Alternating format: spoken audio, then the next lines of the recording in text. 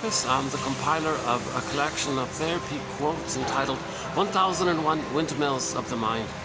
A collection of advanced self-help quotes taken from what's often called the psychodynamic or the psychoanalytic perspective, which long ago, as I understand it, was referred to by some as philosophical medicine or narrative medicine, helping one to be their own story doctor, helping one to find their narrative truth, to know themselves.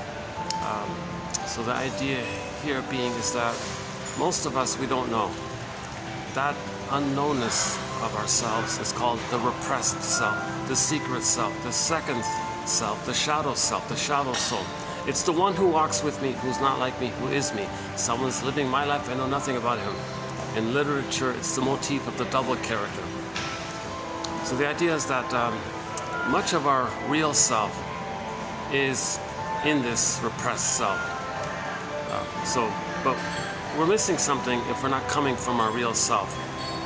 If our real self had to freeze up, get put into cold storage, down a tunnel, down a cavern where the light is never shown, petrified, turned to stone, feeling unreal, wooden flat, lost, pulled down, disappeared, disassociated, disavowed, unknown, split off, so to speak, floating in the air kind of thing, disassociation. If our real self is not available to us, then we go through life with some kind of adaptive self, kind of like a false self, really, because this adaptive self is mainly about maneuvers of the mind, operations of the mind, mechanisms of the mind, to keep us unaware of the pain of losing our real self. That's a huge pain to lose the real self. That's a huge pain like that. So it's repressed. And to keep it repressed, the person does tricks of the mind. And each person's going to have sort of a set of tricks kind of thing, their own unique little focus or something like that, and create a personality structure. And go through life using those defensive structures to keep that pain, to make the person unaware of the pain, to keep the pain repressed. But that repressed pain,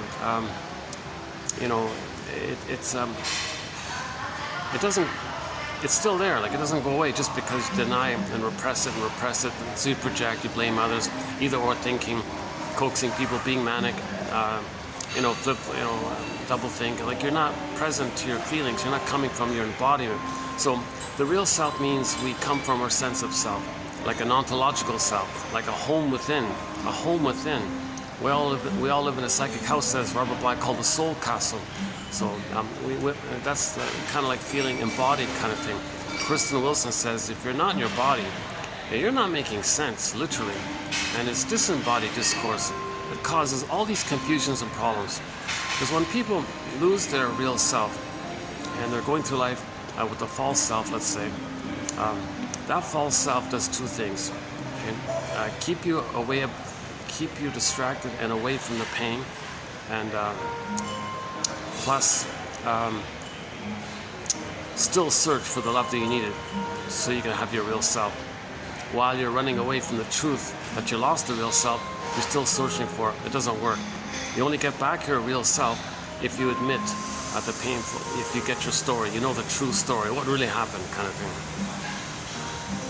One of the quotes in today's videos here is this: adult children of borderline mothers cannot understand themselves without first understanding their mothers. So we'll get to that later on. So then you know what happened to you, right? Although infant and mother mirror one another, the interaction is a matter of survival for the infant.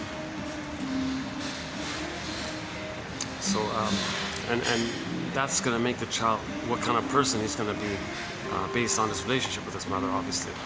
Human connections lead to neural connections. Interpersonal becomes intrapsychic. So if you had a loving interaction, his memory system will be healthy. If you had a painful interaction, his memory psychic system will be based on that accordingly. And then if the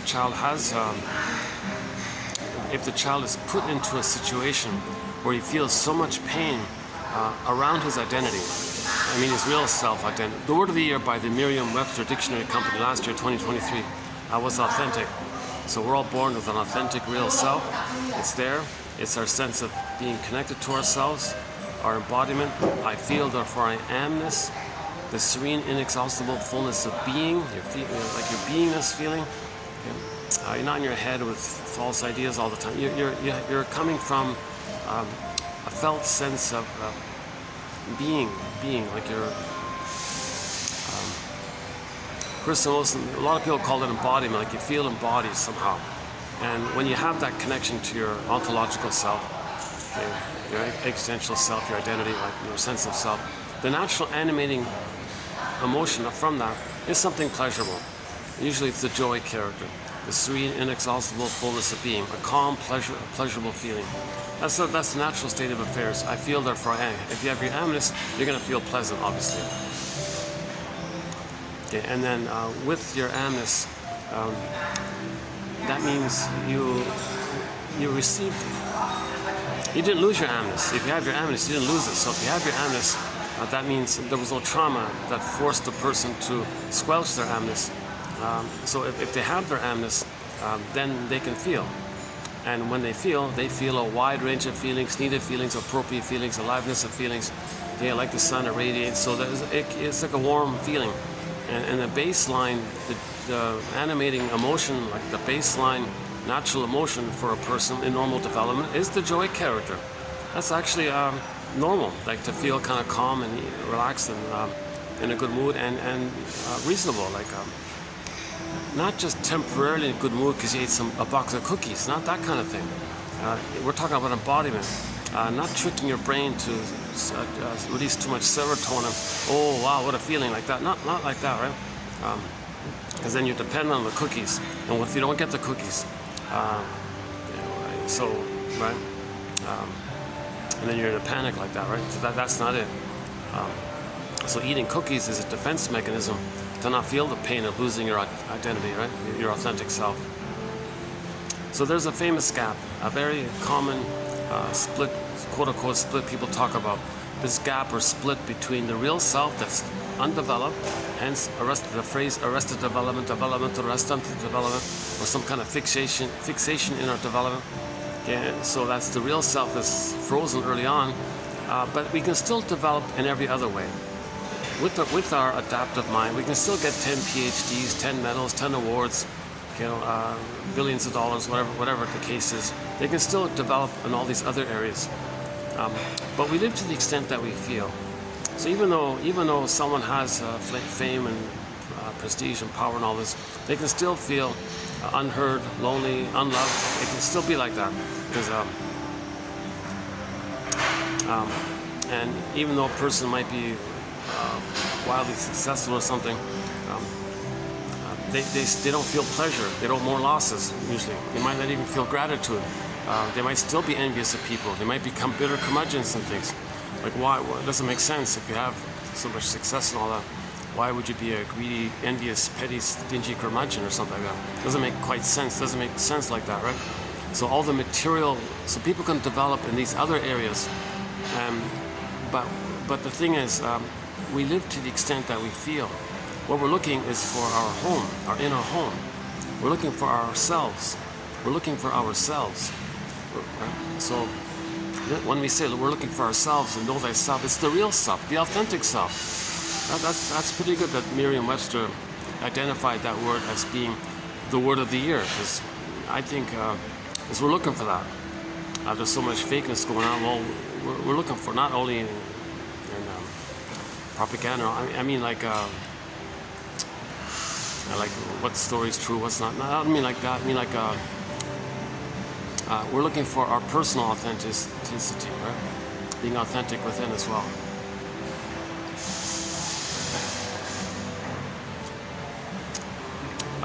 Now that implies pain. Like if there's a gap between your real self and your false self, and there's a huge gap like that. So your real self is considered far away from you. So you're far away from home. So Odysseus, it took him 20 years to get back home, inner home, Ithaca, inner home. So the embodiment for Odysseus in the Odyssey was Ithaca. Okay. And then the return of his feelings was Penelope. And just a metaphor. It's not an outer literal story. It's a metaphor for the inner journey. called the second journey midlife, or the hero's journey, Joseph Campbell calls it. We had our authentic self, we lost it, okay, we want to get it back. That's the hero's journey, the common universal monomyth. So in yesterday's quote, the first quote yesterday was, in the first half of life, a person is chasing the person has an unconscious hope for the fulfillment of all unfulfilled needs. So they're still searching for symbolic mother. Now, past the critical time, nothing you get can be a mother. It doesn't work, but you're not aware of it, but you're still searching for it. So it's unreal, it's relentless, you're trying harder and harder. Okay? So when you give that, that's like the first quote-unquote world, right? And then when you give that up, when you let that go, when you realize you're searching for symbolic mother, or expressing your anger at what she did to you, when you give that kind of stuff up, that's called neurosis. Now, the part 2 is, okay, the pregnant virgin motif. So in myths and fairy tales, you got the pregnant virgin motif. It means the person's going to be pregnant with this new potential now. Now we're getting somewhere. So, and then from there, you want to get back your real self, with the return of your real self. You had it, you lost it, you want to get it back, right? That kind of thing. So this giving up the false chase, and then recognizing that there's a lot of memories in the unconscious, a lot of trauma, a lot of treasure in the real self. The real self didn't develop because of trauma, so we got to go there and do the grieving process and resolve splitting, forgive your parents, understand yourself, do this whole kind of grief work kind of process by knowing the truth. The truth is mother failed the baby, and you got to be a detective. Why? Get her story. Now it's like a kind of empathy or understanding things, but you feel, and now with some understanding you're going to feel. So now you're getting the new you. No, not new you. It's the real you that you had but lost. Now you're getting it back. It just kind of feels new because you don't remember it, but you had it originally. Every finding is a refinding, someone said. So that's going into the forest, into the unconscious, the hero's journey, and then now you're going to come. Now you're going to live from this real self. That's the new you now, right? Like that's like the you that you should have been had you been loved, kind of thing. So that's the hero's journey in a nutshell, as I understand it. In yesterday's quote, he put it this way: the hero's journey, or a monomyth, posits that hero adventure. He means hero, mean like that. The true meaning of this phrase hero in psychology is post midlife, like beginning at midlife, where you get back, you get back your lost real self. You want to get back your golden ball, your embodiment. I feel there for I amness. Okay, the quote-unquote more human side of being human, and so that's the hero's journey. To do that, if you refuse the call for this second journey of midlife, then you're going to remain kind of in the infantile petty place of still searching for symbolic mother, or angry at her, and you never really grow up like that, right? So the shrinks call it adult development. That at midlife, there is another phase of development. So Joseph Campbell calls it the hero's journey. It follows a three-tiered story pattern. Okay, quote, a separation from the world, meaning your old, false belief, neurotic world, right? A penetration to some source of power. Okay, now you're the truth. That's your new power. Finding the truth. And a life-enhancing return. Now you're getting the return of your real self. It's life-enhancing return of your real self. We had the real self. Okay, Earth opened up. This core got pulled down into the underworld. Okay, so one metaphor for the loss of the real self is in the myth of Miss Core, K-O-R-E. When the Earth opened up, so the maiden, the young lady, was on the field. Metaphor. Okay, once again, myths and fairy tales are metaphors for psychology. They're true on the inside, not on the outside. Oh, they're doing their preparation again. It's a strange thing. I find myself. This is my third Saturday in a row I'm here. Yeah, interesting. Okay, yeah, they do their buffet things here at night. So this is going to be a shorter video, by the way. I got a bit of a late. What is it? Check. Yeah. It's going to be sort of a shorter video, to tell you the truth. Plus, I noticed they're preparing for their buffets and all this.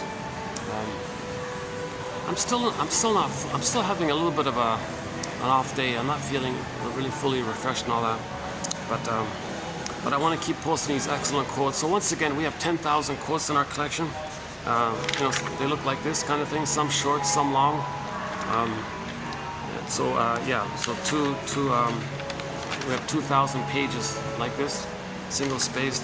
I believe them to be the best, as I can see them, among the best, or what I've found to be the best quotes from the psychoanalytic tradition, meaning the know thyself tradition, heal yourself tradition, okay, from an analytic perspective of making inferences of your pattern, okay, knowing how you're replaying the past and the present with the fantasy to change the past, or how you're communicating your feelings about what happened to you in the past, okay, by making inferences that we repeat when there's trauma. What are we repeating? How are we repeating it? Is it direct, or are we using proxies to play us? And we've identified with the aggressor, and we're going to say no to the proxy us, and that's to let us know that the mother shamed us. It's like we got to make these kind of inferences like this. So these quotes are helping us to be an inference expert or something. No, sorry. These quotes are helping us to be a psychological detective, basically. They're giving us night vision. These quotes are giving us night vision. So we need a lantern in the unconscious. Okay? So just like, yeah, I'm not on a spaceship either. Those aren't real stars. I'm not on a spaceship, just kidding. But Wilfred Lay in a self-help book said, 1917 by the way, he said in a self-help book, if you look up in the sky, you'll see some stars, probably, right? And what if you had really good vision, like excellent vision? You might see more stars. What if you had even greater, better vision? Like you'd see even more stars, and likewise, and so on. You might, so it's a lot of light, a lot of brightness. Well, but what about our unconscious? So what happened to us is repressed, meaning something occurred, but we don't know it. The metaphor is, well, it's dark, like a shadow, or the forest dark. We don't know what's going on. So our real self was exiled, or lost, or hidden in a mountain, down a tunnel, like the golden ball goes down the well, like this cord getting pulled down into the underworld. So it's like missing kind of thing, and we don't see it, we don't know, we don't understand it, we don't know where did we. One fairy tale is entitled, "Go, I know not whither, and bring back I know not what." That kind of conveys the beginning of it, and so we got to get some help here. So these quotes are giving us a lantern so we can see what's going on. We got theories about object relations theory, developmental theory, okay, the psychic structure of relational units, personality patterns, interpsychic model, repetition, compulsion, transference, projection, projective identification with the aggressor, negative magic gesture, infantile megalomania.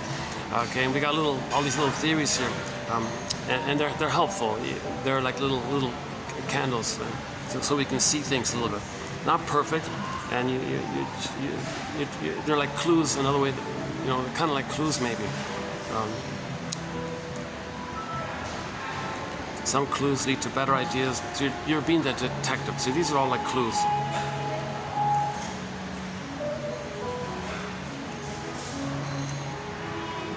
So authentic, yeah. So we're born with this authentic self. And we're meant to like live from that place. I feel therefore I am. Okay. So, and if you have your amness and your feelings like that, okay, that means joy runs the console. That means you're embodied. That means, jeepers, that means the baby was loved. And the normal ethical way of living is natural there.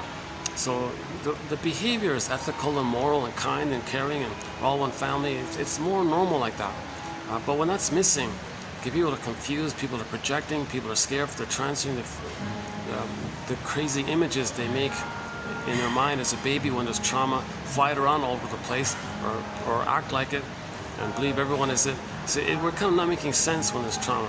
So there's too much trauma going on with the babies. And it's quite a surprise, actually.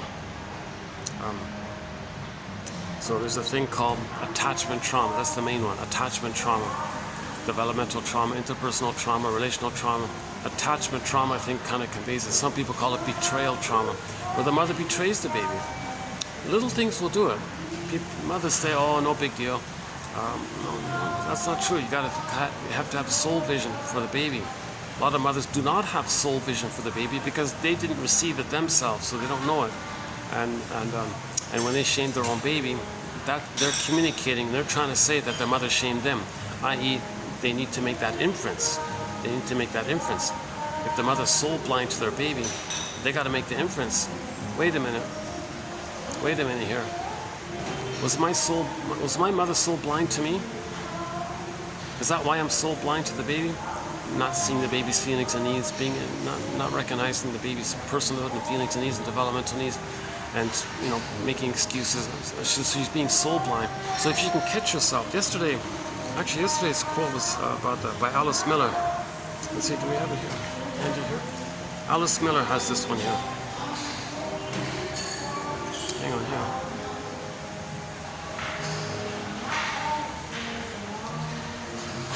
Hang on. Alice Miller. Let's read that one here. Alice Miller, where is it?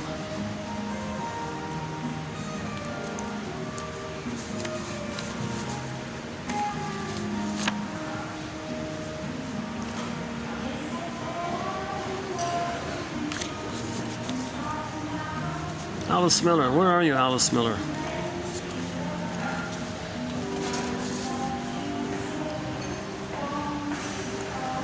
Oh, here it is. Sorry, Alice Miller, quoted by Christine Lawson. Okay. Miller writes that if a mother could feel how she is injuring her child. Again, Alice Miller, 1985, writes that, quote, if a mother could feel how she is injuring her child, she would be able to discover how she was once injured herself and so rid herself of her compulsion to repeat the past. Many borderline mothers seek treatment because they know their behavior is destructive to their children. Those who do not know and those who do not want to know are most at risk for passing the disorder to the next generation, the trauma, intergenerational trauma. Parents should want to find out what they are unconsciously doing to their children. Okay, yeah, that's in today's batch, near the end. Yeah. So today we're doing TQ 2785. This video is going to be a bit of a transition from the talionic topic that we discussed for the past 3 videos and transitioning to the BPD personality patterns. I'm kind of in that bridge in that. And in the next video, we'll fully get into the BPD pattern. So I'm kind of in a bridge here at the moment. So we did 3 videos. The past 3 videos were mainly on the topic of the talionic feeling, the talionic impulse, whatever you want to call it. Okay. It's related to a phenomenon known as identification with the aggressor, just discussed yesterday in the park place. That video wasn't too bad, that one there. I talked about, I talked about it there.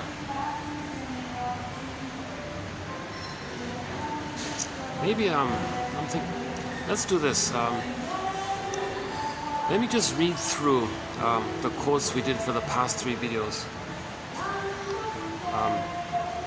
Most of them are on the talionic phenomena, a challenging topic which I spent 3 videos on. I don't want to get into it in this video, to tell you the truth. It's an emotional topic. Oh my goodness! When I did the first video of it, I was really feeling triggered a little bit by it. I've kind of calmed down by now. So I don't want to get into the whole thing. So if you want more information about the talionic feeling or impulse, it starts with 2782. 2782. Continues in 83 and 84. And in this video as well, we'll do a couple just to finish it up. And then tomorrow we'll be into the BPD pattern. But before we do that, let me just finish where I was before. So the baby had his real self. It's emerging, it's there, it's not fully blossomed yet. The baby has needs for it. The baby has needs for its full development. Okay? So he needs what's called a secure attachment style. A way of relating that's secure, a rhythm of safety, where the baby feels safe. That's the rhythm of safety. That's the key one there. Safe, nurtured, seen, held, soothed, accepted. Just common sense kind of things. So the baby needs the rhythm of safety with the mother. So skin-to-skin contact provides communication between the baby and the mother through the skin.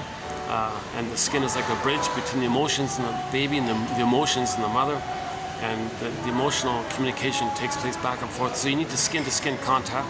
Okay? In the breastfeeding, it's natural. The bottle will disturb that, and the loving gaze. So what I'm referring to here at this moment is what's called a blissful oneness. Babies need a blissful oneness with the mother for the first 4 to 5 months. A lot of babies are not getting it. That's the problem. So this secure attachment style is sort of, at the moment, I'm sort of doing it in 5 parts. Each part can take like 2 hours in of itself. Can you believe it? I've got a lot of important material, I think.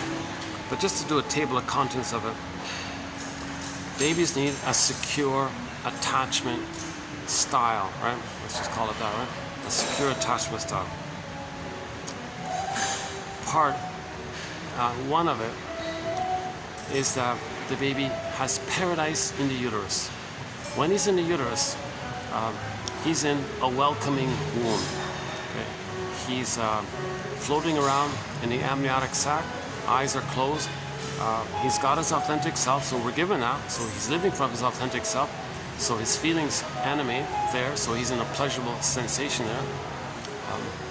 Now it's a welcoming womb when the mother's in a good mood and she doesn't disturb the baby while the baby's in the amniotic sac, which she can do when she smokes, drinks, takes too much caffeine, goes to heavy metal concert, argues or does improper physical things to shock the baby. So the baby needs paradise. Okay, Shambhala, Shangri-La, okay, Avalon, Nirvana, heaven, paradise, bliss. You know, the baby's in a blissful oneness. So by the way, he doesn't fully understand yet that he's a separate person, the mother's a separate person. In the beginning, he thinks maybe it's just only him in there, solipsism, that he's the whole universe, or he's the center of the universe, or the power of the mother, everything that's around him is either him or it's there to serve him. He doesn't, so he's on the throne. Jeanette Perez jokes that he's on the throne. Everything's for him, everything serves him, and everything, all of his needs automatically get taken care of. Unconditional hallucinatory omnipotence, omnipotence of thought, omnipotence of gesture. So whatever the baby needs, he gets it. Okay? The oxygen, food, supplies, gets sent down the center vein in the cord. The baby gets it right on time, no conditions, no unconditional. For the baby's waste elimination, it spirals up the other 2 veins, helixly up to the placenta. Placenta metabolizes everything, and so his needs kind of get automatically met, and it's smooth, it's rhythmic. He's floating around in an oceanic feeling, oceanic bliss, full oneness, unico mystica, one with this big powerful mystery. He feels powerful, alive. Is he like a little god or something, a little magician? He feels pretty. Robert Bly jokes, times were good. And somebody made the joke, yeah, we spend the first 9 months of life trying to get out of the womb and the rest of our lives trying to get back in, because we had the paradise kind of thing. So the babies need that. Some mothers, there is such a thing, Arthur Janov says, as child abuse in the womb. Some mothers are abusing, literally abusing their babies while they're in the womb. So with their smoking and drinking wine and so on. So that's a whole topic discussed recently at beginning 2745 to 2770. We recently completed a 26 videos on the work of the famous psychologist Arthur Janov, a rock star psychologist in the early 70s, due to massive endorsements by big name celebrities and all this, and then everybody flying to California. Oh, please help us with birth trauma and prenatal trauma and all this. So huge demand for it. He was flooded, he couldn't help everybody. A lot of sham operatives came on the scene and rip people off with their fake, with the knockoff of Janov's approach. So the whole thing kind of lost enthusiasm. I also had no interest and didn't think much about it until about 2-3 months ago. I heard an interview that he gave before he passed away, and I thought, wait a minute, this guy's not a flaker. This guy's okay. So I looked and discovered that he did 16 books in his life. Not just that first original 1970 Primal Scream book that made him so famous. He did follow-up books, 16 follow-up books. The last one he wrote was called Beyond Belief, about the cults and all this. Very good book about how beliefs can trigger endorphins. Like if you're in pain, you have a belief, the belief triggers endorphins. So the purpose of many of these beliefs is to numb your pain. People feel pain, well, belief, some crazy thing, it tricks your brain to release endorphins. Endorphins is the chemistry of numbing your pain. And so so the cult scams and the self-help guru scams will make you believe this and say this, and one day you'll be saved. These kinds of things. So the power of belief can make you. Oh, not this song again. Oh, sorry. This song's really kind of gotten on my. It's really kind of gotten on my nerves. They're still playing. I'm in the middle of. It's early March here. It's March, and the malls and hotels, they're still playing Christmas jingles. Can you believe it?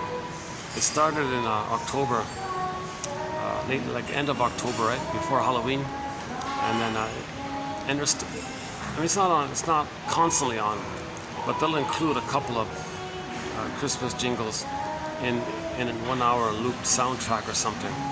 And in this 1 hour loop thing, or 2 hour maybe, they have this one Christmas song.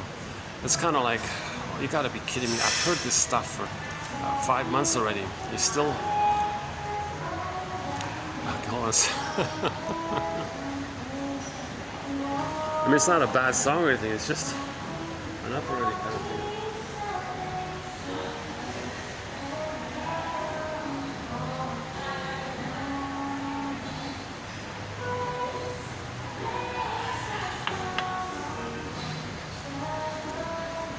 Yeah, and I went to the other mall before coming here to cool off a bit, and sure enough, there was another Christmas song in the other mall.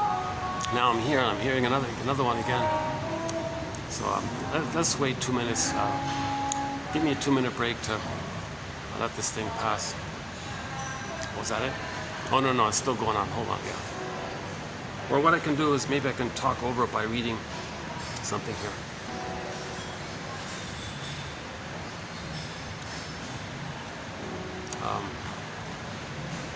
Is that finished? If it's finished, we're okay. No, there it is again. Oh, jeez. All right.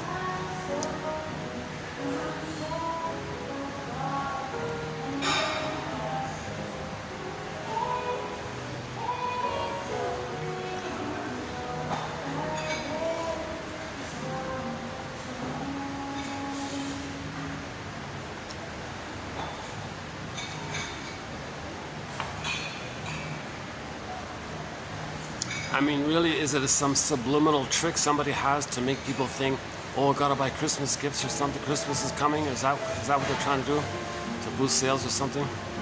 Oh, good, it's over, thank God.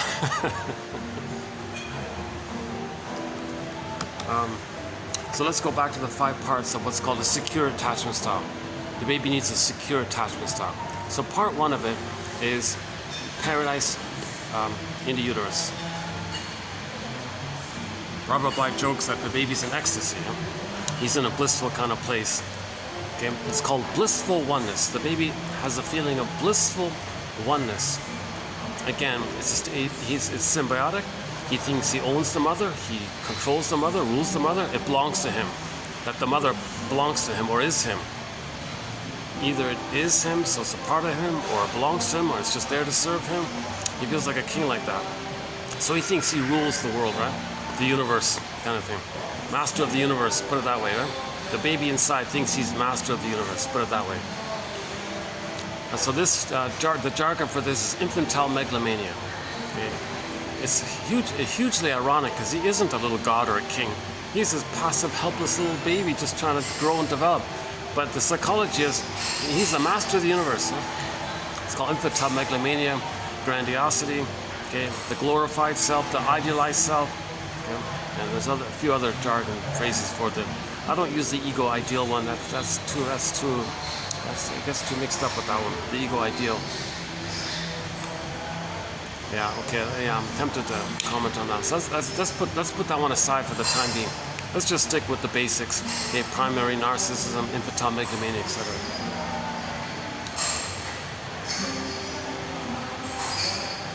Okay, so let's assuming the mother doesn't smoke and drink while she's pregnant, and she welcomes the baby, and there's even like a little, considered to be like a little rhythm between the baby and the mother.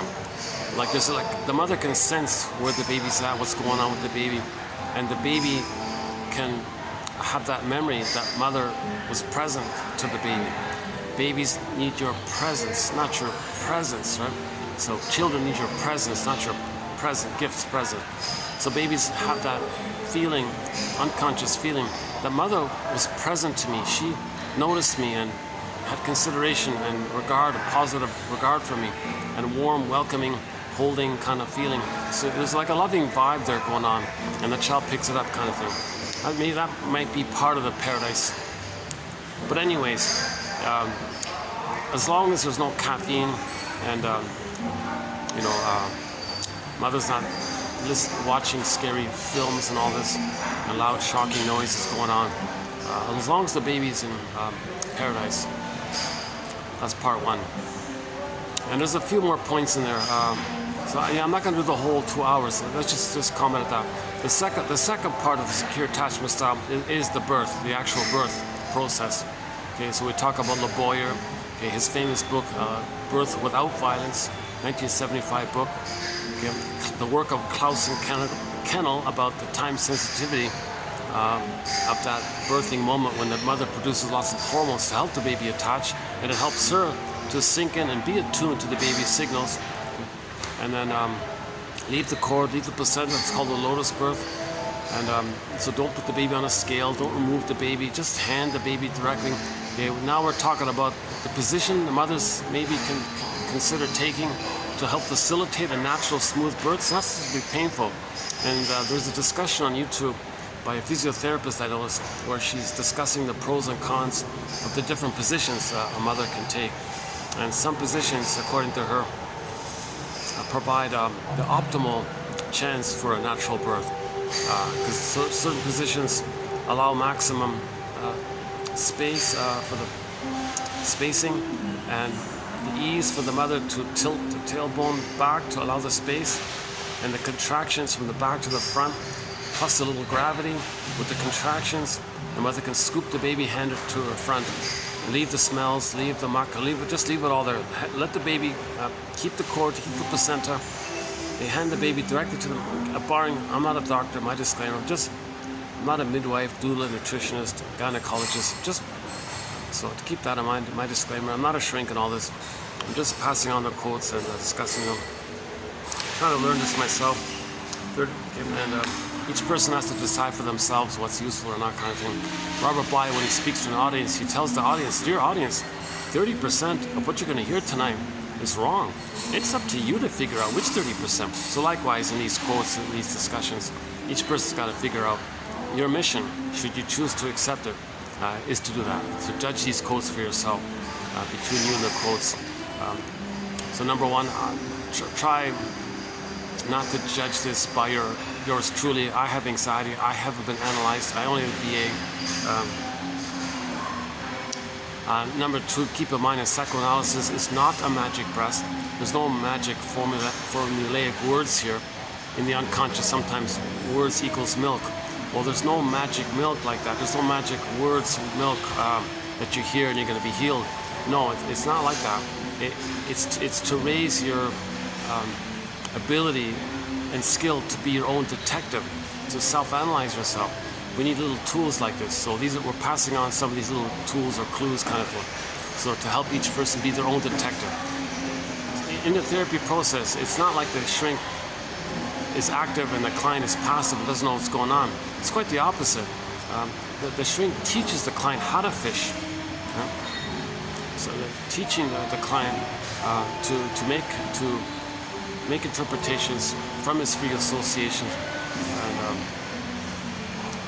so the two of them are detectives, but the client is the main detective, and the shrink is kind of like the assistant helper detective or something, helping a little bit like that, mentor detective or something. But the client is the real hero in the hero's journey.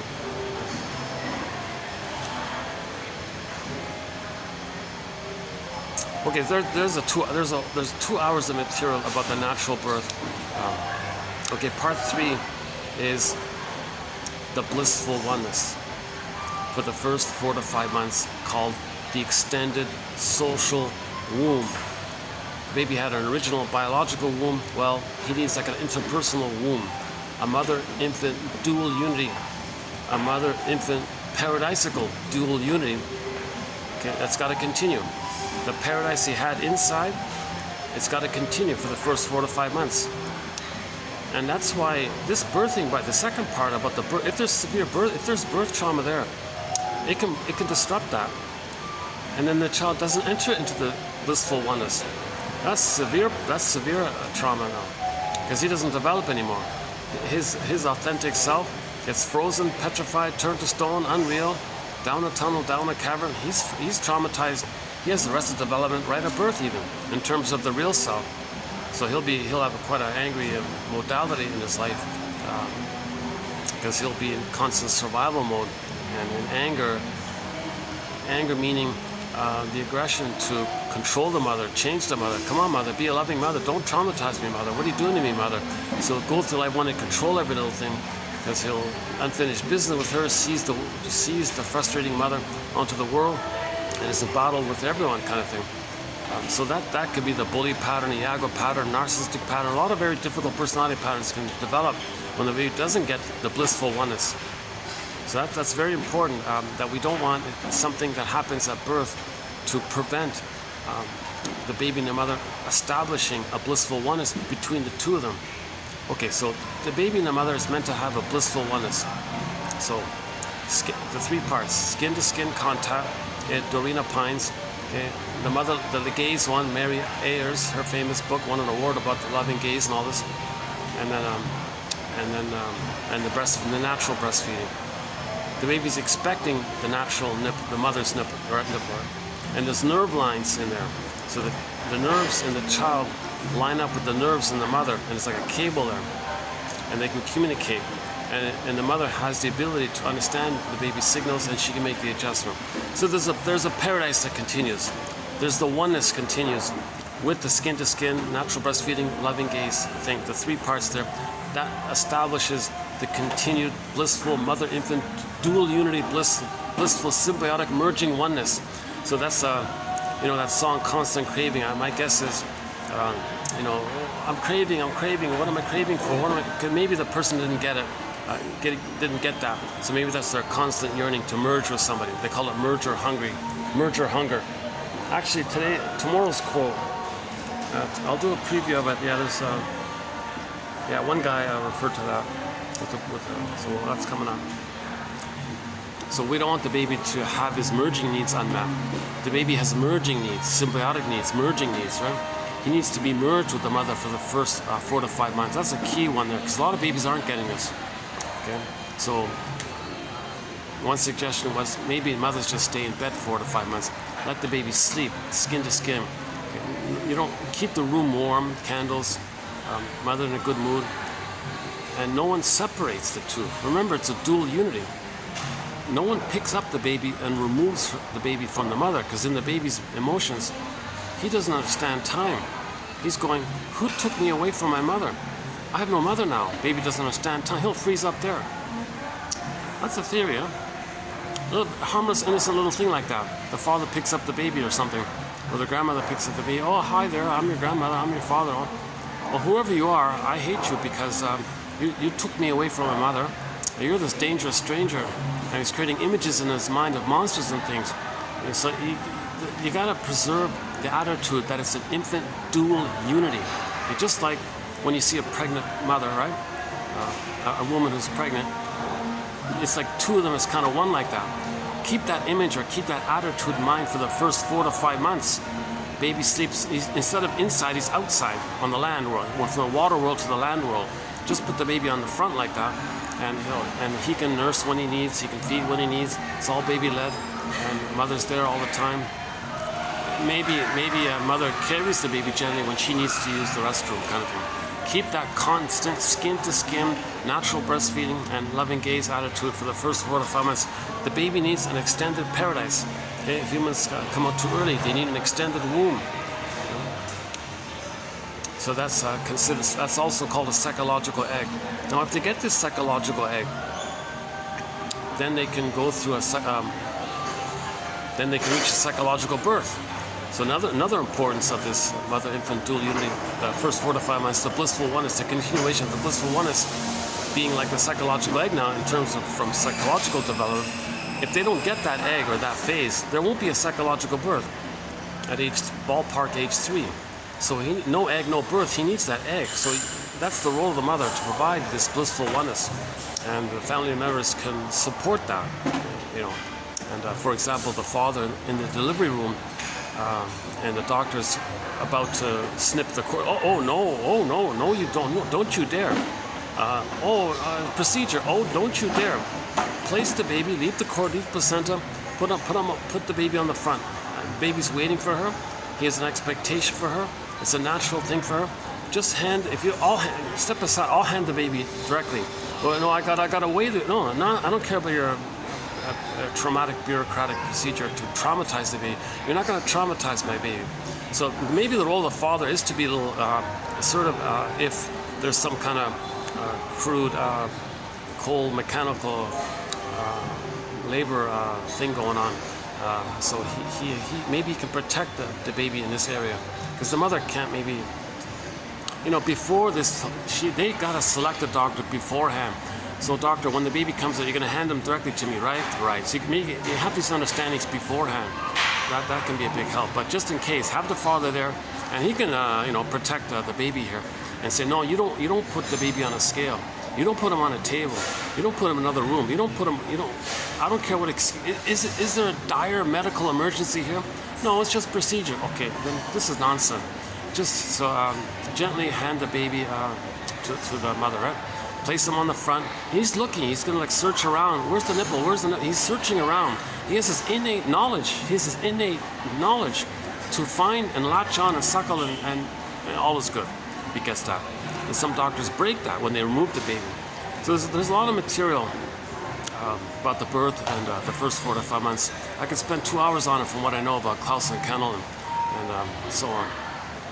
See, if the baby is traumatized at birth, the mother might not be able to reestablish the bond. Then it's broken. If the baby's a little distressed, the mother should be able to heal the distress that the baby was feeling. If there were slight complications, kind of thing, or whatever complications, the mother should be able to reestablish the trust and the safety and the rhythm of safety and get back to paradise. If there's too much trauma and you remove the baby and you put him on a scale and you put him in a strange room and you put him and give him a plastic bottle, rubber nipple. Okay, that's too much. The baby can't recover from a thing like that. He'll have an image of the mind as some kind of monster hurting him like this.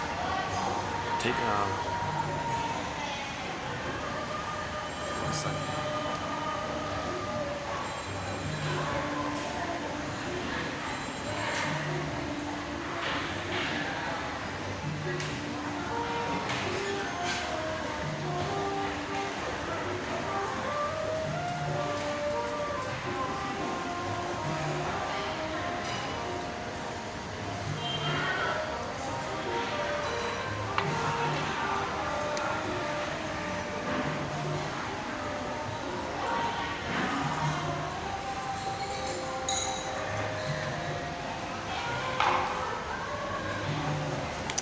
So we're currently talking about the 5 parts of the secure attachment style. Okay, paradise in the uterus, natural birth, okay, blissful oneness for the first 4 to 5 months, okay, like the egg part. Then at 4 to 5 months, a developmental accomplishment, a major thing takes place. At the age of 4 to 5 months, out of the psychological blurriness of the child's sense of self, blurred in with the sense of the mother, and it's all kind of meshed up. At 4 to 5 months, out of that mesh, this child's self-identity starts to fizzle and consolidate, and he has a sense of self that hatches out of it.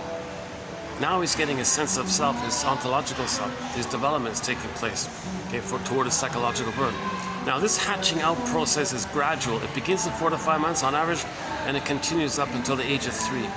And the child has needs. Now the child has needs as well between 4 to 5 months and age 3. Now this 4 to 5 months to age 3 is the jargon is separation individuation process. He's going to gradually separate from the mother and gradually get to know himself and be individuated, okay, at the age of 3. So it's kind of, so part 4 then is from 4 to 5 months to 18 months.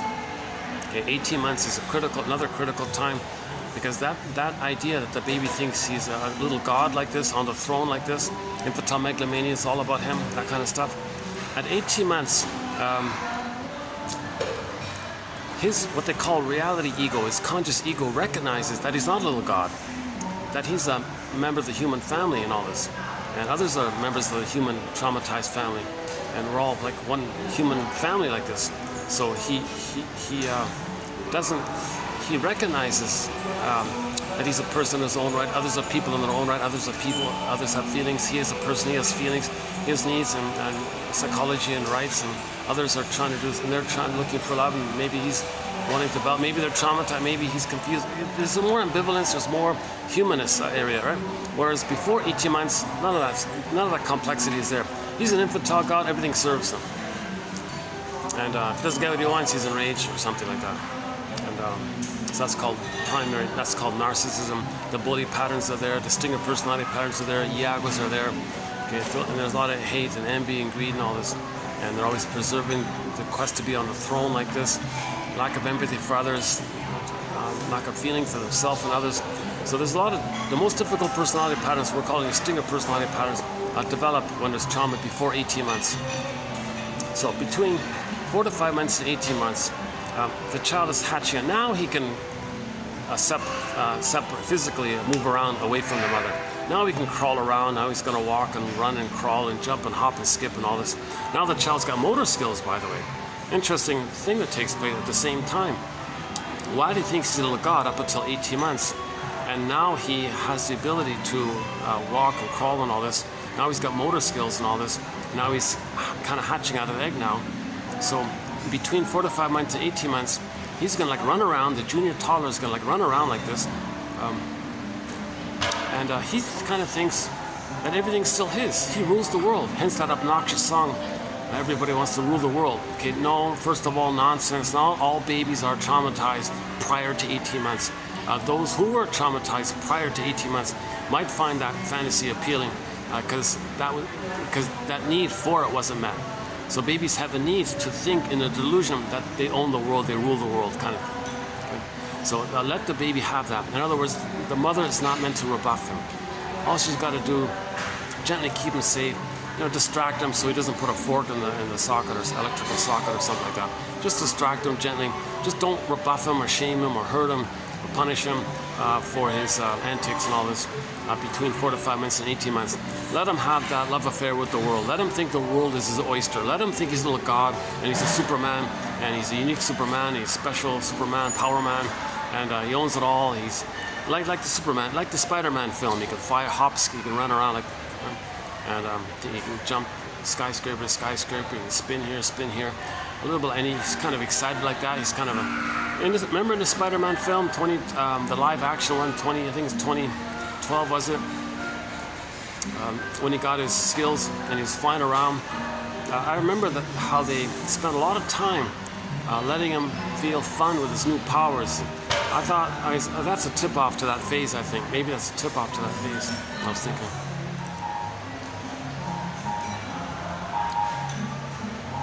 Like Spider-Man's love affair, that he can go anywhere he wants, he can fly, he kind of like he owns the city kind of thing.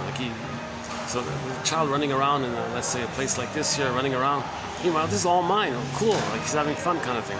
Let the child have this happy kind of time like that. So let him think he's Superman, let him think he owns everything. The funny thing is, he has some intelligence, he won't be too destructive or something. He might make a few little things, that's okay, right? Just keep him safe, gently, and all this. And then at 18, okay, now the fourth, that's at the fourth. Now the fifth one, okay, so at 18 months, the child goes, oh, I see. Whoa. Okay, whoa.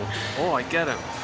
Okay, whoa, whoa. Now I'm in the world here. Now I've landed into the world here.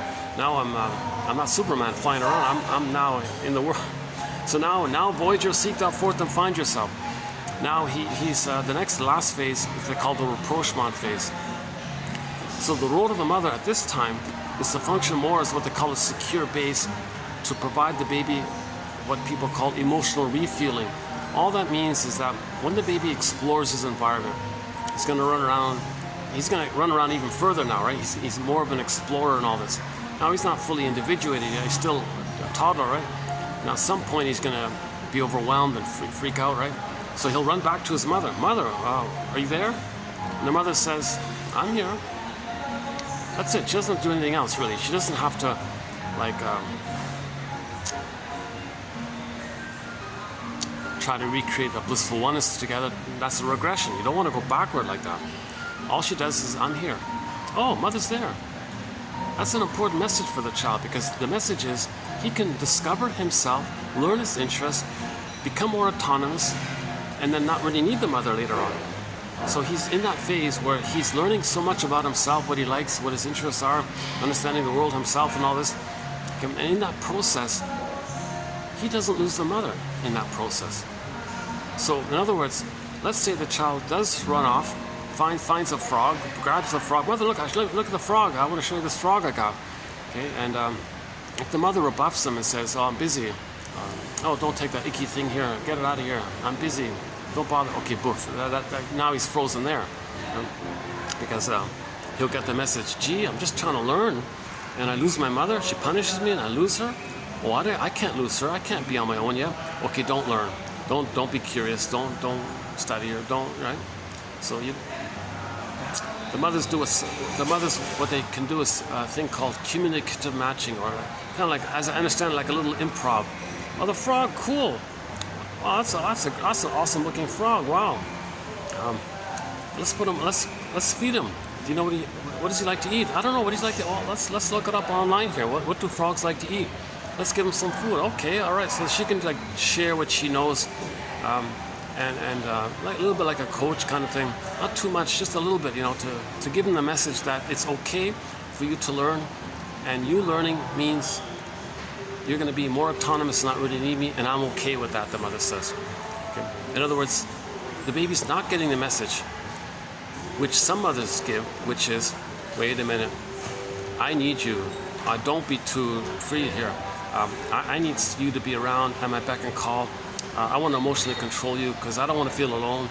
I want you to listen to me and respond to me and do what I say and be there for me. And, so some others sabotage this phase and say, no, I'm not going to listen. I'm not interested in your discoveries. You're going to lose me if you do that. Emotional blackmail, manipulator. The child freezes up.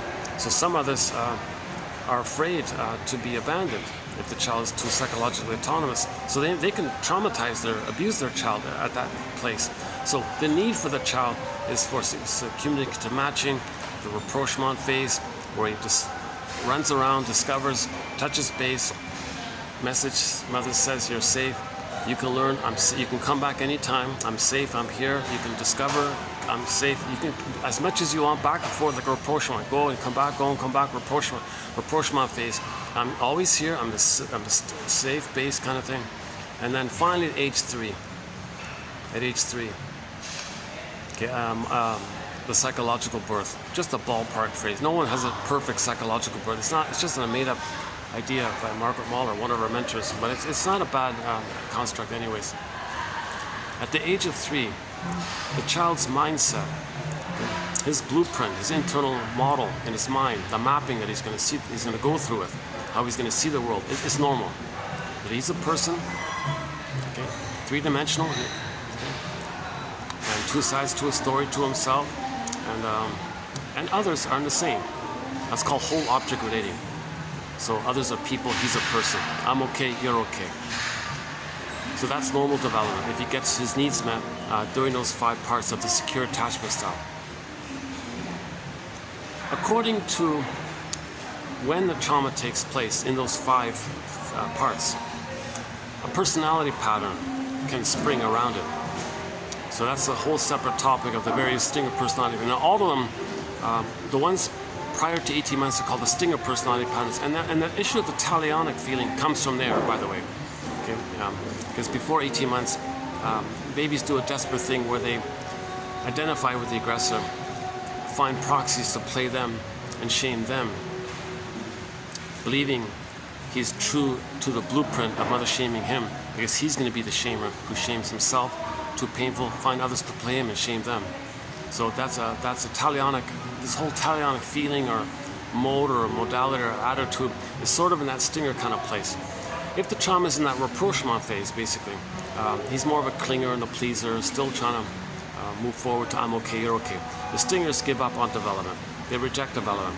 They're addicted to playing infantile God, and they reject the quote-unquote more human side of being human. What? Trust, empathy, care, forget all that stuff. I'm just addicted to having too much gleeful, sadistic fun playing infantile God and making excuses. And because what they're doing is they're reliving the blissful oneness. Okay? So remember the baby and the mother are in a oneness place?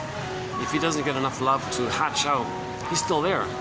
So when the mother shamed him and he becomes the mother and his mind shames himself using proxies as a midpoint, he's shaming himself. He's recreating that blissful oneness. So he's remember the ecstasy joke? He's kind of in a wow, what a good feeling kind of. So that's called Schadenfreude, because he's got to find a proxy to shame. The proxy represents his child self that he shames, using the proxy to hold in his fantasy his child self. So he shames his own child self, using the proxy as a holder for it, shames himself, seen in the proxy, so i.e. shaming the proxy person. Then he's one with the mother. He's doing to himself what the mother did to him, and he's just replaying the cry for love. Except he finds proxy to cry for love, and he says no to himself. Finds a proxy to play him, plays the mother, as the mother says no to himself, using the proxy to play him, the child him. So this the talionic phenomena that we've been talking about for the past 3 videos is sort of in that area. So it's strongly linked, as I understand it, to this mechanism of the mind known as identification with the aggressor. Elizabeth Howell has a very good quote on it. So which we'll read. Yeah, 27. Let's do that then. Let me finish my little intro here, and I'll read through the quotes that we've done so far.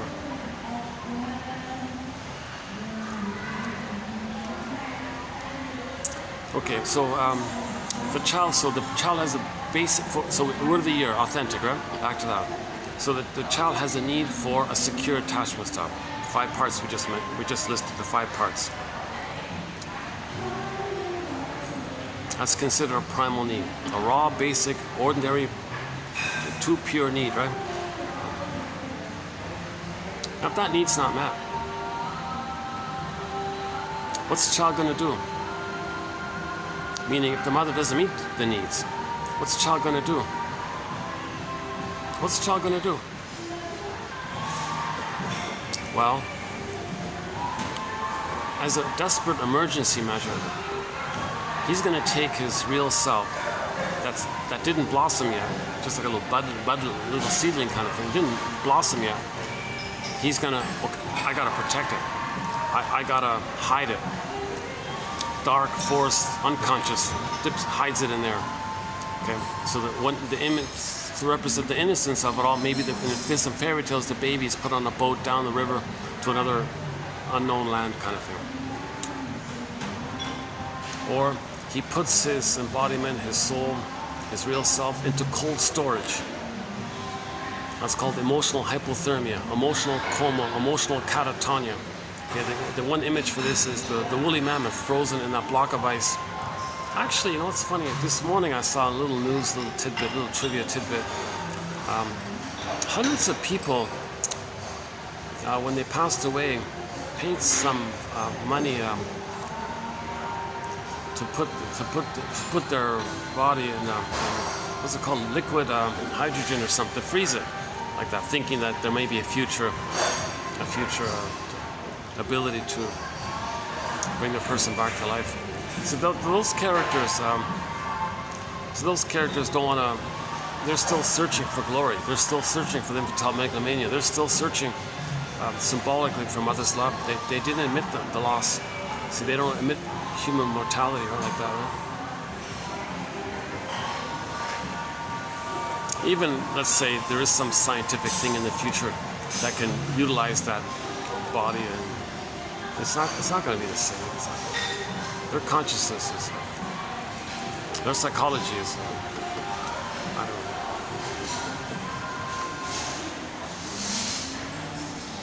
We have a very good pigeon joke about this. This one, yeah, okay, let's not go. That's a sort of a separate topic. So when distinct personality patterns, their emotionality is infinite, it's timeless. That's why they don't want to admit time. Oh, put me in liquid hydrogen, cyber, or whatever they call it. Like in science fiction stories, right? What is that right? They were in a spaceship, drifting for 1,000 years, frozen in there, and then waiting for their colleague to bring it back or something. Oh, God. How did I get off topic like that? Hang on a second. Oh yeah, so what does the baby do when the mother is shaming him, betraying him, being soul blind to him, putting him in double binds, gaslighting him, manipulating him, blaming him, an old cunning tale? Maybe the mother shames her own baby because the mother wants to communicate that she was shamed. She doesn't have words for it, so she does it in behavior. Look, world, I'm going to show you what my mother did to me. You see my baby here? Watch this, world. Okay, so she shames her own baby. That's what my mother did to me. So that's her real anger.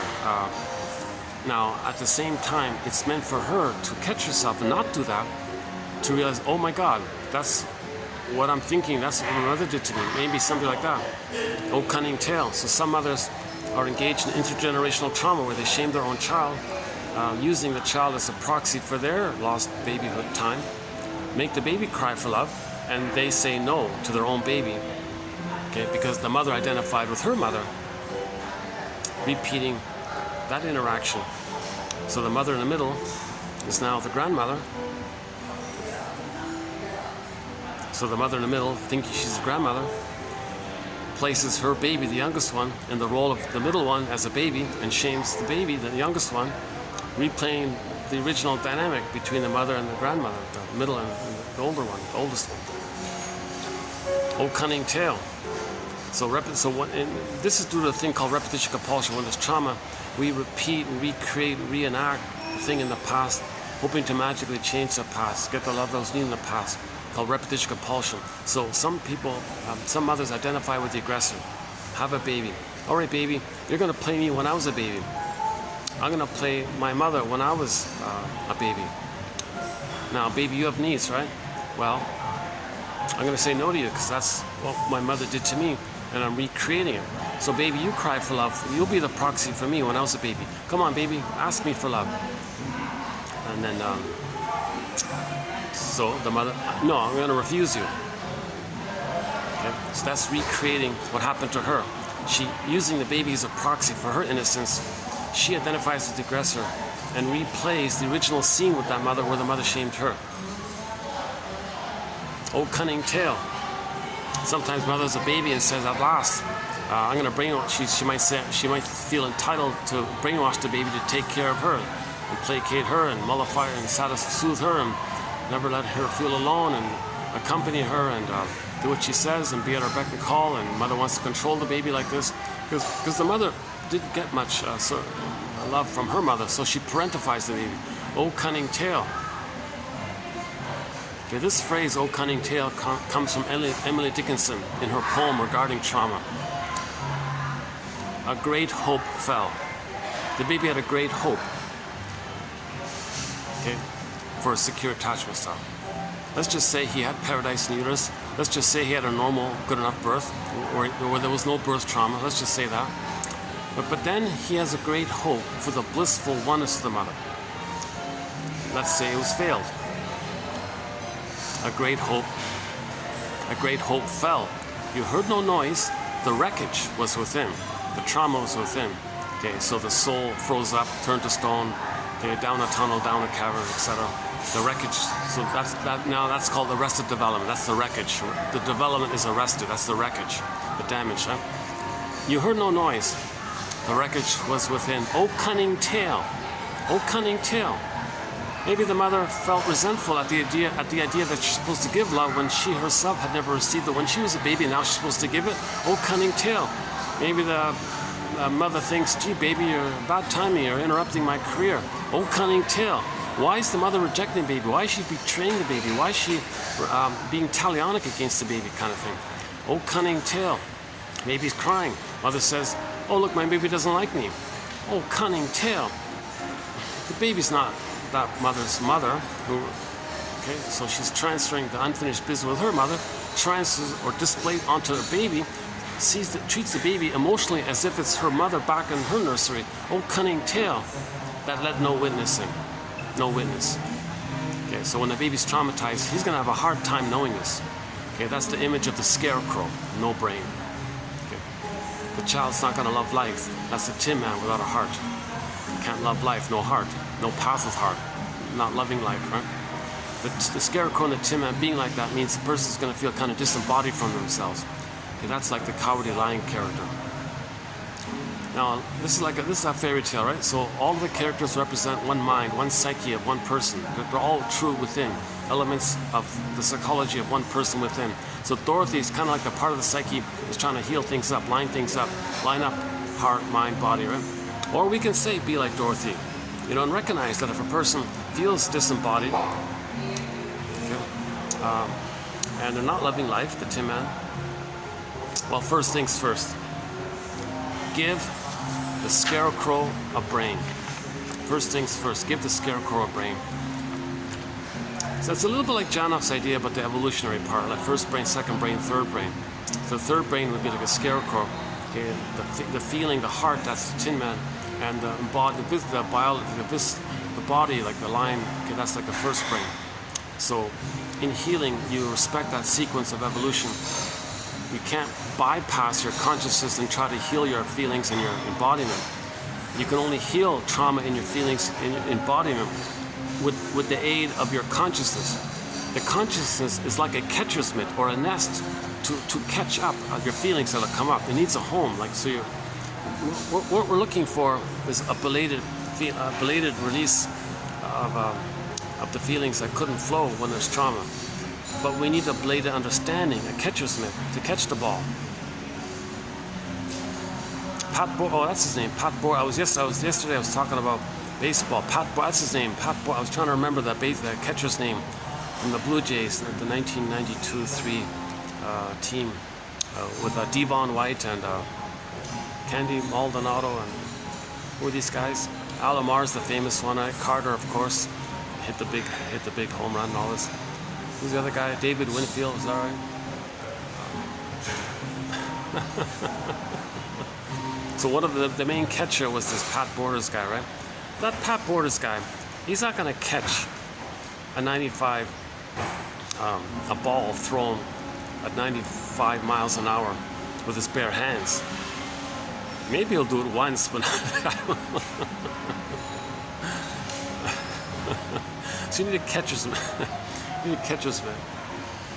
Okay, I'm spinning this from what a famous poet said. Psychoanalysis looks for an egg in a basket that's missing. So you don't look for the egg. First, weave the basket. That's what these quotes are for. They're helping us to weave a basket. It's cognitive, it's just in our ideas and all this. It's kind of like a basket of knowledge. But it communicates to the system that we want to know what's going on. If we send that message to ourselves, the feelings come up. That's called emotional knowing. We're looking for the emotional knowing. We're looking for a genuine emotional catharsis. Okay? Because what happened was when the person froze up with trauma, the feelings froze up and there's pain. Okay? The pain of not feeling. That leads to tension and steam. And the person's blowing off steam all the time because they can't feel. Well, we want to feel. Feeling is healing, called catharsis. We did a 3-video special run on this topic of genuine catharsis, post the Janoff material. A very good thing to do, in my humble opinion, is to run through the 26 Janov quotes. I can click the more link for each video. We do roughly 300 quotes for the Janov material. So it begins 2745, like basically from the beginning of this year, 2024. So 2745 to 70, the Janov quotes, and then that's 26 videos. And the 3 that immediately followed that batch was done on the catharsis. And it took me 3 videos to kind of discuss the difference between the emotional release where there's a belated understanding. To catch the belated feeling release, you need a belated understanding, So that's this to help us to get the belated understanding. We need this stuff to get the belated understanding. You're not going to get the feeling release if you don't have any kind of conscious understanding. That's why we're saying give the scarecrow a brainer. So those 3 videos post, so 71 to 73. So that's 29 videos. I highly recommend those 29 videos as sort of a set there. It's kind of like a good Janov 101. Janov kind of summarized psychology, and I plugged out the best 300 quotes from his material. So I think that's a really excellent kind of thing to do. Your mission, should you choose to accept it, is to read those quotes. Following those 29 videos, we did some excellent one-liners from a guy named Henry Hart. We did about 100 of them. Those are good.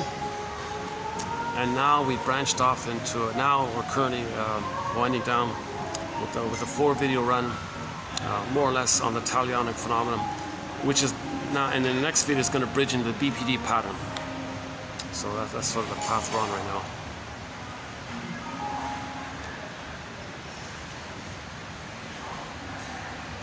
Hold on a second.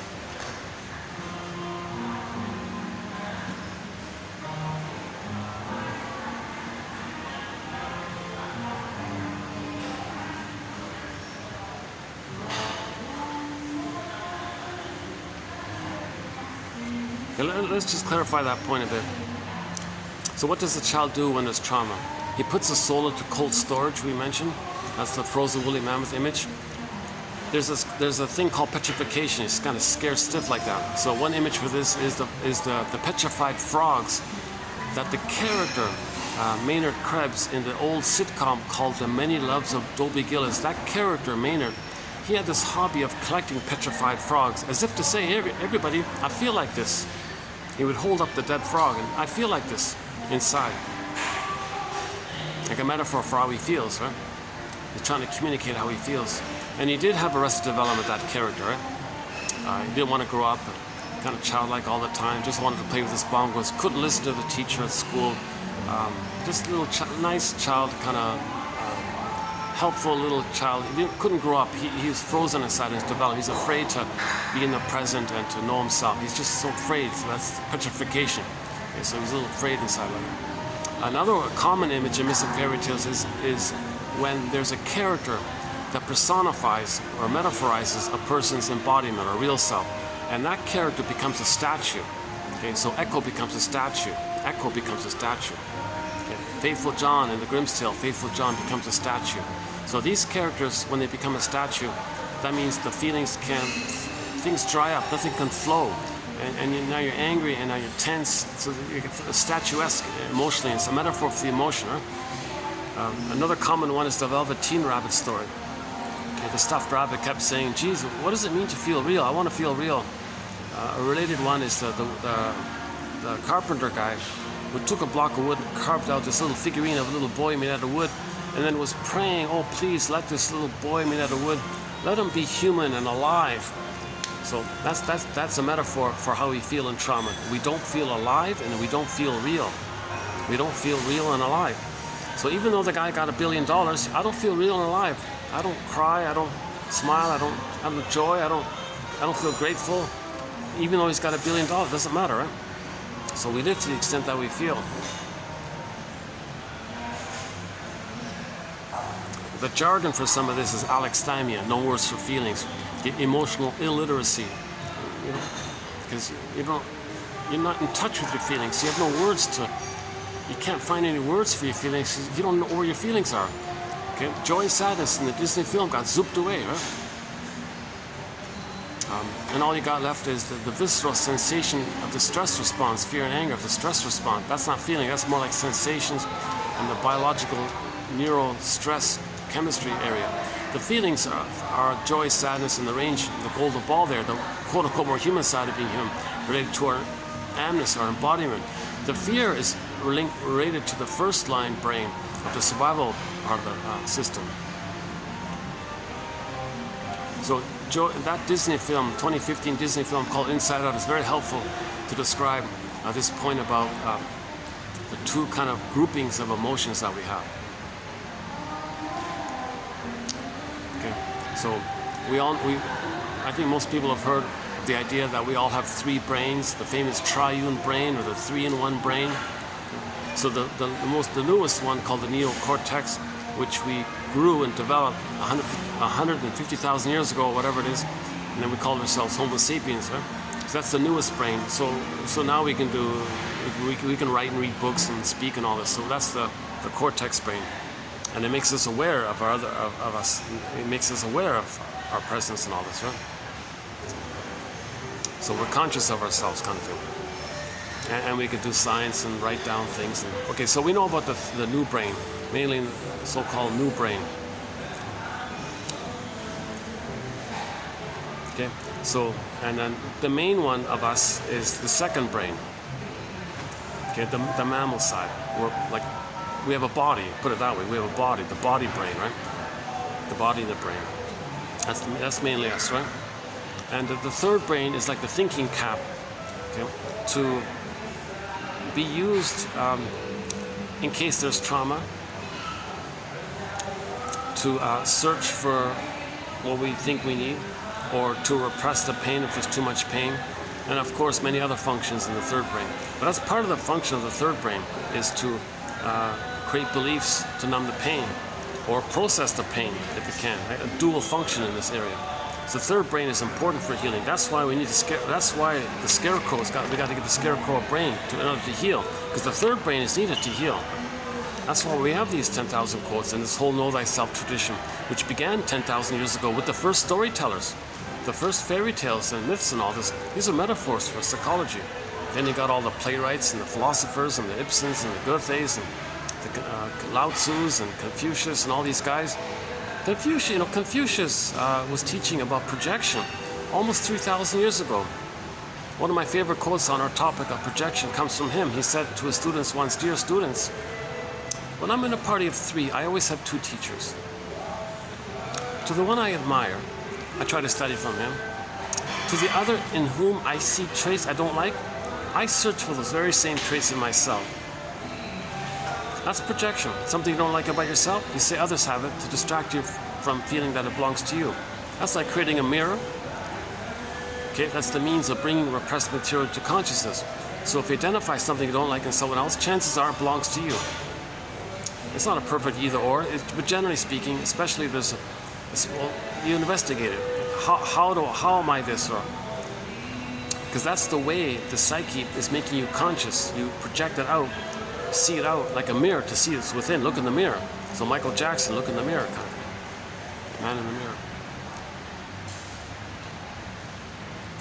Yeah. So and then the playwrights like Ibsen and Peer Gynt and all this, and recently in the past 100 plus years, we got kind of like a new fresh boost of jargon with Mr. Freud and all this. He said he synthesized what was already said by others and just kind of packaged it up, kind of thing, gave it a new life, I guess, created some new jargon. And his story was he wanted to make it scientific. He's a medical doctor and all this, right? He wanted to measure people's vital signs and describe psychology in terms of biology, so we can measure it, kind of thing. Not enough knowledge, I guess, back then, so he kind of put it aside and then did the more literature route, where he would refer to Goethe. Freud's writing, by the way, is very won the Goethe Award for literature. Now that's of course in German. Now the English translation is all messed up, so forget that, right? Wow. We don't have any. In our collection here, we don't have any Freud quotes because of the translation problem. A very good example of what I'm talking about here is that 3-video run on the term abreaction. See, the original term was German, called abrieron. Abrieron in German, okay, the ab part, the prefix ab in German, means that the feelings that are in, there's going to be like a little delayed release of it. So the ab in German means the feelings within are going to flow away from the event of the trauma. So there's the trauma from the outside, the feelings are meant to like kind of flow or something, but there's a stuck there. So you want the abrieron. So when the English translator guy saw it, it's a poorly, based on other comments made by these translators, it could have been deliberate. So in English, when you take the ab part in English, you don't think it in the way that it's meant in German. So the ab in English is not the same as the ab in German. So why did the translator do that? Why did he take abrieron and created the term, the new the new term abreaction? Because you might think abreaction, that's like negative, like against. Ab in English means against something. Against the reaction? No, Freud meant a release where your feelings are free, emotional freedom from the trauma, emotional freedom. And Freud said emotional freedom, and the translator said against trauma. Well, it's too confusing. So that's a good example of why we don't have any Freud quotes. I mean English from the English, because of the English issue, language issue. Now, on occasion, when other shrinks who know German, when they say Freud said such and such, fine, I'll include it. In particular, Laplanche and Pontalis.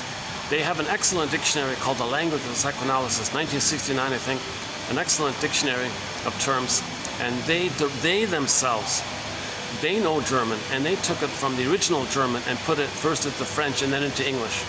So that's okay. We have a lot of best quotes from that dictionary. If one of our mentors, like Karen Horney, Edmund Bergler, etc., Melanie Klein, if they say Freud said such and such, fine, I'll include it. Helmut Kaiser, or lesser known. If it's a German shrink, and they say it, and they translate it themselves directly to English, then there's a little validity there. So I'll trust that kind of thing. Did this perverse, messed up English translation of it all, where I even read somewhere where the translator said, yeah, I laugh at how people are going to figure out my translation, because it may have been deliberate just to mess with people, confuse people, give people red herrings, and so he took that as an opportunity. For example, he probably knew that abrieron, what it meant in German. He said, no, let's confuse people. In English, ab means against, but fine, that's good, I like that. So he's doing his job. I'm translating, you see, knowing the effect that people will be very confused by this term abreaction. So after that term came out, that term meant two things. Shrinks would understand it in the German positive spiritual way of emotional healing, and they would do this, they would translate it back into German in their minds and refer to it with the assumption that they mean it that way. So most of the shrinks in the earlier writings meant it like that. Sometimes the shrinks would use the term in a general sense where something was released and you don't know what. So sometimes they say abreaction. Well, which is it? The genuine feeling is healing one, or just blowing off steam one, or like sham acting where an actor pretends to have a feeling, but it's not linked to his personal memory and feeling. He's just pretending to have a feeling, like a drama thing. That's not abreaction. But he released something. So they might use the term abreaction and not tell you which one you mean. And the context might mean it, or the author just meant that something is released and he himself doesn't know which one it was, kind of. So there was this whole thing like that. And then, so I kind of went into this discussion for 3 videos. Now, when Janov does an interesting thing. He says, well, I'm gonna take the confusing term abreaction and I'm gonna limit it and use it for the fake stuff. So, like the blowing off steam stuff, like the actors who want to become better actors, that's abreaction. That's a negative. It implies negative. When you say abreaction, your first feeling is kind of negative. So he would use it in that sense. And what about for the good stuff, the healing stuff? Well, he would call that a primal healing. of primal healing. So he didn't bother with the whole debate about trying to say the German term Abrierung. He just created a new term called primal healing, or primal for short. So if a person is able to do a primal, that's incredible, that's awesome. But usually shrinks say, no, you bit by bit in small doses, you reintegrate, you get back your feelings slowly. Sometimes people are impatient, they want to go all at one go kind of thing. And that's why he got so famous, because no one was talking about emotional catharsis. The original term for 2,000 years, what we're talking about here, was catharsis, meaning, and back then there was also confusion of catharsis. So originally, for thousands of years, the term catharsis, the Greek term for purification, or to make pure your feelings, to purge and to purge your feelings, like free your feelings and be pure. Catharsis comes from the word to make pure, I think it was in Greek or something. Right? So for thousands of years, there were these two ways of using catharsis. Do you mean like the healing one, like the purification one, the feeling is healing catharsis? Or do you mean like a sham catharsis, or a fake catharsis, or an incomplete catharsis, or a show of catharsis, like what actors do? And actors on stage would do this sham catharsis, or sham catharsis. So we had sham catharsis and genuine catharsis. So when Freud came on the scene, he said, geez, I want a term to talk about the good stuff. So he took genuine catharsis and said, let's create a new term here and get away from the fake one, the sham catharsis, and focus on the healing emotional release. So he created the term Abrierung, means, okay, wrong, it was like the trauma, the event, and your feelings that are there by it, there's going to be a belated release of it. But to get the belated release of it, you need simultaneously a belated understanding of it all. And you need both, belated understanding with the belated release of your feelings. So the term for that, the term for a positive healing catharsis he created was Abrierung. Then the English translator came on the scene and said, well, let's mess people up here. Let's call it abreaction. Now we're back to the way it was before. He kind of canceled Freud's effort, right?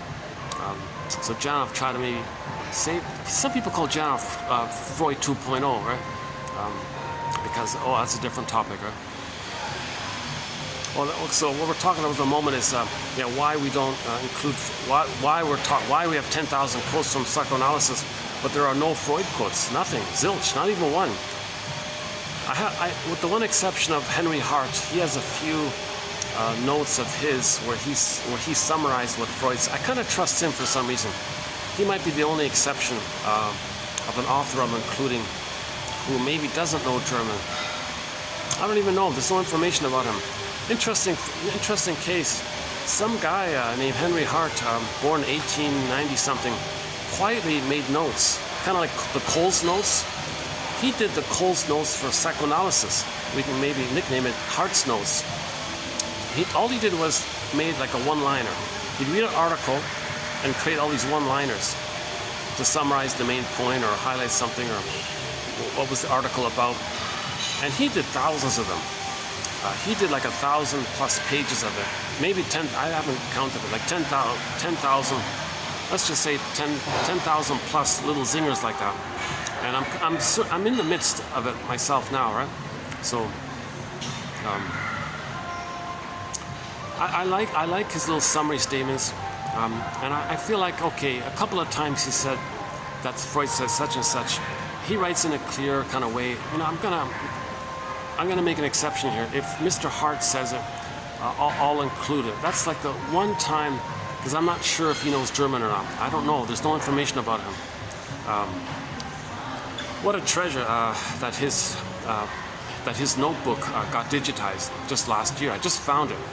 So this guy spent 4 decades of his life,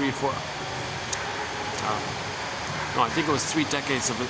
I think he spent the last 3 decades of his life compiling these notes.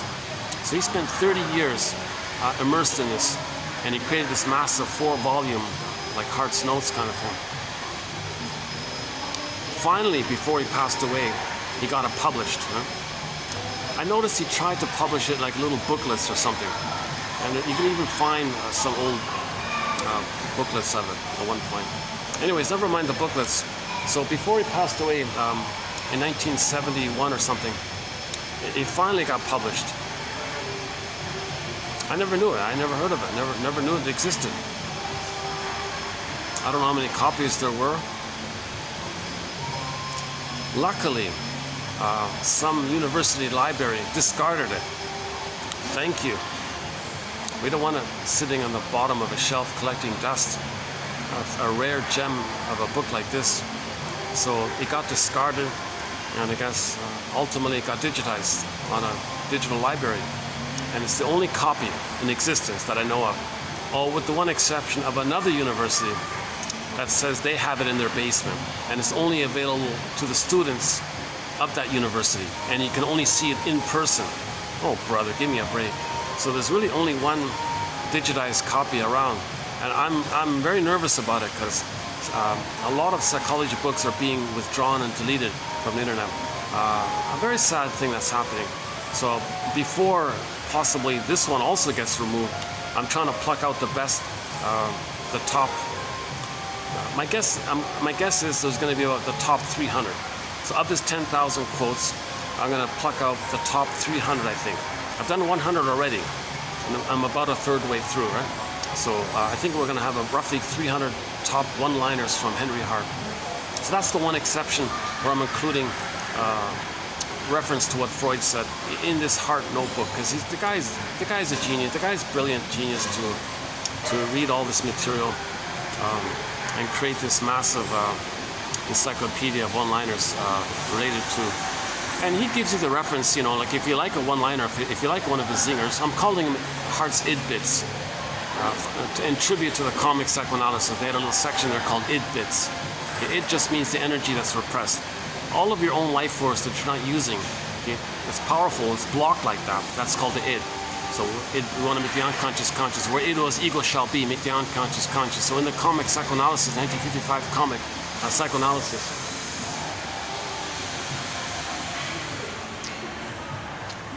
doing okay here? All right.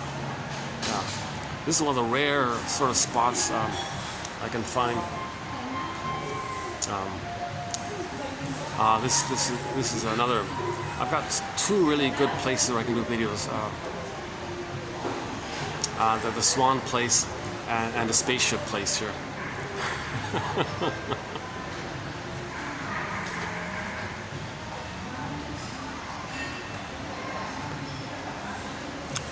So just quickly, 1955, a comic series came out with psychoanalysis, and every 3 months they put out a new issue, and it ran for 1 year, so there were 4 issues, and this was published in 1955,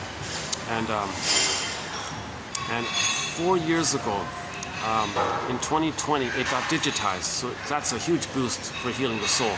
So this comic is now available by Dark Horse Publishing, the digital branch of them, I guess, and well worth it, because I think that's the best introduction to psychoanalysis. If you want to go your mission, should you choose to accept it, and if €15 or $20 or whatever is okay for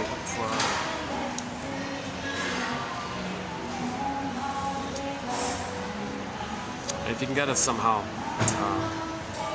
your mission, should you choose to accept it, is to read that comic. Read that comic Psychoanalysis. Okay? It teaches psychoanalysis put into comic book format. Yes, it's a little dramatized, a little exaggerated, a little bit, but it's not made too ridiculous. It's kind of on the line like that, actually. But no, but the lesson is there. The education is there. It's educational. It's educational. It's meant to teach psychoanalysis. So they analyze the guy, the womanizer guy, the Don Juan guy, the womanizer guy. Interesting story about him. And he had separation anxiety, and he was an overeater. So you can analyze that guy. There were 3 characters. Ellen, I think, was social anxiety and self-defeating behavior, and recreating something that happened to her in the past to get attention, dream interpretation for her. And another character was sort of scapegoated by his parents. Imagine that, eh? The parents scapegoated one of their children. For the parents to get along, they needed a third to scapegoat to help the parents get along. So Freddie, the victim, was all messed up by the parents. Finally, the parents crossed the line, I guess, so they took the kid into the shrink. They said, oh no, Freddie's the symptom here. You're messing him up by scapegoating him. They had no clue what he was talking about. It's called Emotional Triangle by Murray Bowen. Another batch, we did 4 videos of this emotional triangle theory called by a guy named Murray Bowen. So he said, yeah, Shrink said to Freddie, yeah, you go home, take a break here. You two each have to go into therapy because you're scapegoating your son as a defense against what you don't want to feel about yourself, what you don't want to know about yourself. You're using poor Freddie here to distract you and create drama with Freddie to get you away from your personal issues.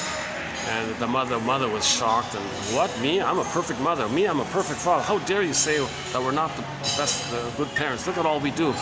No, it's not. Okay. So finally, they came around and agreed to enter therapy. And so I'm referring to, that's called the family systems theory about the emotional triangle. That's covered in there. Dream interpretation, emotional eating, overeating we mentioned. Social anxiety, that's the other one again, right?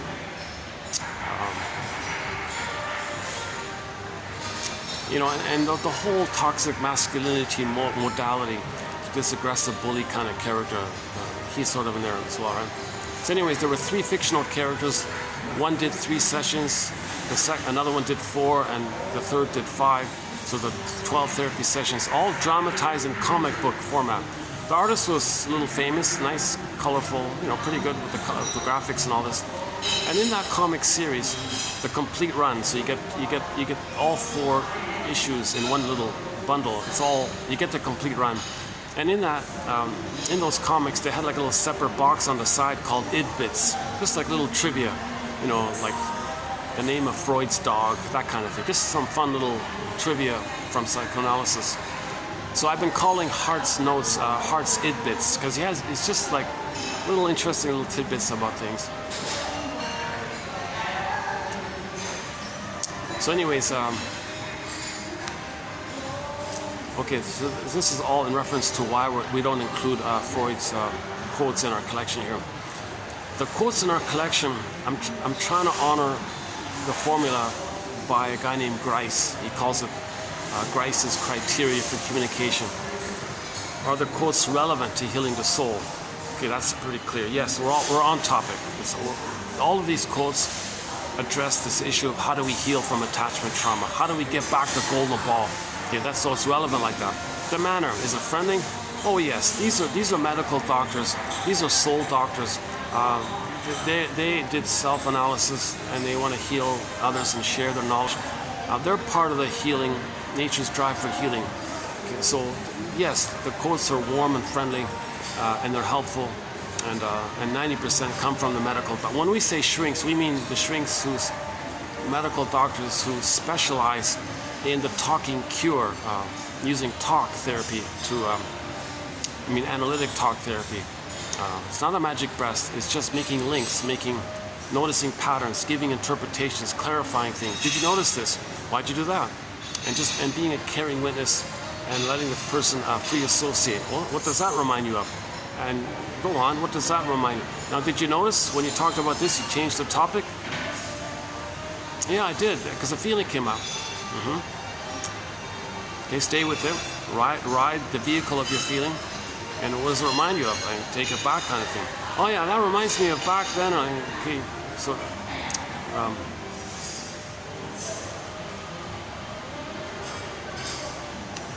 relevance, manner, the quality. That's highly subjective. So my hope is that 1 out of 10 quotes will be of interest. I'm just calling that quality. If 1 out of 10 quotes you like, I think that's quality. So in each video like this, okay, you get a batch of quotes in each video. If one of these you like, I'm just personally thinking that's quality. It's like a hit song on a favorite album, right?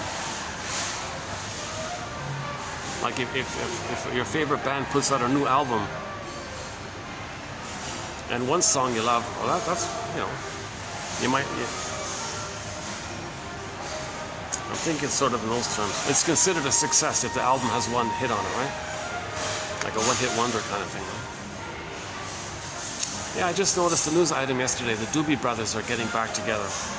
I mention that because in our topic on falling in love, the transference, love, infatuation, okay, somebody in the present reminds you of the mother, your emotions with the mother come up again, and you transfer the mother in the past to the person in the present, and see the person in the, you transfer, and now the person in the present is seen as an emotional reincarnation of the mother in the past, and that person in the present triggers the wiring you lay down with the mother, and now you have unfinished business, and now you're infatuated with that person in the present. That's called transference stuff. When we did that topic, we did 5 videos just specifically on this term called transference stuff.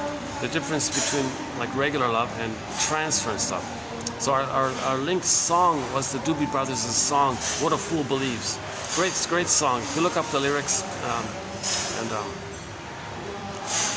there's also a very good cover. I included a cover of that song by a guy named Jordan. He's sort of the main lead singer of a cover band called HSCC. That's just funny. He tried to do more than that Jordan guy tried to do more than a feeling. Honorable effort. Nobody, I don't think anybody can really sing that song. So the only 2 covers of More Than a Feeling that I like was one done by the Glee cast, the Glee show. Remember the Glee show? They did a very nice rendition of it, the Glee cast, and the singer Kelly Clarkson does a nice version of it as well. But that's pretty much it. This Jordan guy gave it a good try, a nice try kind of thing. I think he got it with the What a Fool Believes. So that's the only cover song. That's the only cover song we have from them on our soundtrack. Anyways, the original was by the Doobie Brothers, and that band is going to get back together after 40 years or 45 years being separated or something. So they're a bunch of old geezers now. I don't think they're gonna. It'll be. Maybe there's some gems. Maybe I think the key would be in the writing. If the lyrics are intelligent and poetic, I think maybe they can really do. Maybe they can present a real gift. You know, because we need more of the older people to share their knowledge and wisdom. Please don't just rehash the same old cliches. Try to be a little like that song "What a Fool Believes." It was psychologically minded, that lyrics. Maybe it was an accident, but keep it in that vein, kind of thing. Then I personally think I'd be interested in the lyrics. If these geezers put a new album out, I'm just going to read the lyrics first. I don't care if how they sound too much. It's just a venue to get out the poetry. If the lyrics are like that, if it's just don't leave me, baby. If it's just those silly old kind of. You see, the anger you feel at the people leaving you in the present, that just triggers to make you aware of the anger you felt with the mother. You chose that person to bring up the old feeling with the mother. So take that feeling to the source. That's why you chose the person in the present, to replay the past, to know the past. So to get your story. That's called transference stuff. Now, what a fool believes, you think the person in the present,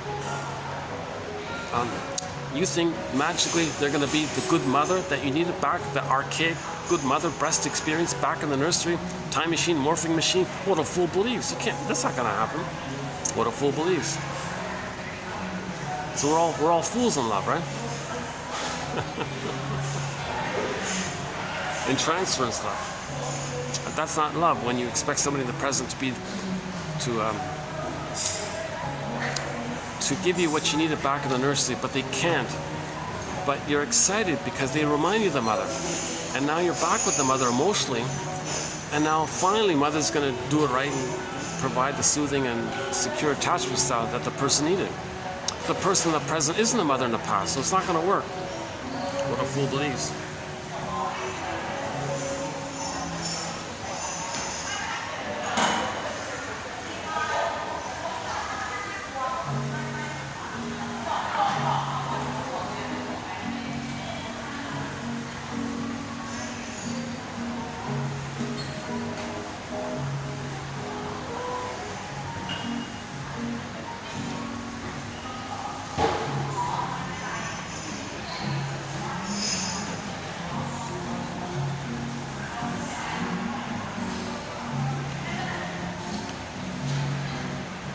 Yeah, okay, and then following Heart's notes, now we're in the talionic topic, and beginning, in this video will be the bridge. We'll do the final few quotes on the talionic topic, and bridge it, and do a couple on the borderline personality pattern topic, and finally in the next video we'll do a full video just on the BPD pattern. I'm still using James Grotstein's theory about the BPD pattern, that is some kind of fusion between the bully pattern and the narcissistic pattern. It flips back and forth, so we can maybe describe it as the Swiss cheese narcissistic pattern. The narcissistic pattern is pretty set. They're pretty consistent in their hate and all that, right? But if there's a Swiss cheese, if they fall into the hole of their personality pattern, they're gonna regress back to trauma before 4 to 5 months, where the bully pattern places, and now they're more belligerent and more aggressive like that, and shouting and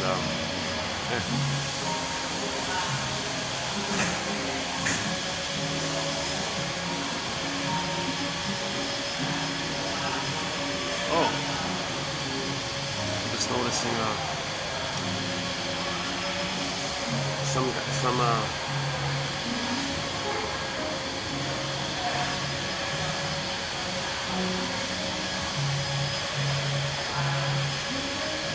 yeah, they're finally warming up to me, the staff, some of the staff. I know the staff are warming up to me. Another one just kind of gave me a little friendly little smile wave kind of thing. Getting used to me now.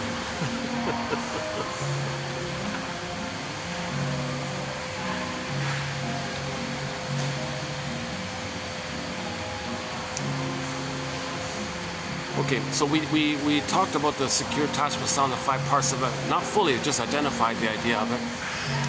And how the child does, number 1, puts his soul into cold storage. So another image for this is the earth opening up, and Miss Core gets pulled down into the underworld. Underworld, okay, the hell scene is a metaphor for the emotion of shame. Shame is this burning, biting feeling. Okay, so when the storytellers talked about somebody in hell or something, they're feeling shame. It just means they're feeling shame. The baby's shamed when he doesn't get his needs for his authentic identity. His authentic identity is rejected and punished and unwanted. He feels that's the natural emotion like that with the rejection to your identity. It's called shame. And related to the shame, the baby's going to be enraged. So shame and rage kind of link up like that. So in his rage, he'll project his rage and believe that the mother image he's creating is enraged. Now he creates an image of the mother as a guy with the horns, or any kind of monster devouring kind of creature, the Cyclops or the Boar Queen. Any kind, so the ritual name, any kind of frightening, dangerous animal, character, creature, mythical, half human, half, it doesn't matter. If it's dangerous and it's angry and it wants to hurt him, okay, that's a metaphor of the projected traits, to describe the projected traits of the baby. The baby feels wounded, enraged. Okay, the baby's in an oral phase, so he's taking in. Okay, so that taking in quality, okay, it's not being met. Pain around it, to not feel the pain of it. He says the mother is a devouring monster. Okay, he's enraged. No, the mother's enraged. Now he still feels like a wounded, hungry wolf. The mother's a damaging, hungry wolf, and the mother's the giantess in the nursery. So, like, consider it from the baby's perspective. The mother's the giantess in the nursery. The baby's the small, right, helpless, powerless. Mother's got all the grand power kind of thing. So the baby's image is this powerful, enraged, hungry wolf in his mind. Okay? And that's the cause of the loss of his soul. So the earth opens up, okay, and the maiden, representing his true self, okay, gets pulled down by that guy with the horns. Okay, so it's called primary, in the dream world, in the unconscious world, it's called primary process mentation. There's a thing called condensation. There's no time, so things can blur up. Okay. By the way, yeah, this primary process mentation, that's an important topic. A lot of double think, no time, no place. Alice says left is right, up is down. Okay, hocus pocus, double focus. That's why things, the cast says there's no logic here, it's mad in there. So we'll talk about what's called primary process thinking versus what the shrinks have called secondary process, like the adult mind is secondary process mentation. And you know, Eric Berne made the point that some people, his jargon for this is, well, some people have the child ego state and the parent ego state. When he says parent, he means identification with the aggressor. It's the infant that identifies with the abusive mother. It's the parent ego state. But some people don't have access to the adult mind. So PAC, right? Parent, adult, child, ego states. So he made that kind of point. So in Alice in Wonderland, there's no adult mind there. That's what he means. No conscious, reasonable one. Some of the ads on the SkyTrain are quite interesting. Some are annoying, some are kind of bland. I'm thinking at some point maybe I'll focus on the psychoanalysis of advertising. It's jam-packed with psychology, advertising. You know, a lot of. The only one we did so far is that muffler, the muffler commercial. At this muffler shop, if you come here and buy a muffler from our shop, you're somebody. And sales went skyrocketed 30%, they said, with that simple ad. At this muffler shop, you're a somebody. It appeals to looking for your real self, or you want to reestablish your false self. So it appeals to both. What's somebody? Do you mean your false self somebody or your real self somebody? So it's going to draw a wide range of people. Because we're looking for the real self, but some people only know the false self. So they think, well, we're looking for the real self. I want to be a somebody, but does the person, are they stuck in the first half of life where they're going to be like fame and stardom? You're going to be somebody or a star, you know? Or some people might think, no, I want to feel like a person. That's somebody. So that catchphrase was pretty good, and it grabbed a lot of people. It cast a wide net kind of thing. You know, a lot of ads are metaphor. They'll describe the product by describing the breast, the good breast, but they don't say the word breast. But they use all of the adjectives for the breast to the product. They associate the product unconsciously with the breast, and they buy the product thinking it's mother's love, because we're searching for mother's love. The products might capitalize on this, right? That might be why, you know, there's a theory, maybe that's why a lot of psychology books are being removed, because they don't want people to catch up on the tricks of the advertising industry and the propaganda industry and public relations tricks and all this. That's why I get this collection here. 10,000 advanced self-help quotes to make you kind of immune. Well, you know, in a way, it'll help you to analyze. You'll see psychology. These quotes will help you to see the psychology in advertising, propaganda, PR, and all this stuff, right? You'll see the psychology at work, the tricks they use, kind of thing. So, you know.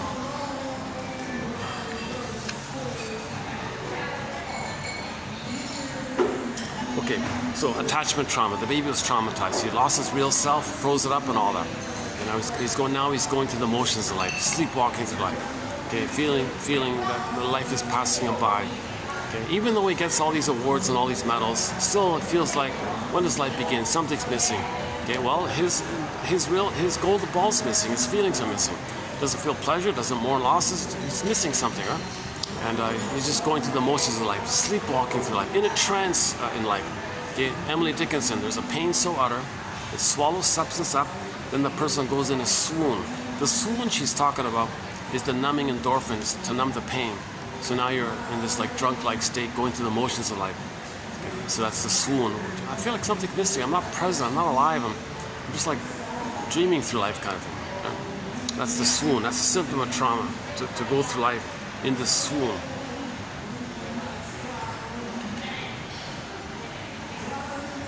It helped the baby to survive trauma, to establish that swoon, but then to use it all the time, that's called dysfunction. Because the present isn't the past, but to stuck frozen in the past, and all time is that time emotionally. and they see all time in terms of that time. The present is still the past, or the present is sometimes called the presenting past, or we transit the past, see the present in terms as the past. We're living in the past, dwelling in the past. So once again, the baby needs a happy past to love life in the present. If he's loved in the past, he can enjoy the present. If he's not loved in the past, he's stuck there and he can't enjoy the present. So we suffer from reminiscences, right? Problems. We're dwelling in the past, lingering in the past, because we didn't get the needs for our identity. So we're afraid. It's a simple conflict. There was so much pain related to our identity, so we don't have our identity. I mean, our real self-identity, because we remember the pain. So this is the famous inner conflict that a lot of people talk about. The baby had needs. The cry for love, let's say. Let's simplify by calling it the cry for love. Mother said, no, that's a pain. Still has those needs. Wait a minute, there was pain. I don't want the pain, baby thinks. So he doesn't know his needs. But he still has the needs. There's the conflict, the wish and the fear like this. So he's kind of in a complicated situation. He still has the needs, but he doesn't want to know it because of the pain memory. But he still has the needs. So what's he going to do now?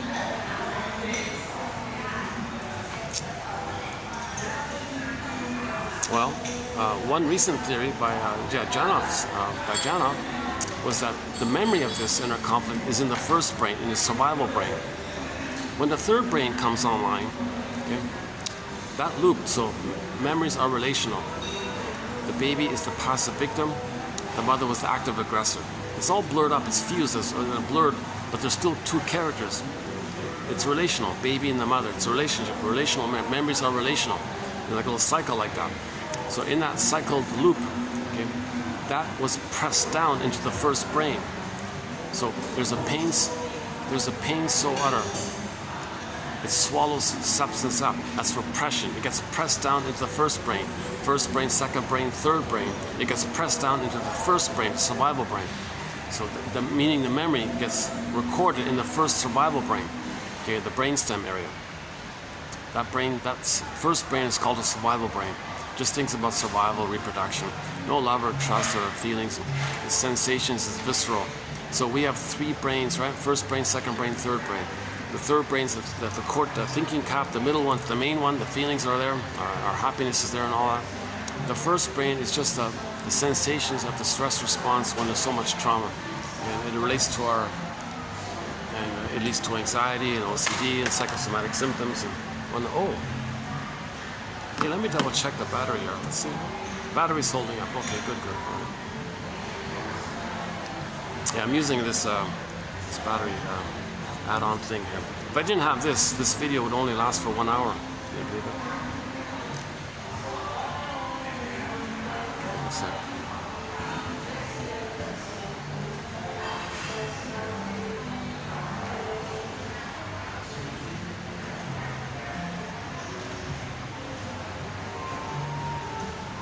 Okay, so the earth opens up, this core gets pulled down. That's called repression. So the memory of the trauma gets pressed down into that earliest brain. Okay? So it's recorded there. The memory, the relational memory, baby shamed by a shaming mother. And in that memory, the need is still there for a loving mother.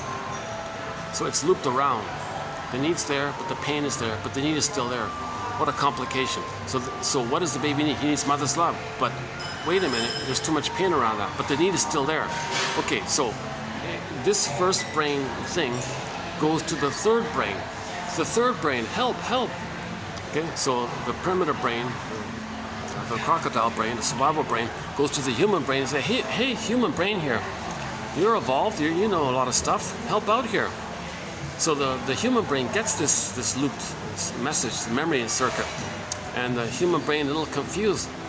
Geez, I feel this cry for help here. I got to do something here. My first brain, the crocodile, is talking to the human brain. I don't understand this language. But it wants something. What does it want? Gee, I don't know. But you know what? It's pretty demanding. Actually, it's so demanding.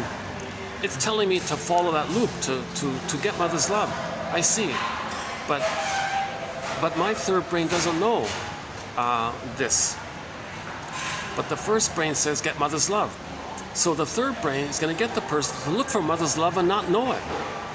So that's because the third brain can't accept the pain that's in the first brain. But the compulsion is get mother's love. So the third brain, the person, it's now the jargon is symbolic acting out. We're going to go through life in search of symbolic mother. Usually it's money, material, matter, cookies, food, okay, comfort things, whatever. Okay, so looking for something to symbolize mother's love, like the advertisement. Oh, buy this product. It's reliable. It's durable. It's always there for you. It's guaranteed for you. Guaranteed. It's reliable. It's safe. It's wonderful. It's strong. It's gonna feed you. It's gonna nourish you and make your life better. You describe the breast kind of thing. Then you buy the product. I'm gonna buy that product. So, okay, so you're gonna buy those products. The person might become a shopaholic, let's say. Compulsive shopper, because they're searching for this compulsion. Got to get mother's love. Got to get mother's love, right? So that's how the third brain is trying to help out here. Okay, don't worry, crocodile brain. I'll do my part. I'll search for mother's love. Okay, I'll try. I'll try my best to do it. So it'll do two things. It'll search for materialism and all this, right? Not related to your basic needs for survival. We're not talking about that, like beyond paying the bills and all, but beyond that, right? So why are they buying these extra things all the time? They're not physically hungry, but they're eating all these cookies and ice cream. Why? Or chips or whatever. Why? You're not physically hungry. What are you eating this stuff for? Well, maybe it's mother's love. What do you mean? You're not getting mother's love. Well, I'm confused here because when I eat ice cream and cookies, I feel a little better for the moment. I feel as if I were loved for the moment. Oh no, that's just a trick. The sugar, salt, and fat fools the brain into thinking that you're safe by the surplus food. And when you're safe, you get serotonin. You're getting the trick of serotonin by the food thing. It's not the memory of being loved by the mother, soothed by the mother, with her reverie and her love, her tenderness, her affection, and the feeding, breastfeeding, and skin to skin, and warmth, and play, and reverie, and trust, and a memory of a positive relationship. It's not that. Now, that motherly experience would give you serotonin, and you'd have like a constant looped wiring of it. That's missing. So you're doing tricks to trick your brain to send you serotonin, and for a minute you feel loved. For a minute, you feel loved. It's going to go away. Okay, an hour later, you buy another cookie, eat another cookie. It's not working. Well, I got to get mother's love. This is relentless. Martha Stark's term is called relentless hope. Janoff's term for it is unreal hope or something. So we're searching again and again and again, and it's like an endless loop like this. Because the memory in that first brain, that traumatic memory in the first brain, that brain is in a state of timelessness. No time, timelessness. All time is that time. That need, that unmet need is still there. Everything in nature, when it's wounded, is trying to heal. Well, we're wounded. We're from nature. We're trying to heal. So how are we trying to heal? Well, get mother's love. So we're always trying to get mother's love. And all time is that compulsion to get mother's love. It's like a compulsion like that. The compulsion part means when the baby comes out of the uterus, all of his life force is to search for the mother's love, to search for that secure attachment style.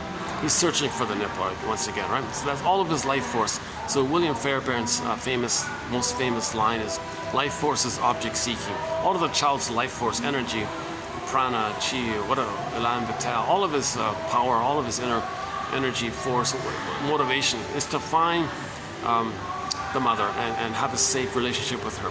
That's like a drive like that, like a basic kind of compulsion like that. So that's the meaning like that, right? So that he tried to get, originally he tried for it, mother shamed him. Okay, he's gonna try. No time, do it again. But the pain is there now. Plus, the present isn't the past. Well, okay, third brain, help. All right, first brain, I'll do what I can. I'll search for cookies and things, yeah. What about stimulating fluid? Breast milk is stimulating fluid. What if I, eat like cafe, lattes and things? That's kind of stimulating fluid, caffeine. That's not going to work. But the trick is you feel stimulated for a minute, a little better kind of thing. Like Like you would have felt better if your mother loved you and if you were breastfed properly and all this. What about missing maternal spirit? What if I buy alcoholic spirits? Maybe that can represent maternal spirit? Okay, that's nonsense. So the wine or whatever, okay, it's not the spirit of mother's spirit. It's a spirit, see, alcoholic spirits. It's fermented, whatever it is, fermented.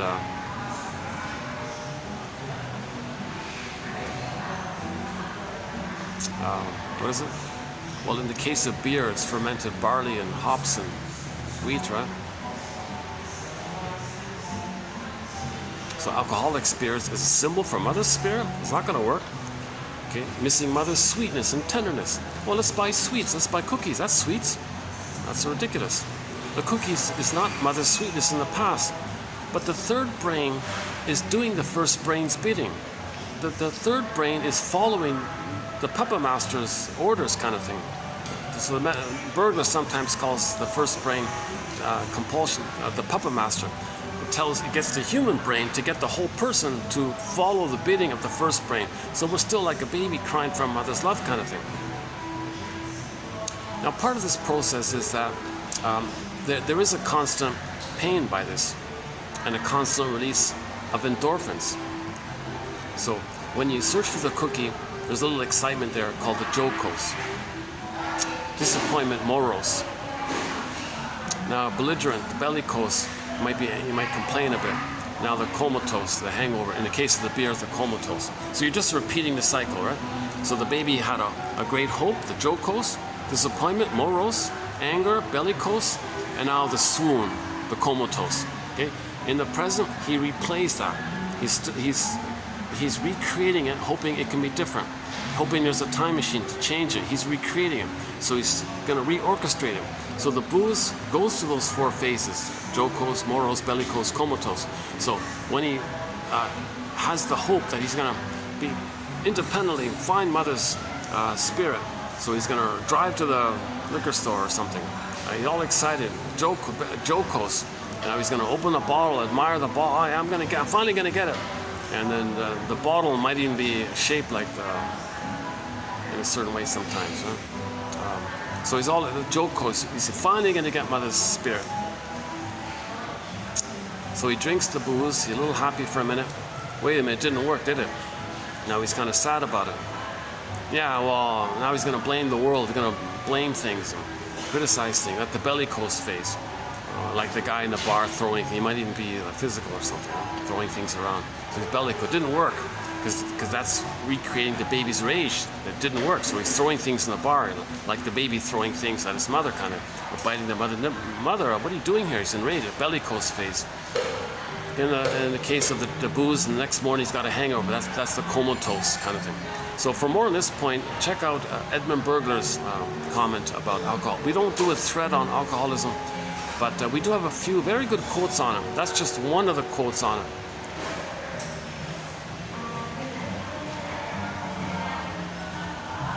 We have a lot of pretty interesting, good quotes on the alcoholism.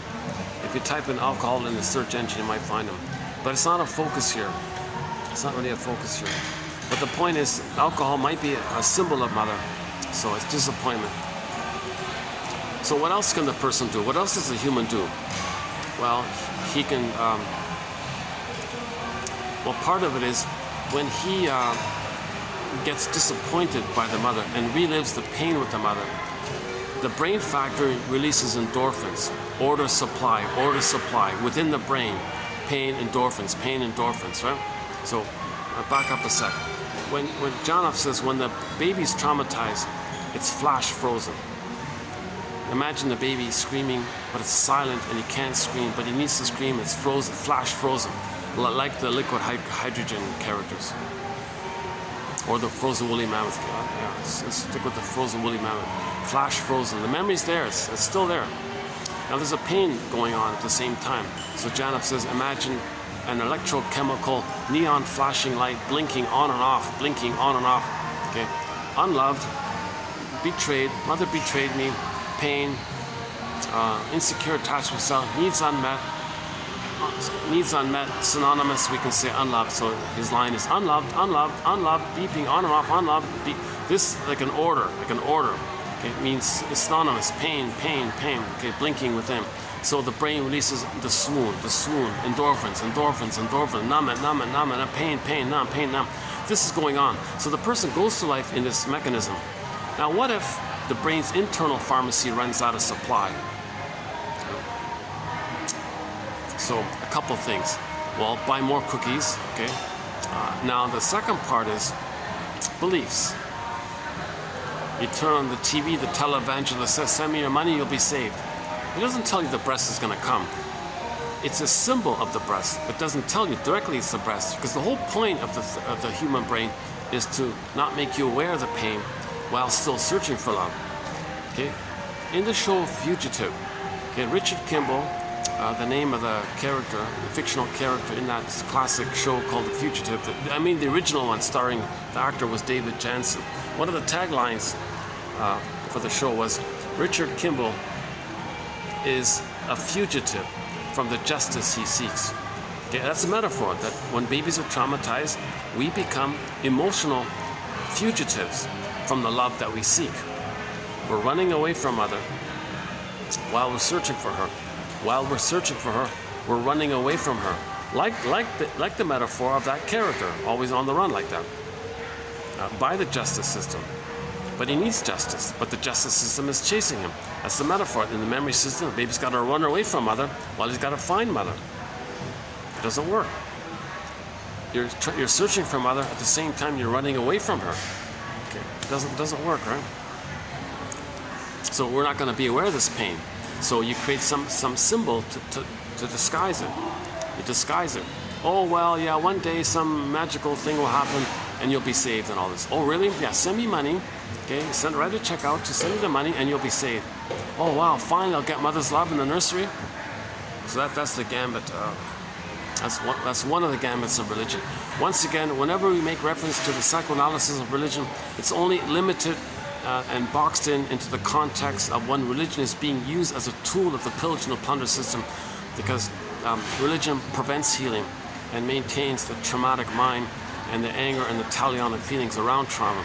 And religion wants to prevent healing. The purpose of religion is to prevent healing. So they say, well, imagine the good breast in the sky.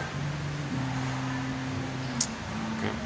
So you might poetically describe the good breast in the sky, and you might get a blip of the blissful feeling you had, of the blissful oneness you had originally with the mother, by imagining the good breast in the sky. It's there, loves you, knows you, it's there for you, always there for you. You can trust it, turn to it. You can lean on him. The song yesterday, the Lean On Me song, you can lean on him and all. Okay, and you go on and on like this. The activity of doing this may trigger an old blissful feeling you once upon a time had in your uterus, where you were in the blissful oneness with the mother. The person goes, the speaker at the podium says, did you get it? Did you get the little blip there? Oh, good. Put money in the basket. See you next time.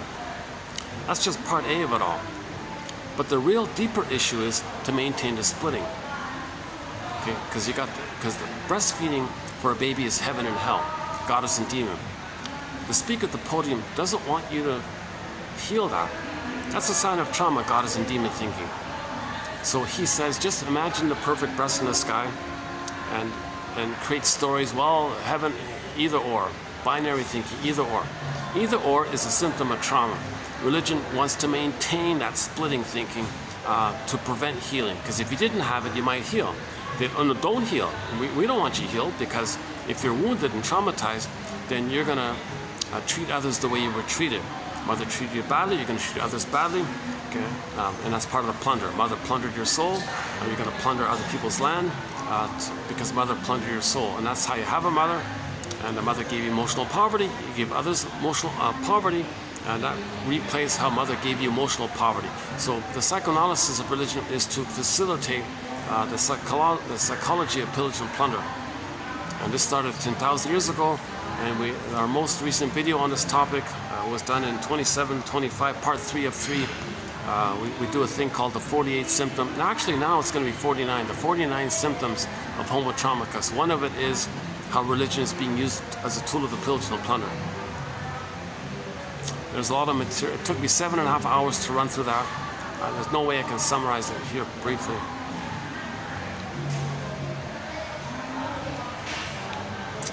But the point is, the belief that the good breast in the sky will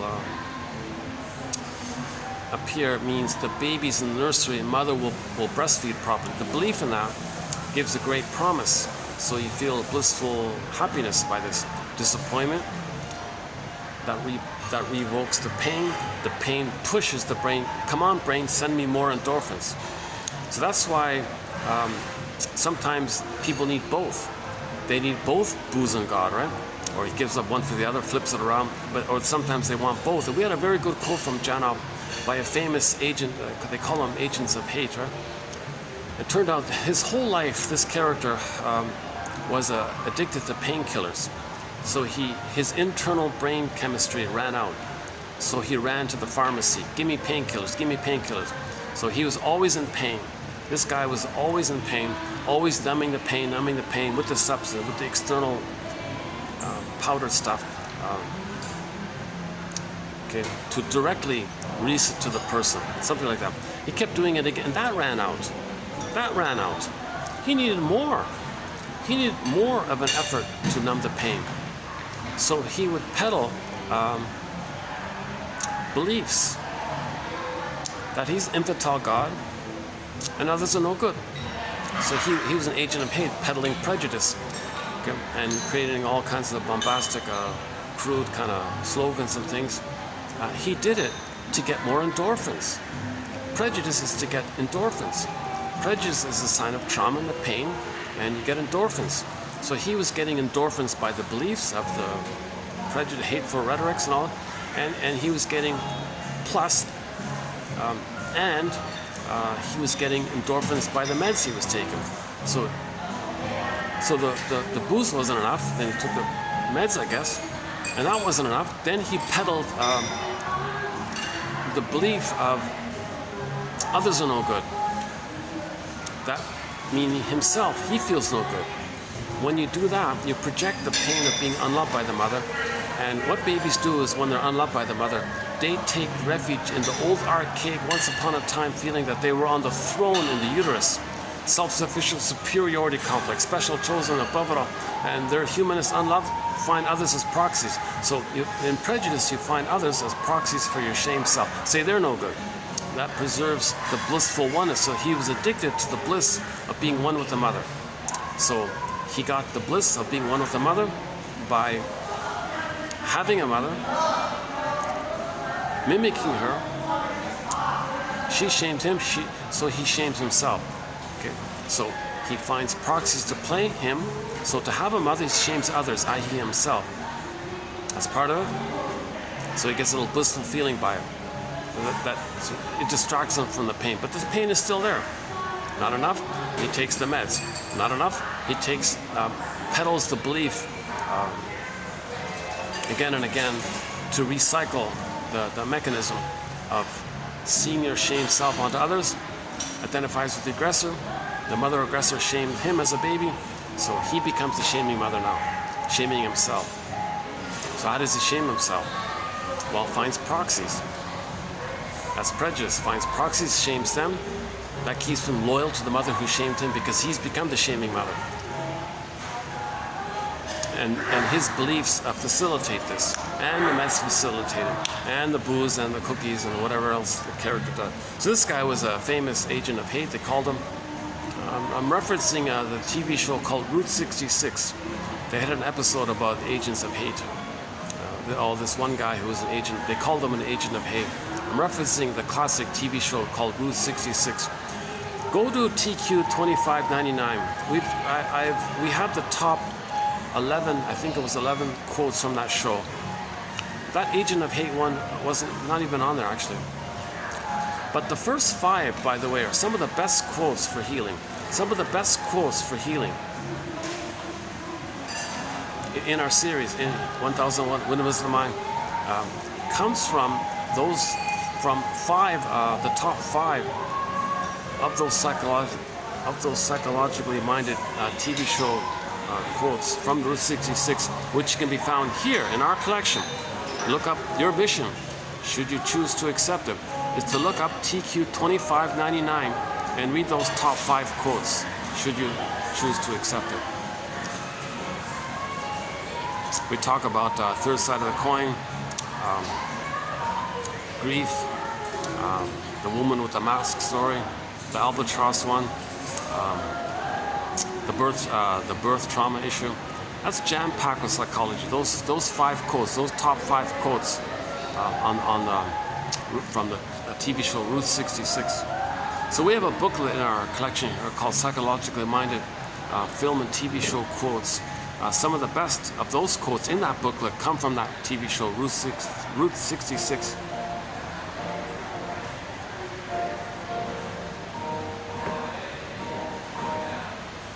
By the way, they were going to do a sequel of that show. It never got made, but they commissioned a musician, a guy named Warren Zevon, to do the theme song for the sequel. That song was saved. It's a great song, 45 seconds long. It's in our soundtrack. It's a song called "If You Won't Leave Me, I'll Find Somebody Who Will." Great song. Oh my God, one of the best TV show songs. TV show theme songs. And one of my favorite is that one there. If you won't leave me, I'll find somebody who will. On the topic of TV show film songs, we have some quotes from a legal drama called Judge for the Defense. Bum bum. That's another great. We have some, what I'm trying to say is we have some quotes from that psychologically minded legal drama, Judge for the Defense. The actor was Carl Betts. A great actor, did a great job. Carl Betts. No DVD. It's on YouTube.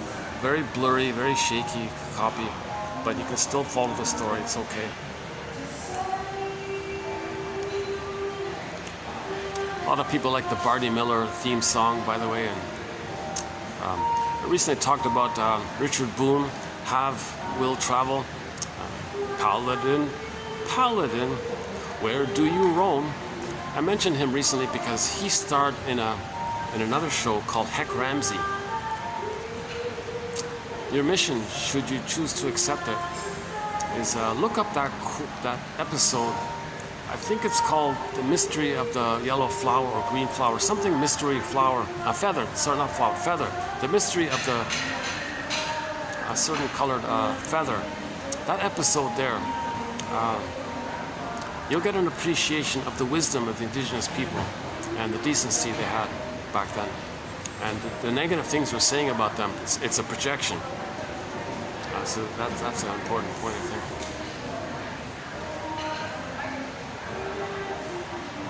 We have one quote from the Barney Miller, another pretty good with the saxophone, or the trumpet, Barney Miller. We have one quote from that show.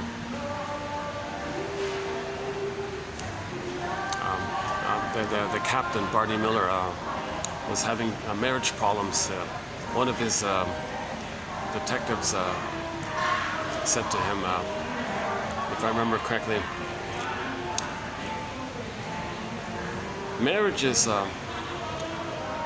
like a horse with a broken leg. You can shoot it, but that don't fix the leg. So, and then he saved the marriage from that quote by Lieutenant, was it Sue or something? Sue. Oh, I forgot. Yeah, WKRP in Cincinnati has a pretty good theme song. I think we have one quote from that one where Johnny Fever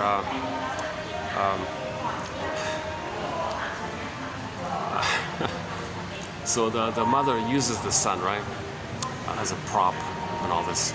He noticed an interaction like this, and he jokingly said, "A mother's love, it's so touching. Oh my God!"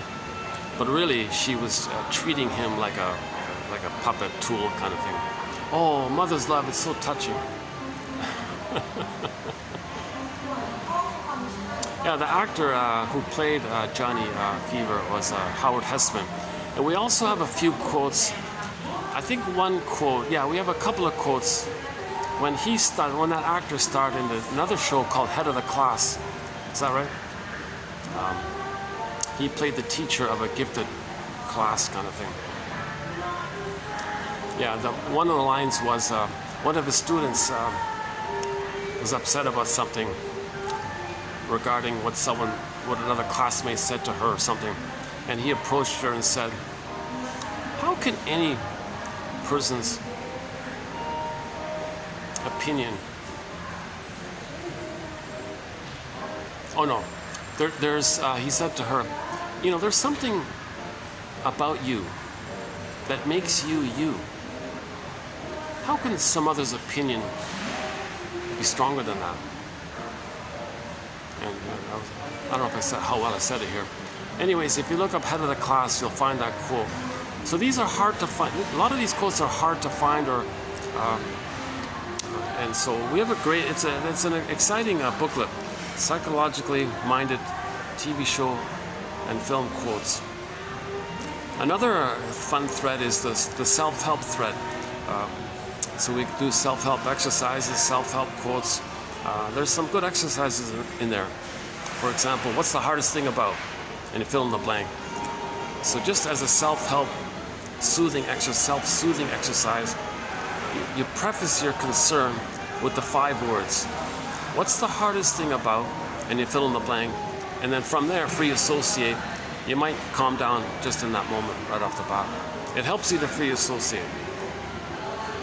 Make the unconscious conscious.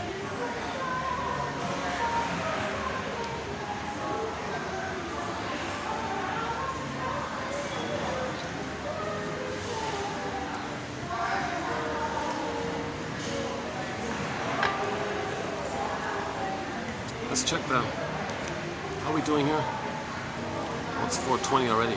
Okay, I've only got about an hour left here.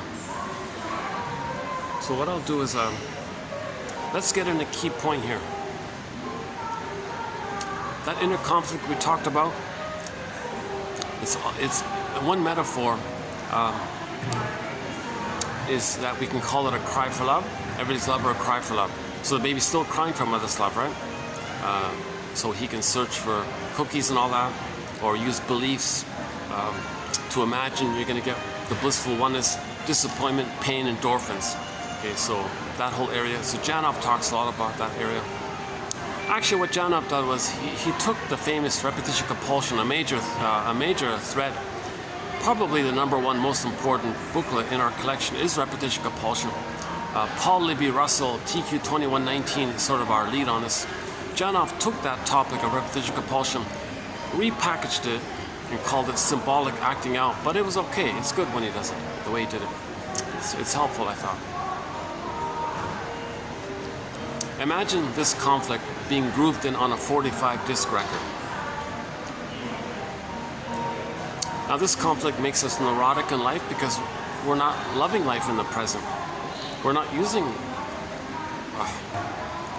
loving the Tin Man, missing the heart, right? And the cowardly lion, disembodied. The scarecrow doesn't know what's going on.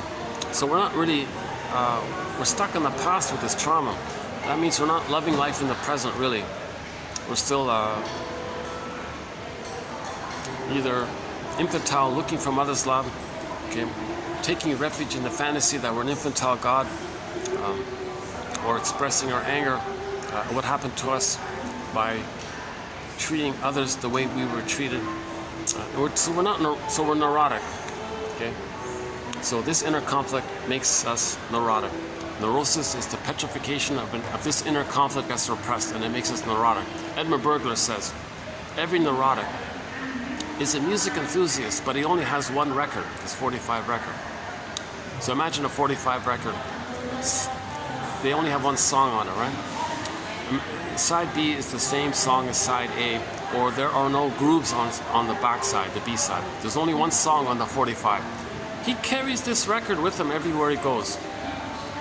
Every time he sees a turntable, he runs to it, plugs it in, turns on the power switch, puts the 45 disc record on, lifts the needle, puts it on the turntable, puts the thing on, lifts the needle, and plays that tune. Meaning, the metaphors, in the present, he's gonna restage and re-scene, recreate like a drama, like a theater thing. That script, that traumatic script, restage it all, replay it. Now, when he replays it, there are two ways he does it. in the Swan video, yesterday's video, the Swan one, I spent some time on it, so I highly recommend going to that last one. Marked 84, I think it was. This was 85, right? Yeah. Yeah, right, 84. I spent some time on it. But just an abbreviated version of it is, when he recreates that scene, so what's the scene? Baby cried for love, mother said no, okay, basically. In the present, he's going to replay that record. Now, there are two ways it's done. The more benign way, and the more perverse, psychotic, stinger, hurtful way. Talionic way, the more disturbed way. The more disturbed way is if the baby's traumatized prior to 18 months. So, if somebody's traumatized prior to 18 months, emotionally of age, when they play that record in the present, they play it, and the scene is baby's crying for love, mother's shamed him. Okay, when they replay that, when they recreate that staging thing in the present, they don't want to play themselves anymore. They don't want to play themselves. It's too painful to play themselves anymore. So they're going to reject themselves. They're going to reject their vulnerable, innocent, needed real self. Their needy, their child. That's the child self is the real self, right? They're going to reject their real self. They'll find a proxy to play it. Hey, proxy, I'm going to see my innocence into you, my vulnerable child, vulnerable, trusting self. You can have it. I'm going to see it there. Come on, cry for love for me. So proxy means when someone else feels for you, plays a role for you, or does something for you. So they find a non-threatening substitute other. Anyone, could be anyone, they can do it to anyone, really. Any situation, any person in the present, whoever they kind of feel safe with, I guess. Usually it's like that, when you feel safe with somebody. Okay, oh, you're safe. You play my innocence. I see you as innocent. When I was a baby, I was innocent. And when I was a baby, and when I was innocent, my mother shamed me. New situation here. I identify with the aggressor now. I'm going to be the shamer, shaming me. So I need you to play me. You play me, okay? I'm going to shame you because my mother shamed me. That replays the record of mother shaming them.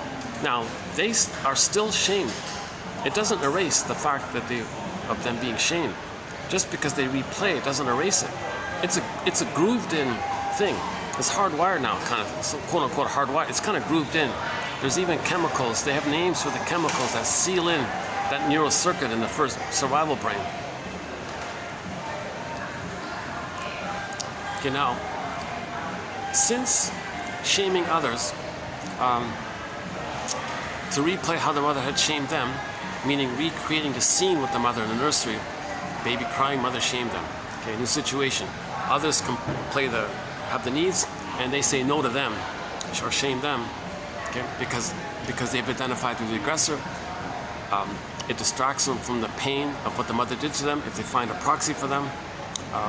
Plus, it keeps them in a blissful union with the mother because they have a mother. They gotta have a mother. The only way to have a mother is to imitate her, to mimic her. That's their only connection to mother is to be just like her and treat himself the way his mother treated him, because the fusion is still there. Related to the fusion is that if the baby stays fused with the mother, he may think he can be the good mother for her, that he can save her if he stays one with her, that he'll be the good mother that her mother needed. So, let's sidebar here. When the baby's nursing and the mother's hating the baby's saying, "Hey mother, you're not, everything's love or cry for love. Your hate is a cry for love. Your needs were met. Mother, I gotta save you here." Let's imagine the mother might say, let's imagine as if the mother might say, "Oh, sorry baby, I don't think it doesn't work like that. No, I have to save you because I need a loving mother. And you're not loving me, and your hate is a cry for love. So I gotta save you.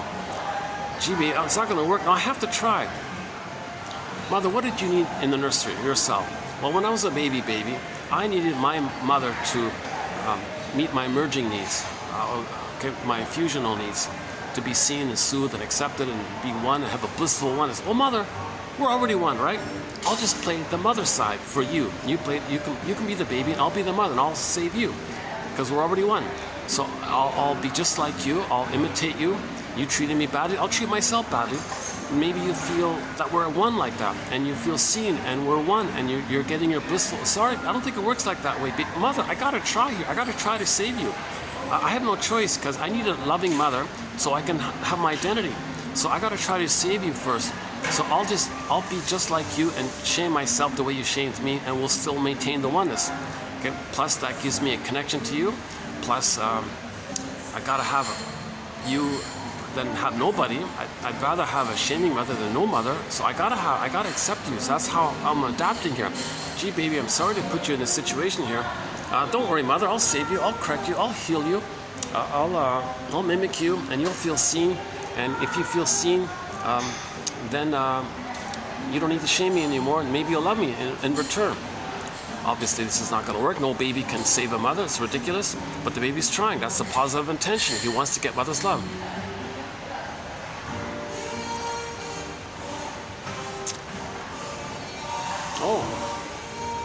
Oh, we talked about the catwalk model thing, about infantile megalomania. Okay, maybe if I remember, I'll go back to it. In recent videos, I talked about the catwalk model thing, that they were proxies for the voyeurs wanting to, in vicarious fantasy, feel that they're a part of her, like the baby's part of the mother, so they can feel self-sufficient, superior, infinite. Don't need you. These models have this arrogant, cold. I'm self-sufficient, superior. I don't need anybody. So that's the baby's in a godlike status like that, right? So they're trying to mimic that. So their exhibitionist, the models are the exhibitionism display of that, and the voyeurs, the guys with the cameras and all this, they might be drawn to this. Either A, that they're like her, or B, they can flip it and say, oh, she's the mother and I can be one with her, kind of thing. That needs a little more clarity, yeah. Okay, let's go back to the record. So let's pick up where we left off here. So when a person with a distinct personality pattern replays that scene in the present, they find proxies to play their childlike innocence, so they can shame their innocence. Seen in the proxy, so they're shaming the proxy, believing they're shaming their innocence, i.e. loyal to them. See, mother, I'm loyal to you. You shame me, I'm going to shame myself. I just see myself in the proxy, and I'm shaming the proxy. See, I'm still shaming myself. So they're loyal like this. He's trying to save them. He's still trying to save the mother. Okay, this is nonsense. Hurting others, you're going to save the mother? Come on. Now, another failure of this is that when he shames others, he still remembers and re-experiences on some level the original pain brought up when the mother shamed him to begin with. Now, Alice in Wonderland. Hocus pocus, auto-hypnosis, double focus, okay, flip-flop this and that, okay. To account for why he now feels badly after hurting somebody. He'll say the one he just hurt in the present is his mother who hurt him back in the nursery. Now he feels justified in his talionic revenge against the one he just hurt in the present, i.e. his mother. He displaced his mother, transferred the mother to the victim. Okay, it's ironic, right? Because the first, the innocent one played his innocence, which he shamed. Then he flips it. Oh, there's the boogeyman, the monster. Now he's attacking the mother and his talionic revenge. So this topic of the talionic, I think, basically is here from this repetition compulsion. Now he wants to get even with his mother, meaning, come on, mother, my anger at you it's not really getting even. It's more like I want to control you now. I want to. My rage at you is I want to control you so you can love me. So I think the talionic is part of it is it's still trying to get the needs met. Because when the baby's enraged, when the baby's nursing and the mother's hurting him, he's enraged and wants to control the breast. It's not like getting even. It's like his positive intention is he wants a stable, reliable breast. That's why the products on the advertisement. Oh, here's stable, reliable. Yeah. So the baby's rage, meanwhile in the nursery, the baby's rage at the mother is he wants a stable, reliable mother, so he thinks if he can possess the breast, like gobble in the breast, he can control it. So he wants, he's an oral rage. He thinks if he controls it, gobbles it in the breast, maybe he can manage it and control it to be reliable. He's trying to, like that, right? So it resembles the talionic rage area. where he's so enraged at what happened. Like getting even is kind of like we're one again. Well, rage means the needs weren't met, so he's still trying to get his needs met. I think it's as simple as that, really. I don't think there's more to it, really, at this time. When I read the talionic quotes, I'll update this point if I remember it. Okay, so hocus pocus auto-hypnosis. The one you just shamed in the present. He feels badly. Okay, why does he feel badly? He was the aggressive mother who shamed the proxy. The proxy feels badly. At the same time, he feels badly because he shamed himself. He relived it. He's both shaming himself and shaming himself seen in the proxy. He's doing both. It's like a double shaming. Huh? He's shaming himself again, and he minimizes awareness of the pain of that when he shames the proxy, because the proxy serves as an externalization of himself that puts his attention outward like that to distract him from feeling the pain within. That's called externalization. That's why the proxy's there, so he can externalize and see someone else play his pain, just demonstrate his pain. But he still feels the pain of it. It's not complete. It never works. So he continues the process. The one you just shamed in the present is the mother who shamed him back in the nursery. There's no time there. He shamed somebody in the present and thinks that person, that victim, is the mother who hurt him back in the past. Again, Alice in Wonderland, primary process mentation, flip-flop and all this. So now he feels justified in getting his talionic revenge on the mother.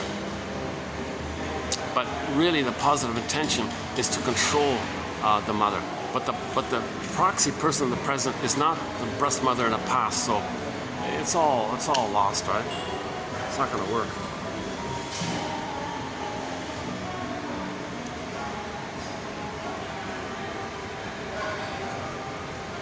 So, yeah, this quote here, talionic urge, where the client becomes not only the aggressor, but also the victim. So the baby was the victim, he becomes the aggressor. He's both, victim and aggressor. In the child's mind, he was both the victim and he's the aggressor to himself. He's both victim and aggressor. So others, okay, when he recreates that with others, first the other one is his victimness, and he's the aggressor. Then he plays his own victimness, and the other is the aggressor from the nursery. So the talionic feeling or urge or whatever comes from this area, from this dynamic.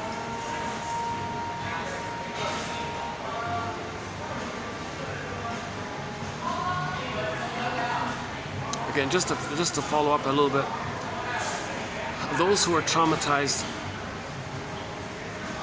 post 18 months, they don't do this. They just continue with the original thing. Mother shamed them in the situation, pick up the needle, put the record on the 45, put the power on, switch on the power to turn on the turntable. They recreate the thing in the present.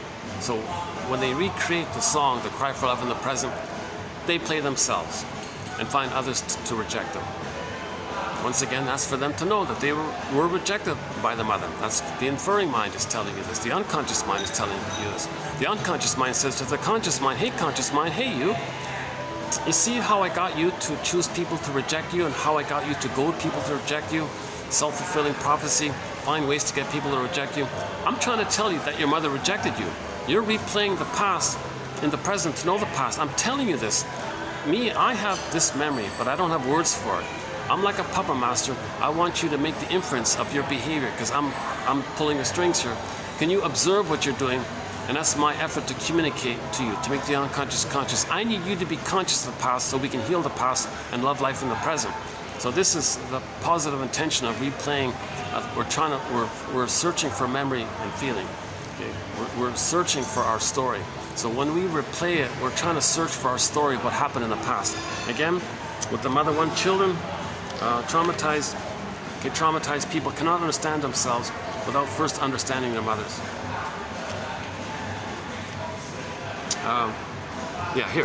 The first one, in the 2782, the first one, okay?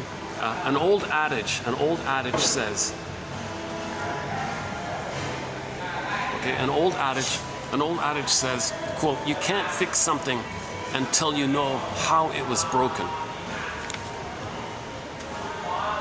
Without an understanding of what really happened to you and why your mother treated you the way she did, there is little hope of fixing the brokenness you may feel. So we need our story. See, we need the story. We need your mother's story. If you understand the mother, you're going to heal. And then understanding the mother means you're forgiving the mother. It's pretty much synonymous. Understanding and forgiveness are pretty much synonymous. So if you understand the mother, you're forgiving her, and now you're healing. If you understand the mother, you're going to heal. Bruce Springsteen on YouTube, Independence Day. Your mission, should you choose to accept it, is to open up another tab here on YouTube. Type in Springsteen, Toronto, Independence Day, and listen to the introduction that he gives to that song. Now, the guy who filmed it was way up in the rafters, so you don't really see him, but the audio is clear. Okay. Should you choose to accept it. He's talking about emotional Independence Day from the mother. Emotional Independence Day. How we achieve emotional Independence Day from our mothers. Well, see them as people, he said. Be startled to realize that they're people with dreams and hopes and all. It didn't pan out, he said. And yeah, so they're hurt, they're wounded. Still some benefits. See the ambivalence.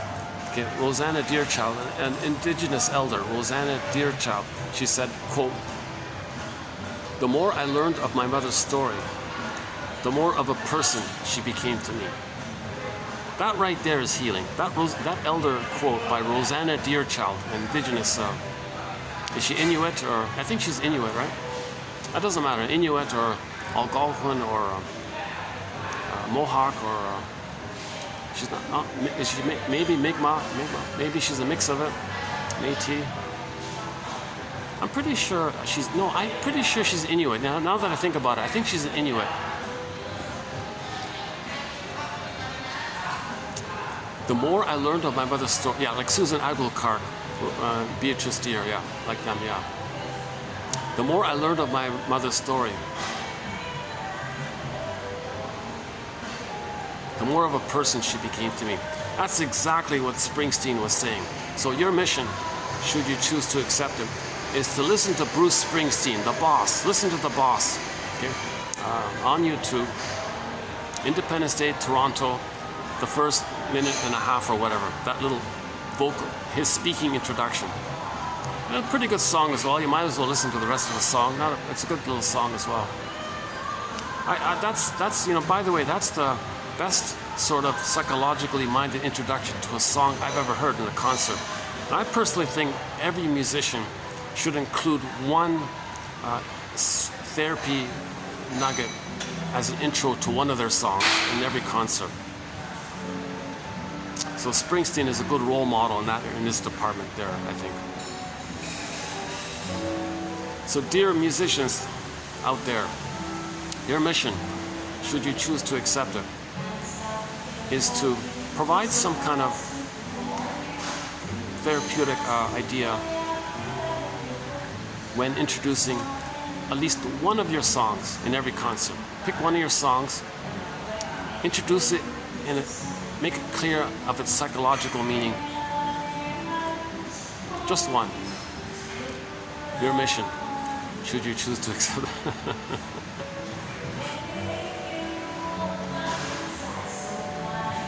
Bruce Springsteen is doing it already, so I think Pat Benatar might be a little bit doing it as well. She said, with her song Hell is for Children, she said, you know, as long as there's still children being abused out there, I'm going to keep singing this song, Hell is for Children. Now that's sort of okay. So yeah, something like that. Like every concert should have one kind of therapy kind of idea. Just one. It's not too much. It's not going to overwhelm the audience. They're not going to get bored. It's just one little thing. Just one. Your mission, dear musicians out there, is to pick up on what Pat Benatar and Bruce Springsteen are trying to do. Continue the tradition to be artists. Artists. right? Artists are making us conscious as well, right?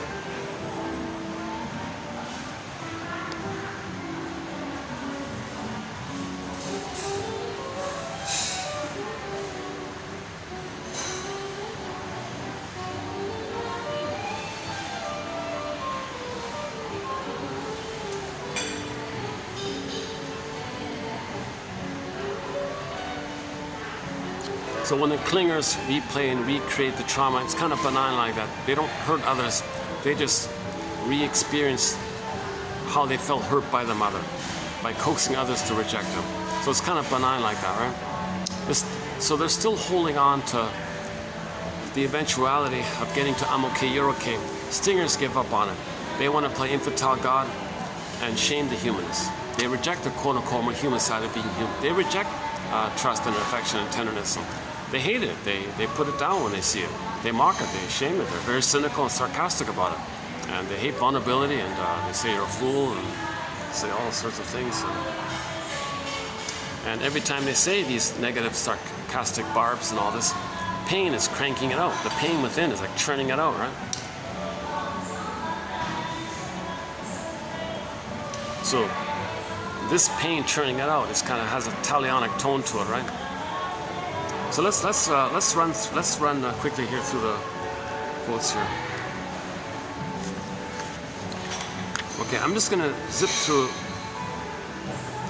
it here. Okay. So we did the first one already, right? An old adage says, quote, "You can't fix something until you know how it was broken." Without an understanding of what really happened to you and why your mother treated you the way she did, there is little hope of fixing the brokenness you may feel. Okay. Likewise, without an understanding of what really happened to you and why your father treated you the way he did, there's little hope of fixing the brokenness you may feel. The next time you watch a TV show on TV, obviously, notice how often getting back or getting even makes up the underlying theme of the show. As a matter of fact, a talionic tit-for-tat response to injury was an ethical advance over more primitive forms of behavior. Yeah, you get interesting, right? Some of the quotes here mention this point. As barbaric as tit-for-tat is, it's actually an improvement of what was of the blind vengeance that was before, apparently, in the medieval times. So we have all heard the phrase many times, an eye for an eye leaves everybody blind, right? So we're trying to advance. So the advancement is the golden rule now, right? So the golden rule was around in all cultures in one form or another, right? Even, Confucius had a version of the golden rule. Some people think he might have started the idea, and it spread around kind of thing 3,000 years ago. So from talionic to the golden rule represents an advancement. From the perspective of the psychoanalytic community, the soul doctors, the mastery, so the shrinks, from the perspective of healing, the mastery of the talionic impulse is a prerequisite for traversing the rites of passage to the highest level of civilized maturity. So Masterson is sort of our leader here in this. He said that his clients that come to narcissistic bully pattern and BPD. Okay, so I'll comment on that part further. But any of the stinger personality patterns, he said you got to include this talionic feeling they feel. You got to address this talionic, i.e., identification with the aggressor. Help them have an identity. That's how you do it. So you get there by addressing first the talionic feeling they have. So you fail the client. So to leave the talionic impulse unconsidered is to fail the client. So in the shrinks, what the shrinks got to do is at some point they got to identify this talionic feeling that people have. And Masterson's analogy of it was, if humans are like a micro sample of evolution, all this, and it's kind of like the client is like in the medieval times emotionally. So we want to get them up to current times, just as humanity advanced from medieval times to more better times now, right? So the client, the bully pattern, he's emotionally like in the medieval time. And you can hear his violent rhetorics and all this, right? So that means we got to advance, move forward, like heal kind of thing, right? It is revenge, which we sometimes confuse with justice, and creates around us a sort of jungle mentality, the opposite of civil society. One cannot be called truly civilized until he or she has tamed the talionic impulse.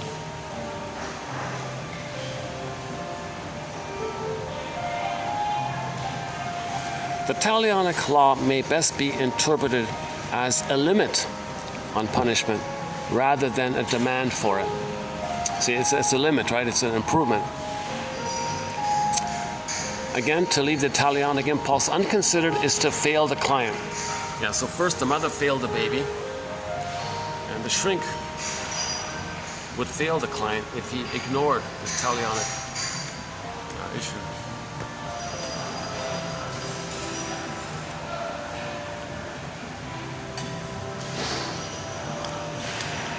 It seems that as long as you don't recognize or understand the harmful effects of what was done to you as a child, you are destined to repeat those acts.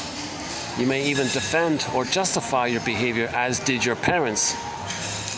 Feeling completely justified, parents will lay traps, lie, use duplicity, subterfuge, manipulation, threats, physical threats, actual corporal punishment.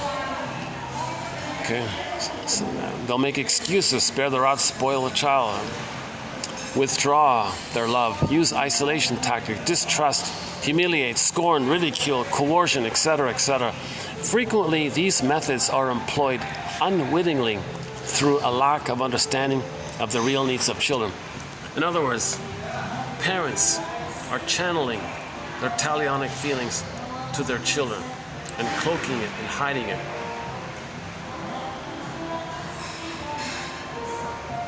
So it's kind of like gone underground, so to speak. As these socially sanctioned expressions of the talionic impulse disappeared, the compulsion was transferred to child-rearing practices. Alice Miller, 1983, quote, "When we examine the child-rearing literature of the past 200 years, we discover the methods that have systemically been used to make it impossible for children to realize and later to remember the way they were actually treated by their parents. The talionic impulse has found a new home in our child-rearing practices." And maybe one possibility on the 49th symptom of Homo traumicus is that the talionic impulse has found a new home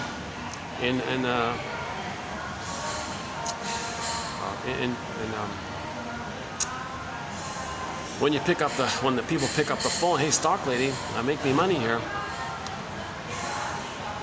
Well, we can destroy the food and create frankenfood and make money like that. Talionic, that's talionic. Rage at the mother, planet, mother Earth, planet. Take your anger on your mother. See the mother on the planet. Okay. Oh, really? Destroying the food and making frankenfood. I can make money and destroy Mother Earth. I can damage Mother Earth. Get back at Mother because I want to control her. I'm enraged at her. So the talionic feeling, and I can make money and make a profit with the franken stuff. So that maybe it's found a new home, just like the talionic feeling found a new home in the way parents are, how badly they're treating their children. For example, some mother didn't want to breastfeed. The father said, "Honey, why are you not breastfeeding our baby here? Are you kidding? I have so much power now at the office with my new sexy appearance, and I have all the guys at the office all gaga goo-goo staring at me and all this. I have all this power now. I can do what I want. And you're going to traumatize our baby just for this petty politics?"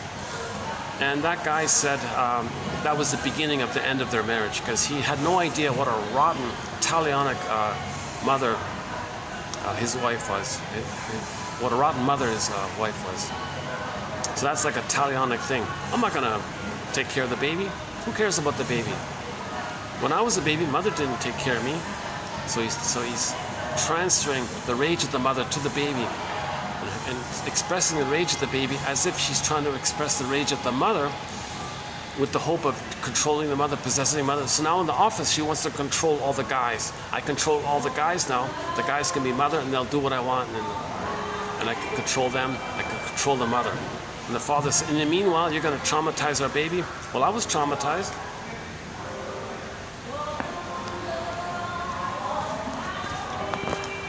The talionic impulse has found a new home in our child-rearing practices, and maybe in all the pillaging and plundering tricks and tactics. Hey, stock lady.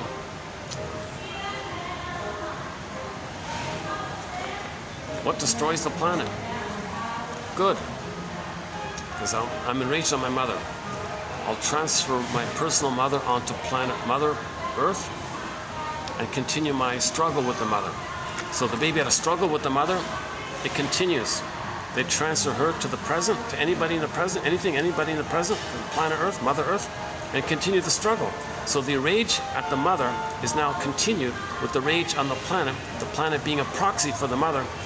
Okay? So that's the talionic quality of expressing your, come on mother, I'm so angry at how you treated me, I'm so enraged at you. It has a talionic, I want to get even with you because ultimately I want you to change your ways and provide the love that I need. So you're fighting with the planet, expressing your rage on the planet. It's not going to correct what happened in the nursery. So if we're going to be civilized, we've got to heal this talionic feeling. That's what the shrinks are saying. If we want to be healed and normal, we got to address this talionic issue. So thank you, Dr. Masterson. He's sort of the key author here. One of our mentors, by the way, JF Masterson. His book, by the way, called The Search for the Real Self, has won a Golden Windmills of the Mind Award. Yeah. We have 23 awards issued. 23 awards, Golden Windmills of the Mind Awards, have been issued already. One of them went to Masterson's book. And he also talks about, he's the guy that kind of brings up and I noticed other people quoting Masterson. Oh, Masterson says this, and Masterson says this. So he's the guy that kind of name it, like just to use that phrase, because everybody knows the word. It's going on. Why aren't we naming it? Rumpelstiltskin. We got to name it, right? Rumpelstiltskin. So he's naming it, kind of thing. I kind of think he's right. So the theory here is, if the talionic impulse has gone like covert to the child rearing practices, okay, those children were victims of it. So when they grow up, it can go covert not only to child rearing practices, it can go into the whole pillage and plundering of the planet. Pillaging and plundering, destroying the planet for a quick buck, it's a very talionic, right? Destroying the planet. You think destroying the planet means your mother you're going to be in a time machine and your mother in the nursery is going to love you finally? Okay, that's why we got to heal this talionic issue. Meaning heal identification with the aggressor. Okay, so that's synonymous with saying unblend with the mother. That's what Mr. Freud said, that if the child doesn't get enough love with the mother, they're stuck there. The metaphor is the marriage in there. No child wanted that fusion in there. Stuck in the target of a negative union with the mother, called adhesive identification. Adhesive, sticky, crazy glue kind of thing. Because they were one already. The more the mother hurts him, the tighter and the tighter the fusion gets, then it clicks over and he identifies with the aggressor. And that's the talionic area. So to heal the talionic phenomena, we got to help the person find the story of the mother. That's your identity. Now you can unblend and have your identity. In the process of differentiation from the mother, sadness will appeal, and you engage in the mourning process of all the loss of your real self, not getting mother's love, the lie that mother loved you. No, she didn't love you. she engaged in a talionic, she was talionic against you. She hated you, didn't love you. That's a real sadness to realize this, to let that sink in. It's the death of unreal hope. That's the birth of new life. The truth will upset you free. It's a very painful area, this point here. So once again, your mission, should you choose to accept it, is to open up another tab window, type in Bruce Springsteen, Independence Day, Toronto, and listen to the introduction that he gives to that song. Throughout history, parents have created religious and civil laws or practices to legitimize the expression of their talionic impulses toward their children. Expressions such as spare the rod and spoil the child were probably used to hide this cruelty. Yeah, so that's called rationalization. You want to make it sound reasonable. We don't want the child to be too spoiled, right? No, that's a cloak. That's a cloak. The real issue underneath it is to indulge in the talionic feeling. The talionic impulse found a new home. What children need is a non-talionic mother. What children need is a non-talionic mother. It's surprising. A lot of people might be surprised that so many mothers are engaged in a talionic issue. The bottle will do it. Baby's crying. Puts honey on the rubber nipple. Very very talionic, very shaming. Rough handling the baby. Putting him in a crib, letting him cry himself to sleep. Severely talionic. That's severely talionic.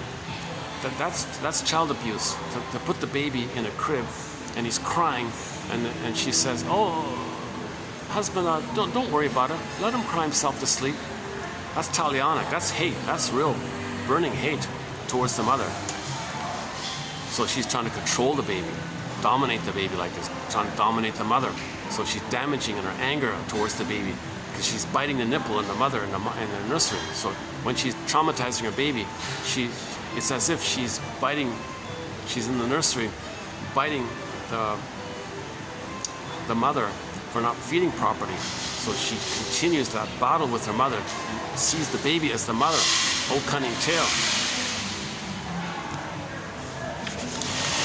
The internalization of the experience of non-talionic relating nourishes psychically, mentally, and emotionally. The young self develops through a good enough holding environment, which can be envisioned as a good breast, which allows the baby the experience of being held without undue fear of retaliation or undue regard to placating the mother for their survival.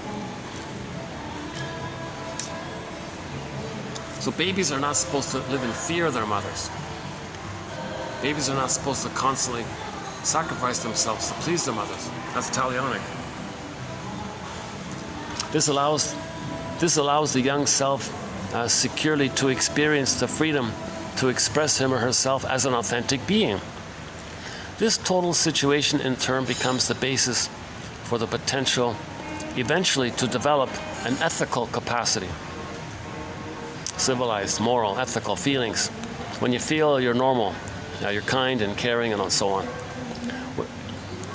When these conditions are not met, pathologies of the self arise, such as the false self, the as-if personality, the BPD pattern, the narcissistic pattern, etc. Okay.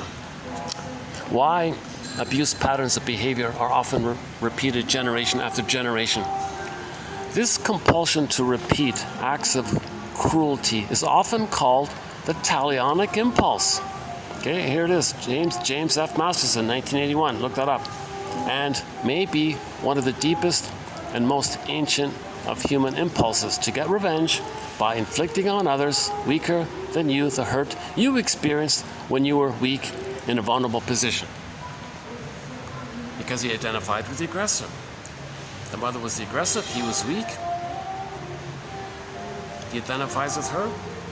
To have a mother, to have an identity, he's got to hate people who are weak, right?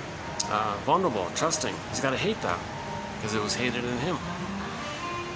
Okay, so the talionic response, i.e. identification with the aggressor.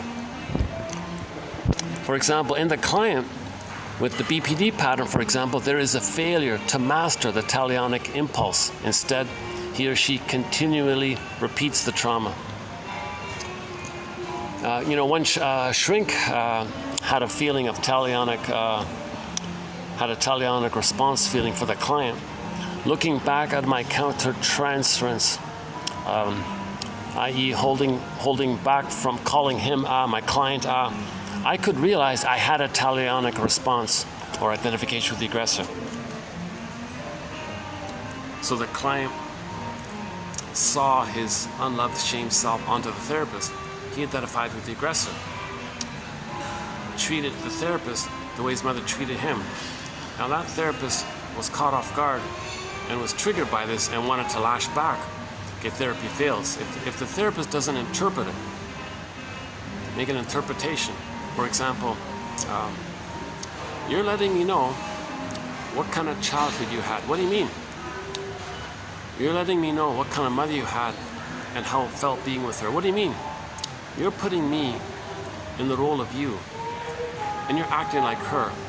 And I feel like kind of tugged to feel what maybe you felt with her. He wept, he was crying, he got it.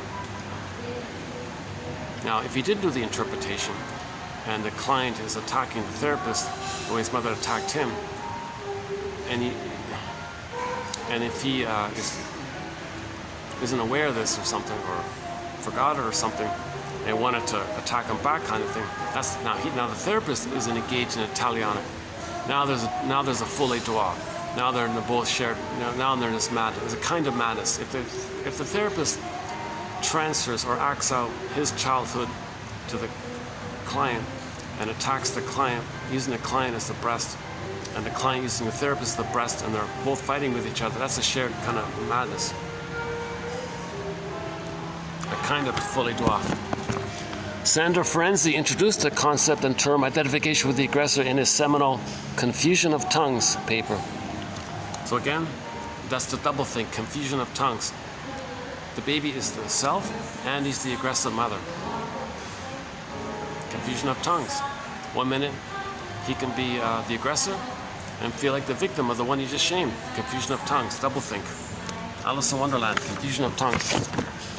In which he described how the abused child becomes transfixed and robbed of his senses.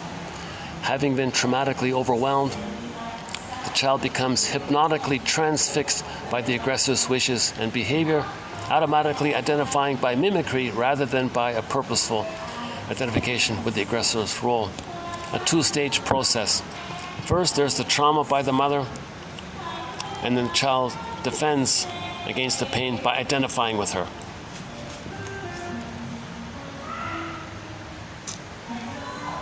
So they're one, it's all blurred up, right?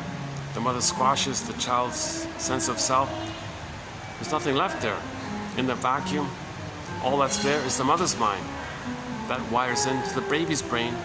Now the baby's brain wires in the mother's attitudes and perspectives and her patterns.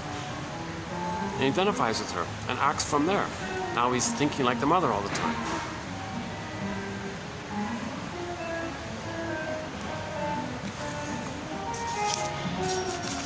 Masterson places great emphasis on the client's ability to recognize, work through, and ultimately subdue powerful impulses and needs directed toward the self and by displacement from the parents toward others, including the therapist, including the children, including the planet. As clients begin to experience themselves as more individuated, they often experience a talionic impulse or deep hostility toward their parents for having thwarted them as children. The talionic impulse must be worked through. Masterson says, quote, "The client must make a choice between getting back or getting better. He can't have both. He must give up the idea of revenge and free his life force to be used in support of his authentic self rather than to attack it." Eventually, the raging desire for revenge is partly discharged through therapy and partly discharged through sublimation. In this way, underlying aggression is freed for use in constructive, assertive efforts at coping and adaptation. Okay, so Masterson said, if you're still in talionic mode, you're not getting better because you're hurting yourself, you're hurting others, you're not getting better. So you got to face this, address this, air it out, and work towards healing and forgiveness and so on. Dorothea MacArthur, excellent author. I highly recommend her book there, Dorothea MacArthur. Failure may also be another part of the real self. Okay. Failure may also be, so this is talionic towards yourself and the parents. All right. So this is like a student, like a high school student, college student, you know, failing grades, failing school, and failing his exams, etc. Failure may also be another part of the real self, trying by the only means possible to block progress toward fulfillment of the parents' demand for high academic achievement.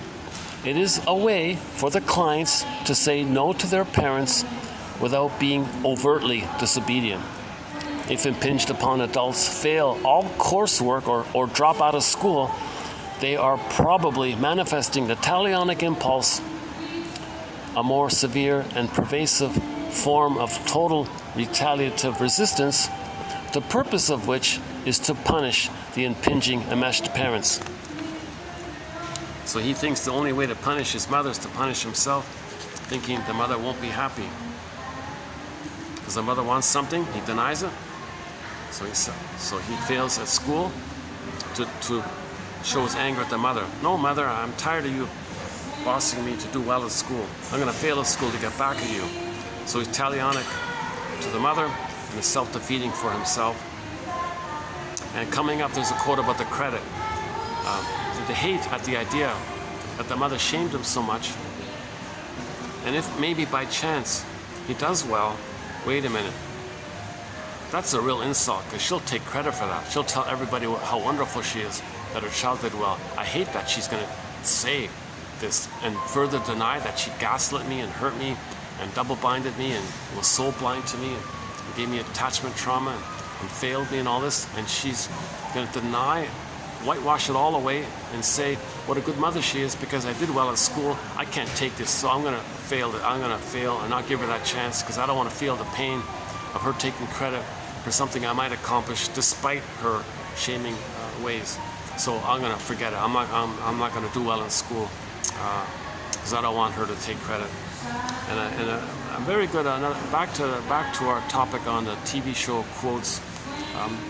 We have a few quotes from the country music show called Nashville, and the mother was hurtful to the daughter, yes, and all this. But one good thing she did was the mother said to the daughter, you know, you're successful and you made a lot of money and you're famous and all this. You know what? That's all you. That's all you did. All that. You deserve all the credit, totally 100%. That's all you. Nothing to do with it. It was in spite of me. You still did it. That's all you. So that's a good, because she didn't take any kind of credit. She didn't say, yeah, see, I'm not so bad, right? Ooh, ouch. Right? And she was a depressed, disturbing mother and all this, so she couldn't, she didn't offer the love to her daughter, but she still became successful. But the one good thing she did, what that mother did was, I'm not taking any credit for this. Not at all. That's all you. You did that. That's all you. That was a pretty good line in there. Meanwhile, that daughter never got mother's love. So, okay, there's another quote about her being a shoplifter, which is another topic. So let's not go there. Discussed in a recent video, that one. So we have a couple of quotes about the shoplifter. So the shoplifter was, the baby's supposed to get maternal's love unconditionally. He's not supposed to pay for it. Problem there, goes to the store, the department store, or the store, whatever, his mother. Well, the baby's not supposed to pay for it. It's symbolic. all the goods in the store can be symbolic mother, so they take it and they feel entitled. The baby's entitled to get something and not have to pay for it. So shoplifting kind of traces back to that prototypical trauma place.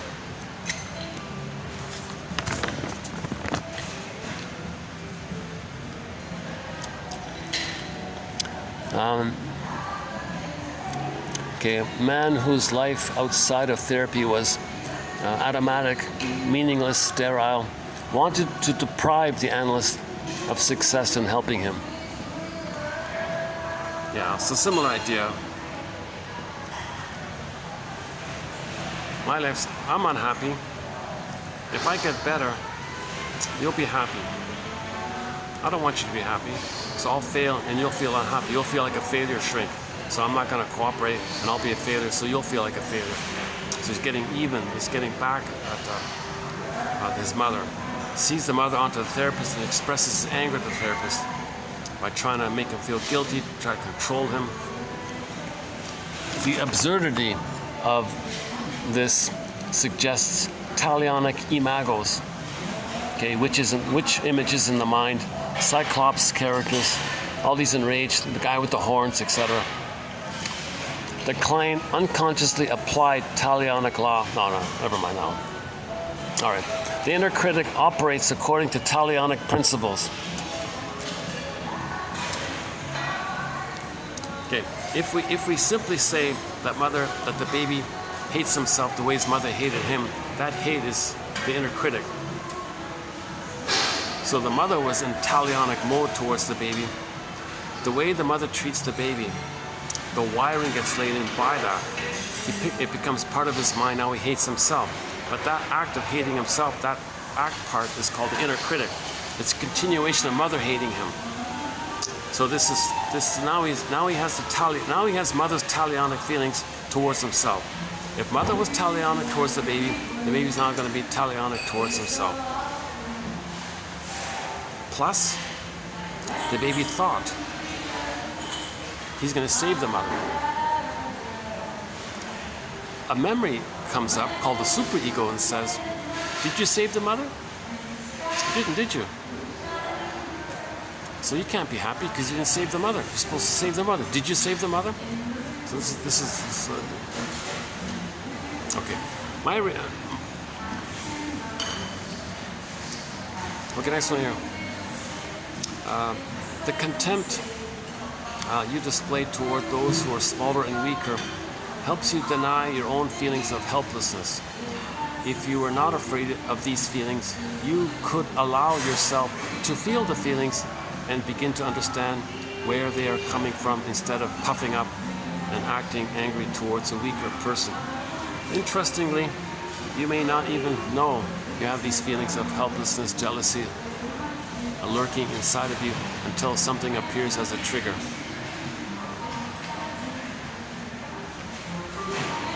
So the same thing, right? His shamed self onto the proxy, identifies with the aggressor, hates the proxy because mother hated him. And when he does it, he puffs up, meaning he feels like a self-sufficient, superior, infantile god on the throne, the puff-up thing. So he can shame himself, seen in the proxy. It has been said that our children are the best teachers because they bring up in us everything that was left unresolved in us in our childhood. That's a good one. Now, Rinsley, about infantile megalomania. Okay, the infant's symbiotic relationship with the mother. So the baby is in a symbiotic relationship with the mother, right? The behavioral metaphor conveyed by the grandiose self amounts to, the baby says, I'm perfect and mother, you admire me. Whereas the behavioral metaphor conveyed by the idealized parental image amounts to, mother, you're perfect and I'm a part of you. So back to the catwalk. The model on the catwalk thing, the voyeurs, not voyeurs, but you know what I mean, right? The watchers, whatever. They're saying, dear model, you're perfect and I'm a part of you. And she's saying, yes, I'm perfect and you admire me. And I can flip around. The great paradox of this developmental period finds graphic expression in the infant's immense grandiosity, infantile megalomania, coexisting with his profound dependency and helplessness. That's the comedy of it all, right? This helpless baby thinks he's a god. Whoever or whatever initiated the healing process, once started, it eased the pressure to cling to talionic feelings. All right.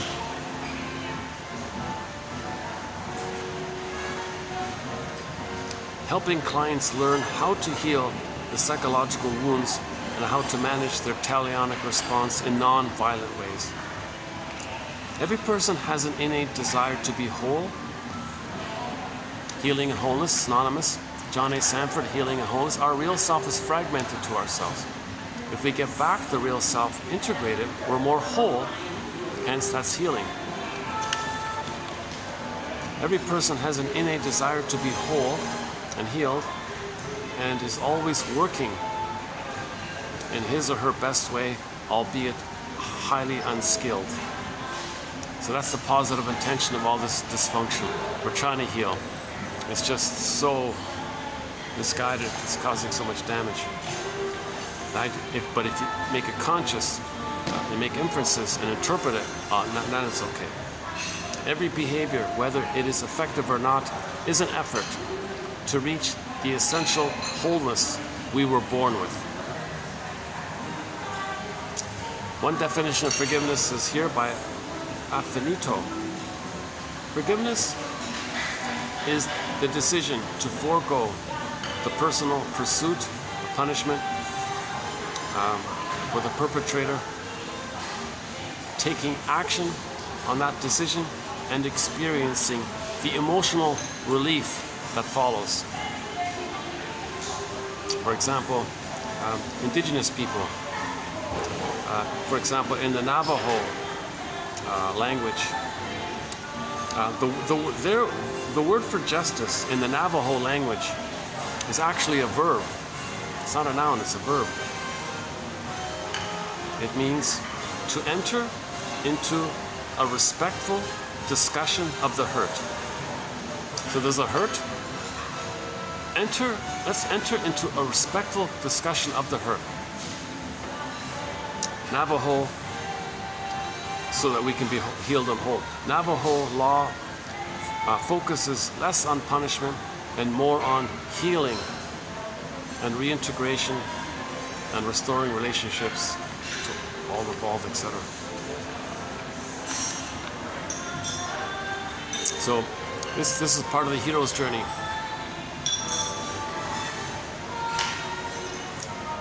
Okay, so one child had the bully pattern. Personality development suffers because of the energy, because most of the energy is devoted to the past. Because success would please the parents and redound to their credit, this can't be allowed. As I was talking about before, right? The intensity of this passion seems similar to the stubbornness of autism even. Wow. Okay, in other words, quote, the psychological working space is largely occupied by the talionic passions of getting even instead of getting ahead. Talionic notions must be removed from the public mind before we have public opinion that will accept modern theories of irresponsibility and correction. The direct impulse to retaliatory feelings is displaced to the state, whose laws eventually achieve retribution for transgression. So in that Richard Boone, I remember Richard Boone in that Have Will Travel show, he would say to all the characters in there, you don't take the law into your own hands. I'm gonna take the guy to the court system. And that helped to make the development from blind vengeance to a process of civilization where we can be objective and look for justice not just blind revenge. There's a difference between impulsive revenge and a justice process. And the whole system is about the whole judicial system is for that. That's an advancement. Early sessions. Okay, hang on. About the talionic. Let's finish about the talionic. Hang on. The talionic urge, where the client becomes not only the aggressor but also the victim. Okay. Clients can either regress or get better. They can't do both. With clients with a stinger personality pattern, as the therapy deepens and they are acting out their talionic theme, you must tell them. They have to choose. When a client acts out in a session, you can tell him that he obviously chose revenge. Every man's struggle for a sane social order. Early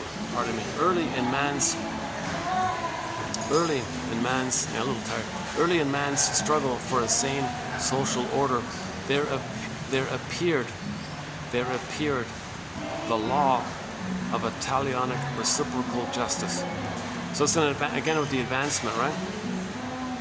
So it's an advancement from before.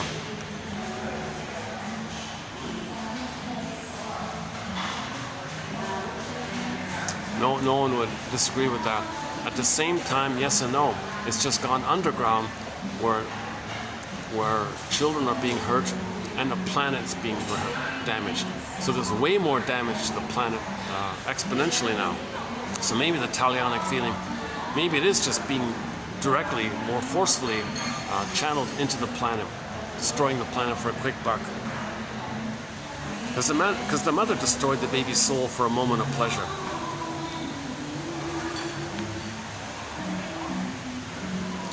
Not real pleasure, for a moment of pain relief.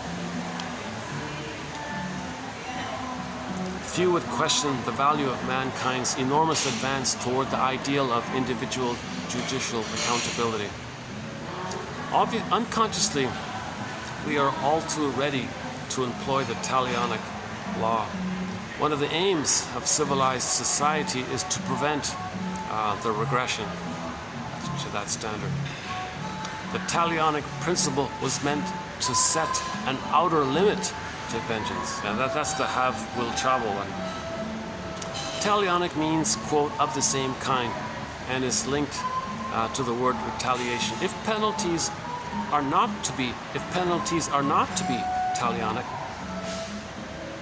it is not clear what is to determine their severity. The question whether an offender, addresses whether does the offender fully appreciate, perhaps as a result of instruction, that he has flouted the community's values and is remorseful as one would want him to be as part of it. Okay, although she didn't specify it in these terms, the paranoid schizoid position, the stinger area, may be thought of as operating according to talionic principles, and these may give way to the more agape responses of the depressive position through the capacity for concern and reparation. Okay, for this point here, can I link you to the last video? I spent some time on Melanie Klein's theory about the positions. Paranoid schizoid position is the earlier one. The more developed one is the so-called depressive position.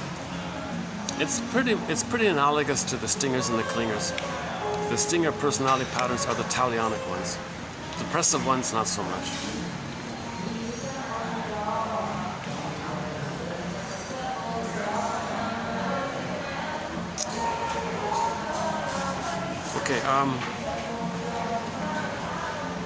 Okay, that's it for the talionic.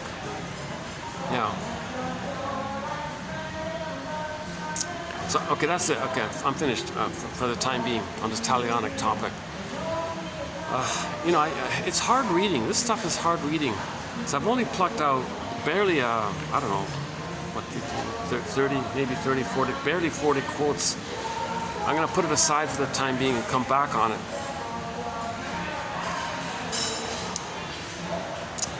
But it does segue into the BPD pattern. What are the sting of personality patterns? Early sessions with the client with the BPD pattern. So the BPD pattern is a fusion emerging of one of the narcissistic patterns and the bully pattern. Or Swiss cheese narcissistic pattern, and when they fall in the hole, they go back to the bully pattern, go back to the narcissistic pattern. Some kind of fusion like that. So the merging of two stinger personality patterns, trauma in both areas, trauma in the birth to 4 to 5 months, and trauma in the 4 to 5 months to 18 months. Okay, now there's the lower functioning BPD, which is in the stinger area, and the higher functioning BPD, which is in the clinger area. So traditionally the stereotype is women often have a higher functioning BPD, because many times women aren't caring and affectionate when they're in a good mood kind of thing. But it flips a lot, and they go back, and they have a Swiss cheese of the codependent pattern to the stinger area. So they flip back and forth like that. That's the higher functioning BPD. And the stereotype is that men might be more in the lower functioning BPD, and that's more in the bully area, sometimes known as the antisocial area. So they're more physically aggressive like that, whereas women might be more covert about it. So in these quotes here, they come from a book about women with the BPD pattern. And the way she's describing it, it seems to cover both areas, the higher functioning BPD and the lower functioning BPD. The higher functioning BPD, maybe like sometimes not too cruel, but sometimes she describes it as the more cruel way. Kind of like a passive-aggressive bully, basically. A passive-aggressive bully, put it that way. So a female with the lower functioning BPD who's not violent or something, she's like she uses tricks in a covert bullying way. So she's like a covert bully, put it that way. So children who grow up with these mothers, oh boy. So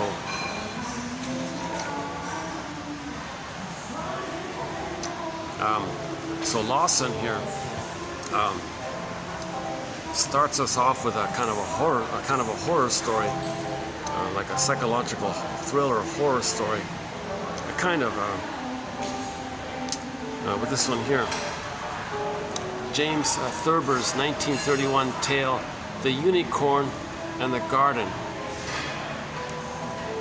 depicts the battle for sanity experienced all too frequently by children of borderlines. The borderlines, okay, somebody with the BPD pattern, they feel like characters in this tale.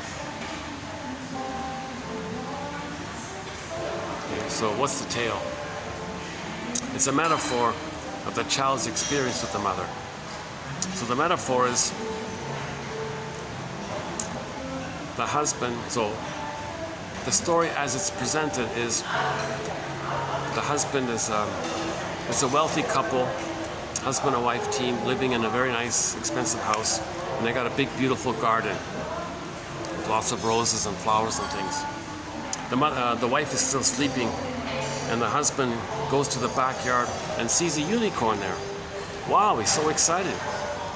He even sees the unicorn eating some roses or flowers or something. The husband excitedly runs inside, runs upstairs. Come on, hey, darling, wake up, wake up. I saw a unicorn in our garden here. She's enraged at this. Oh, come on, that's all fantasy stuff. What are you doing? I'm sleeping here. I'm very upset by this. Don't do this. She wants to go back to sleep. Husband goes back to the backyard, sees the unicorn again, and feeds him. Gives him some food. He's very excited. He's doubly excited. He runs up again. No, really, I'm serious. There's really a unicorn there. I even fed him. I saw the golden horn on his head like this. Okay, that's it. Okay, you're nuts. You belong in the nut house. So she's really enraged. Husband goes away. She picks up, the wife picks up the phone and calls for help in all this. Calls the psych ward or medical or the police and psychiatric services or whatever it is. So the nut house guy representative, with the help of a cop or something, shows up thinking he's, the way she described it, she's afraid of him. This guy's dangerous. This guy's deluded. He's psychotic or something. He's schizophrenic or something. He belonged to the nut house. Please come help. So finally, a cop and a shrink came, and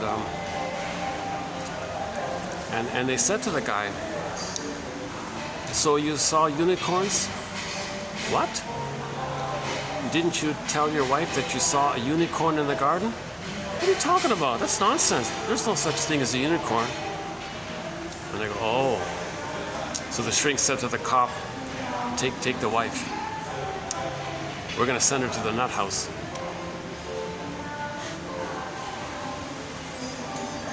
So this is a metaphor of the BPD pattern by Roazen, that the child enthusiastically wants mother's acceptance of what the child's going through, his discoveries, his delight. "Mother, I found a frog. Oh, don't leave me alone. Don't bother me." It's very hurtful like this. The child might think, "I'm going to get back at her." Talionic feelings. You hurt you damaged my soul like this. I'm enraged at you. Now there's a talionic feeling. Okay, flash forward. In the play, the guy, the husband representing the baby, got back at his mother, the wife. Get it? So this is the craziness of it all with the BPD pattern. Things can flip around. You feel the pain of mother shaming you for your discoveries, your innocent discoveries as a child. And then you flip it and you feel that if you're the innocent wife and the husband is the gaslighting crazy one, the child, you can flip it around, right? Okay, hang on.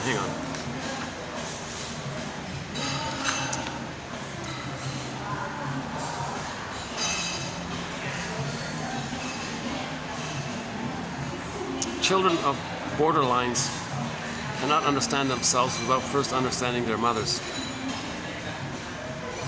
So the borderline thing is there's lots of manipulation, lies, deceit, flip-flop, blaming, accusing. Catch me it's a catch me if you can. You can never catch them because they'll flip it and twist it and blame you.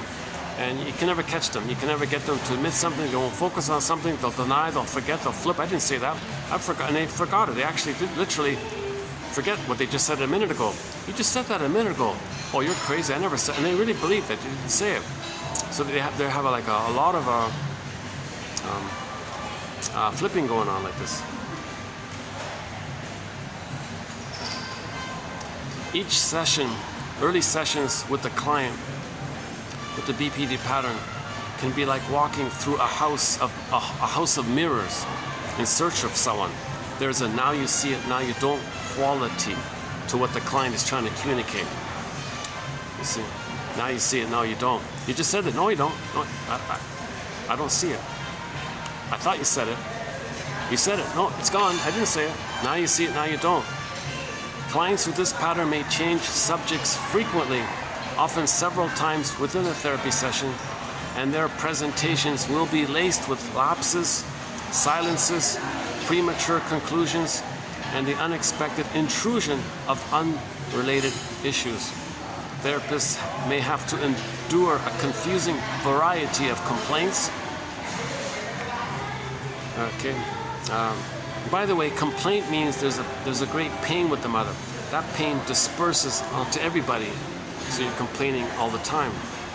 It's a generalization of the specific pain with the mother. It's too much pain with the mother, so it disperses everywhere. So all your complaints are took towards the mother, including the therapist.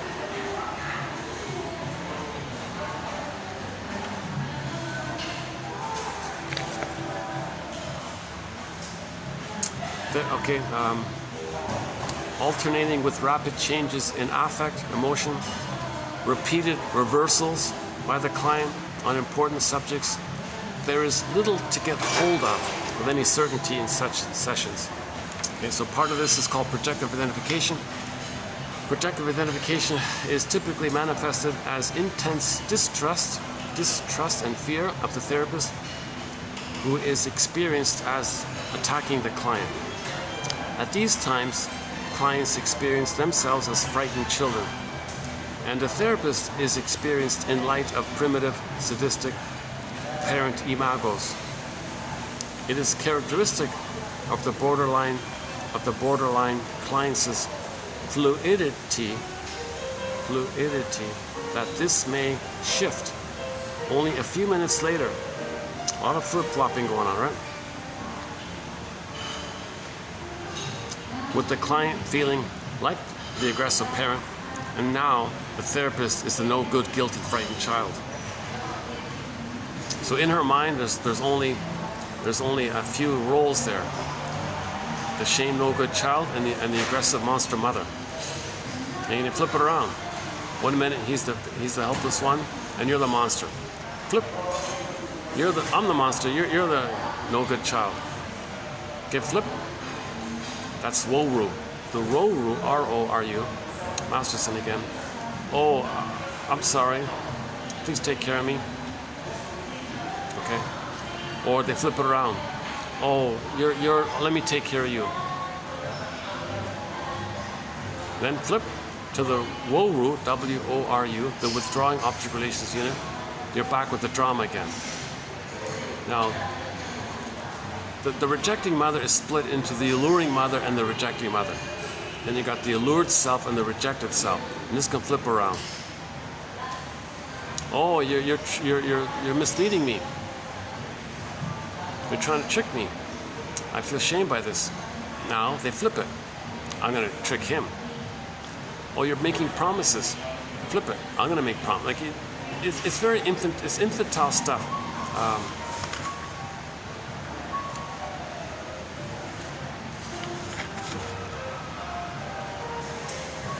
So let me continue on this point. Hold on a second.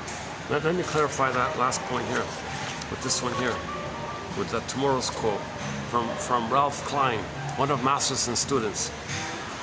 The therapeutic alliance had become, I'm reading 2786, the third last one, Ralph Klein. The therapeutic alliance had become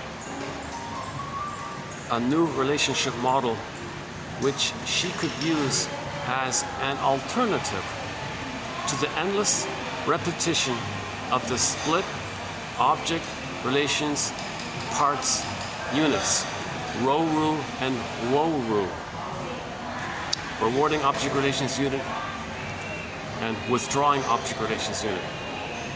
Isn't there something else here?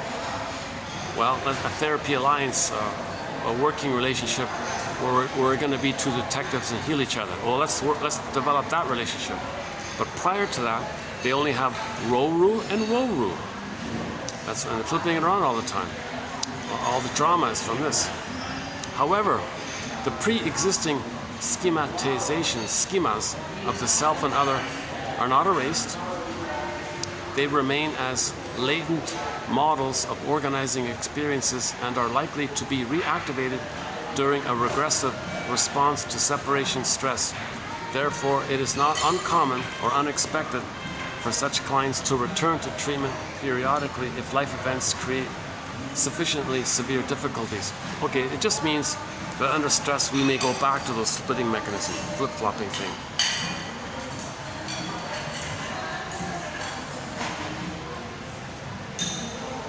Okay, so part of the mother is being a monster. If the child cannot leave the primitive perception of the mother and continue his psychic growth, he will be, quote, devoured by her. The mother is seen as a devouring monster that wants to eat him. The baby wants to eat. The mother wants to devour him. This fantasy derives from such fundamental longings as the child's desire to be independent and the mother's desire to hold on to him. If the mother has the desire to cling to the child, he feels she's gobbling him up in this imagery.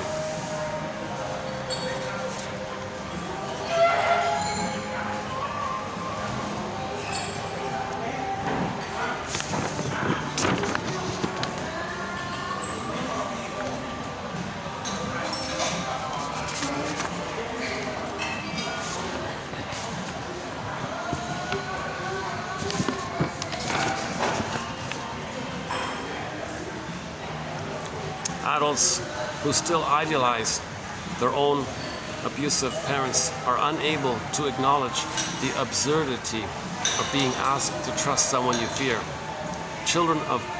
Adult children of borderline mothers are often children of borderline mothers. Mothers with the BPD pattern, children of mothers with the BPD personality pattern are often told, oh, you know, your mother really loves you, that's just the way she is, she doesn't mean it that way, she can't help it, etc., etc. Well, this makes the child, forces the child to ignore his intuition, that he shouldn't feel hurt. These messages not only encourage repression, but also lead children to believe that their mother's behavior is normal. Something is wrong if we fear the person who loves us. Emotional traps are not obvious. Here's a graphic example. Emotional traps are not obvious. De Becker, 1997, explains that trusting intuition is the opposite of living in fear. One client's mother casually mentioned to her daughter that she didn't think she had long to live. Her mother said that she felt it in her bones and wondered if her daughter could spend more time with her. The daughter detected an edge to her mother's voice and felt like a fish on a lure. Uncomfortable, she realized that her mother was intentionally invoking guilt. The daughter replied that she had not been feeling well herself and needed to rest. The witches, adult children, need to trust their intuition, not their mother. It's getting busy. Oh Jesus. Okay, I gotta go. Yeah, it's what is it? 550. Oh yeah, I gotta go. 550. I got a little nudge. Come on, go. Let's see if I can continue next door for a little bit. Let's go to the other place. I might be able to continue. I didn't read this last one. I was very absent-minded when I read this. Some mother was using a guilt trip.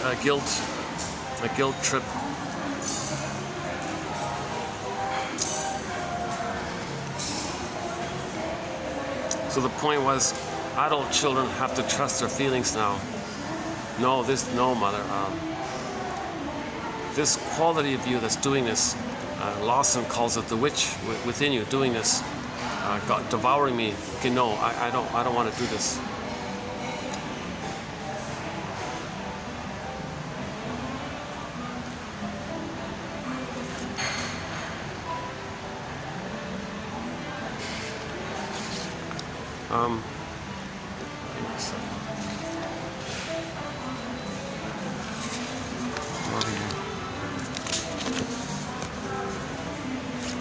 Here's a psychosomatic one. Okay, we've got some more good quotes in here. Psychosomatic one. Okay, let's leave that then. And these are tomorrow. Okay, actually, you know, maybe I could just leave it the way it is then. So we covered most of the quotes for the past 4 videos. Okay, I'm gonna just put it this way. I'm gonna stop it here and continue this. To be continued in TQ 2786. 2786. Is it showing up there? Wow.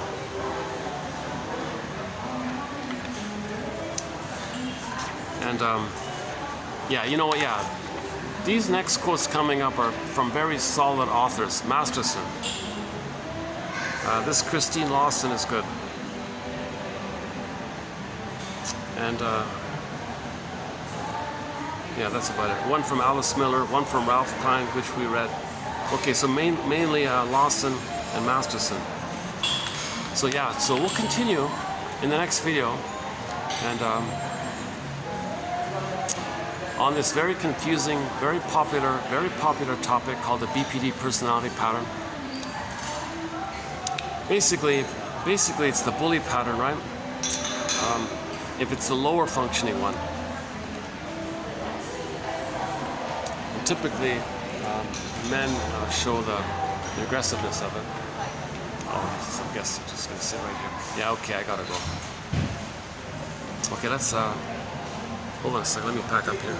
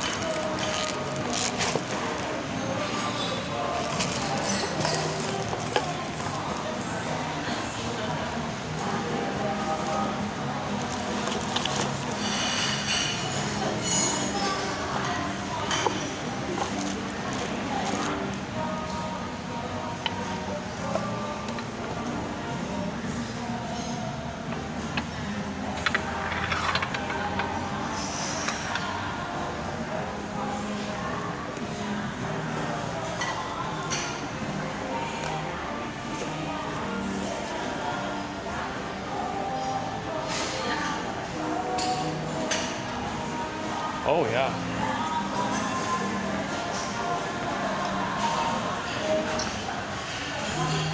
Okay, see ya, thank you.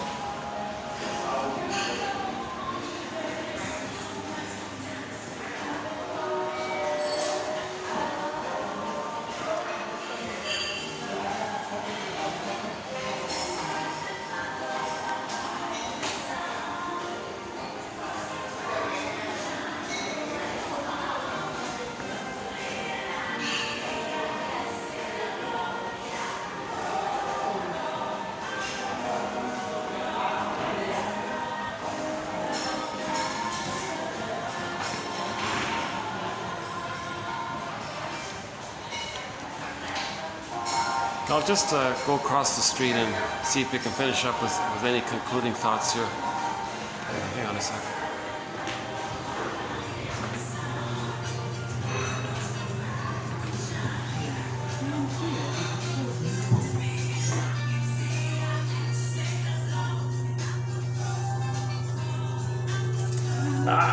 I feel it's an. I agree with Masterson. Oops, pardon me. Masterson is an excellent teacher. He's 17 books. He had his own institute and all this, and he made object relations theory and developmental theory. Made it clear and all this. Plus, he made his own contributions. Yeah, I wonder if I could. Oh, maybe. Let's see.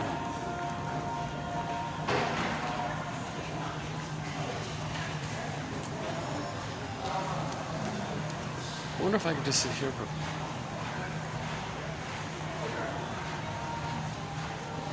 Hold on a sec.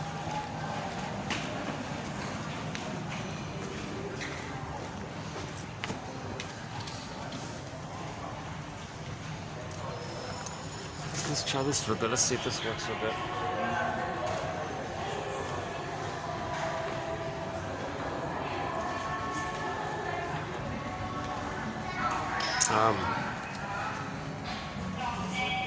Oh, there's the front desk right there.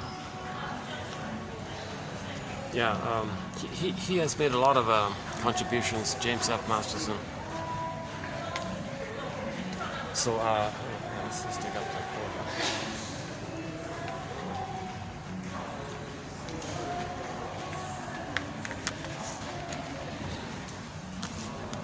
quote. Okay, so in tomorrow's video, so we'll do the quote about the merger hunger, how mothers with the BPD pattern, see, they're looking for symbiosis. They call that the merger hunger personality. Children who grow up with borderline mothers live in a make-believe world that is neither fiction nor fantasy. Borderland is an emotional world where mothers resemble storybook characters, helpless waifs, frightened hermits, bossy queens, vindictive witches. Like Alice and Alice's Adventures in Wonderland, children in Borderland are puzzled by the contradictions of their world. Borderline mothers use fear to control their children. The child feels emotionally imprisoned, unjustly accused. Unjustly accused, the no-good child is sentenced without trial. Okay, remember in Alice in Wonderland? All right. Guilty first, trial later, right? Ernest Wolfe, 1988, explains that merger-hungry personalities need to control others completely.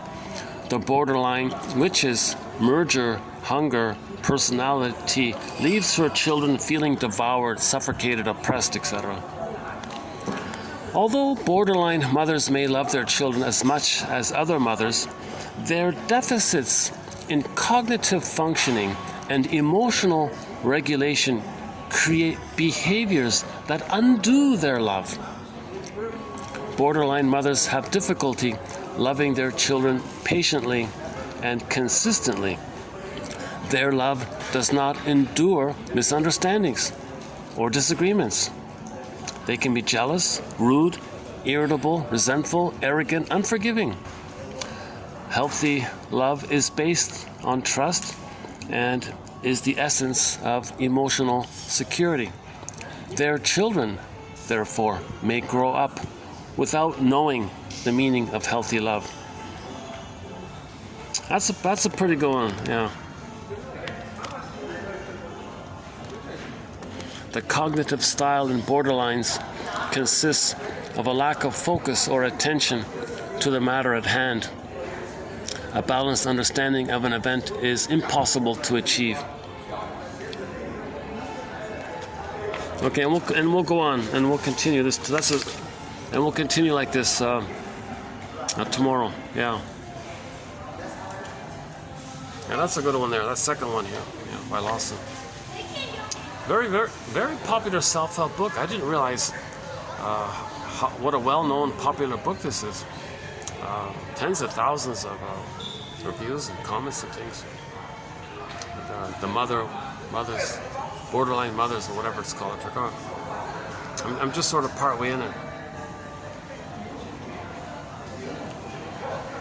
How are we doing here? Let's see. Battery's holding up. What is it? What's the time again? 5:59.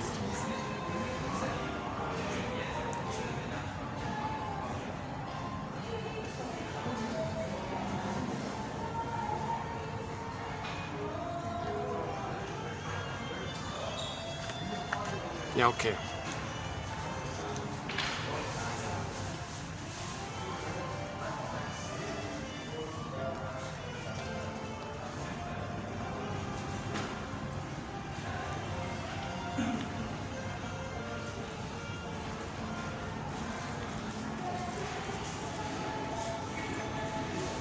Okay, and a couple of these quotes are sort of some tips Masterson was giving to his students.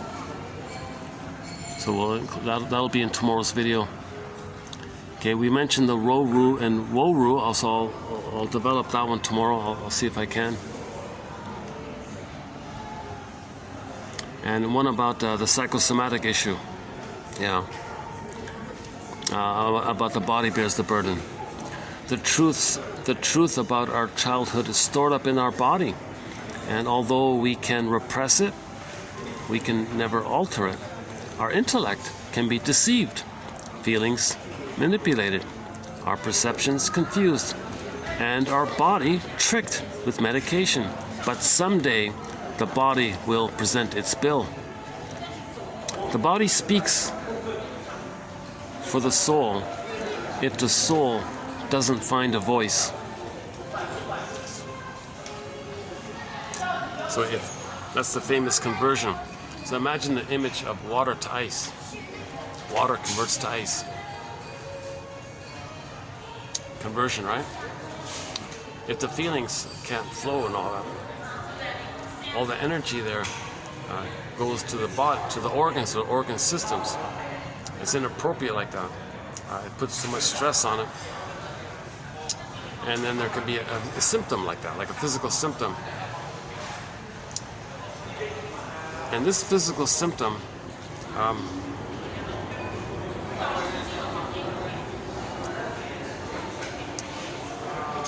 reveals and conceals the problem, the emotional conflict.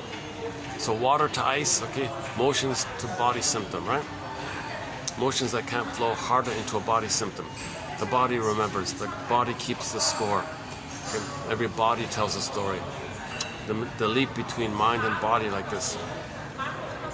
Now, the original feeling was that the baby was crying. Enraged and crying and all this, right? He couldn't do it. That energy goes to the symptoms. Now the symptoms are enraged in their crying. So psychosomatic symptoms, it's like the person's crying using the body. The body speaks for the soul if the soul doesn't find a voice. So the child had a soul trying to express his feelings and needs and all this. Mother ignores it. The energy goes to the body. Now the body blisters with some kind of a psychosomatic symptom. Tension, physical tension, body armor. So that's a scream like that. So the body's crying and screaming. That's the voice. The body speaks for the soul if the soul doesn't find a voice. This point about how symptoms resemble infantile physiology, we have it here. Yeah, hold on a second. Give me a second.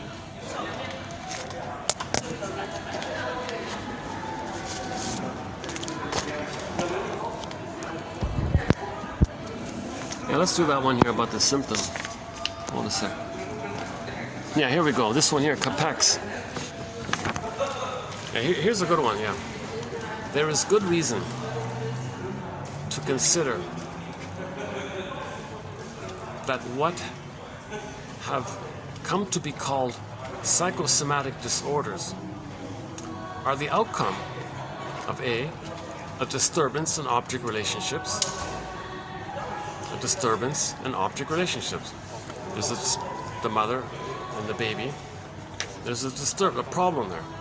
Emotional energy, which was favorably invested in the relationship, life force is object seeking as a positive direction, is now diverted toward the person's body. Organs are assumed to develop physiological dysfunctions as a result of the pathological emotional investment. The somatic dysfunction may also be considered a regressive attempt to restore object relationships. For example, a weeping, exuding skin, or appeals to the environment for love, which cannot be sought more directly. So think about all the what's it called again? Akazima. It's like it's weeping like that. It's through the body. Baby couldn't cry. All the pressure goes into the skin is an organ. The skin is an organ, right? All this pressure, this pathological pressure, pathological emotional investment, there's going to be a somatic dysfunction. So now the teenager, now the love-starved person, all stressed, lonely, is weeping. Yeah, so if you see somebody with skin issues, maybe they're grieving, they're weeping, but they can't, so they weep through the skin. Now then they go to the drugstore. Oh, I gotta cover my skin. I don't want people to see this.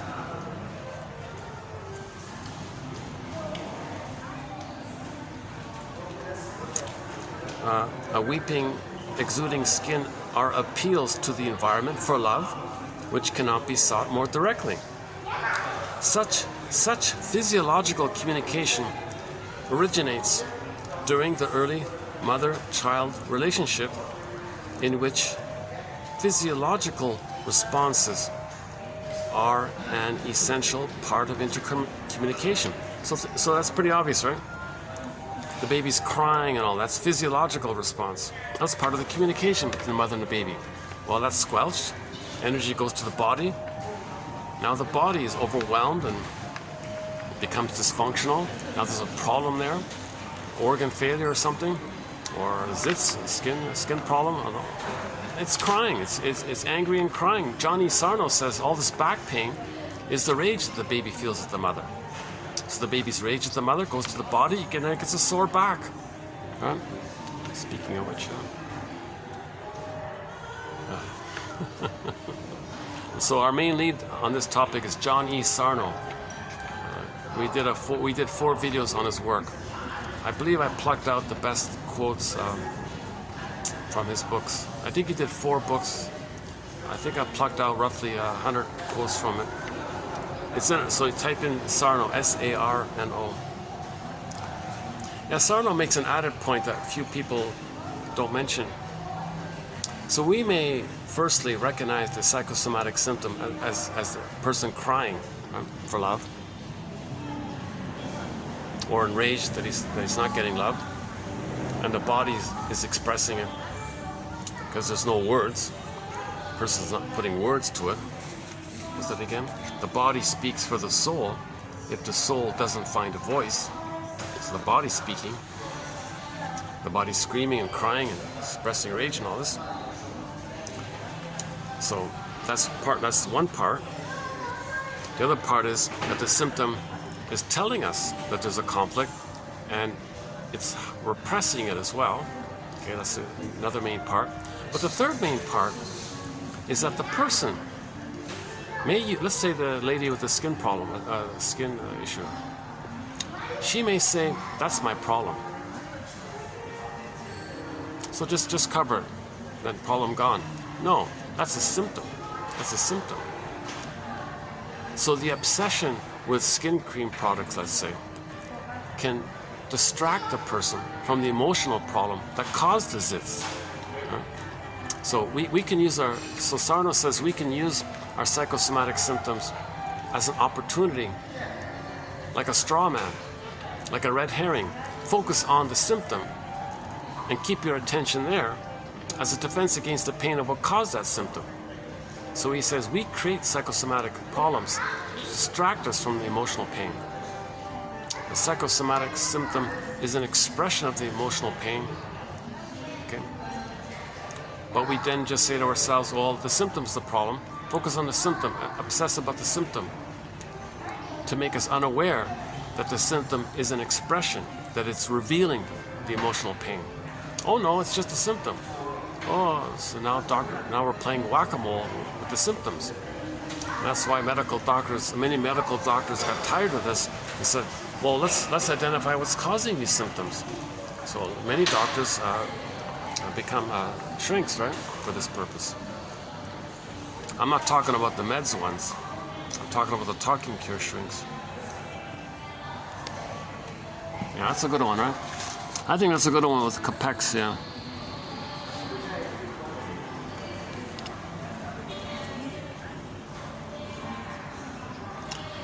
Okay, this one about projection. Okay, sometimes, and we don't talk too much about this, but sometimes we project our golden side of us, like our positive traits, onto somebody. maybe if you see the humanness of them, it helps you to get back your projection. So there's like a positive cycle like that, right? Caricatures of the powerful shamanic therapist may be projected by clients. Well, first of all, interpret this, don't enact it. Okay, next. Paradoxical or circular as it may sound, the early idealization of the therapist provides the momentum the group needs in order to survive its later disenthrallment with the dependency group leader. The positive transference permits members, after they have begun to acknowledge the therapist's realistic limitations, to continue to identify with the therapist as a positively valued, capable, but earthbound person, rather than some Olympian being onto whom they had earlier projected magical and grandiose attributes. Once having permitted themselves to identify with the therapist's limitations, they are also free to recognize in themselves strengths they had previously thought were the leaders alone.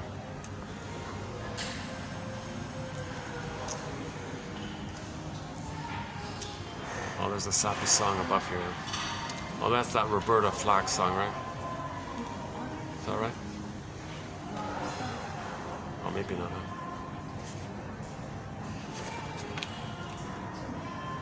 So this is called golden projection. So all your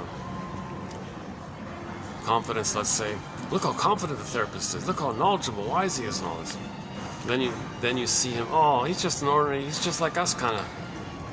Okay, but he's an earthbound person. Okay, but I still appreciate his efforts. That helps to the projector to get to reclaim for himself his lost confidence if he doesn't project it. See, if you project it, it's a part of yourself, so you're disconnected from yourself. If you own your projections, then you're more connected with yourself. That's a popular concept called shadow work in the self-help world.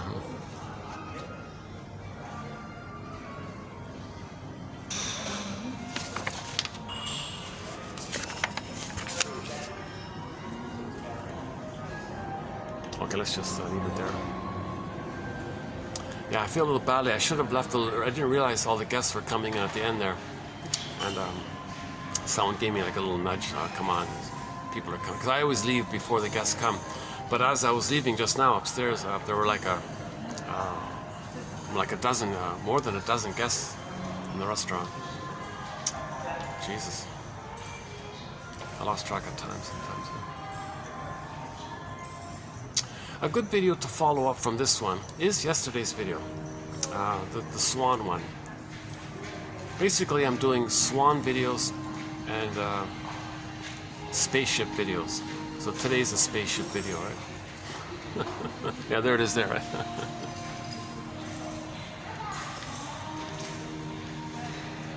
Oh, no, sorry. Okay. It's above that one. That's not a bad one.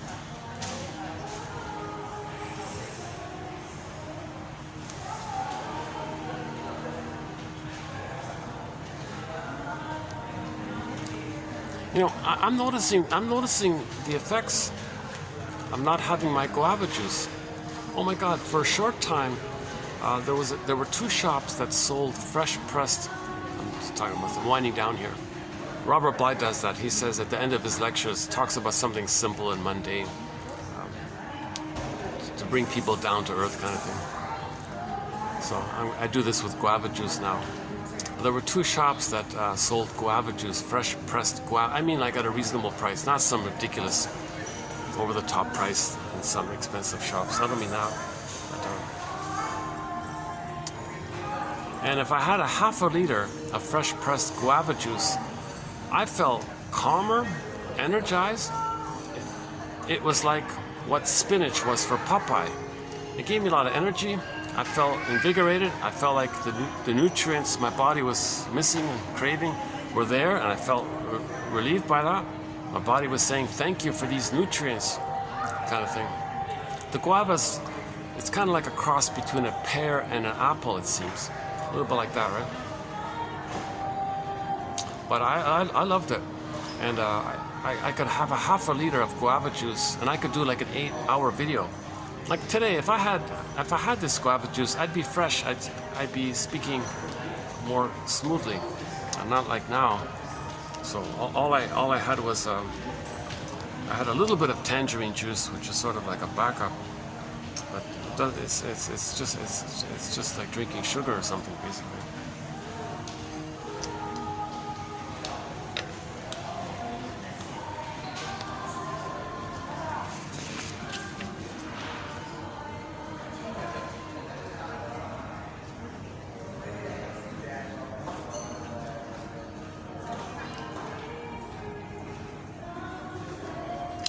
Alice Miller, 1985, writes that if a mother could feel how she is injuring her child, she would be able to discover how she was once injured herself, so she could rid herself of her compulsion to repeat the past.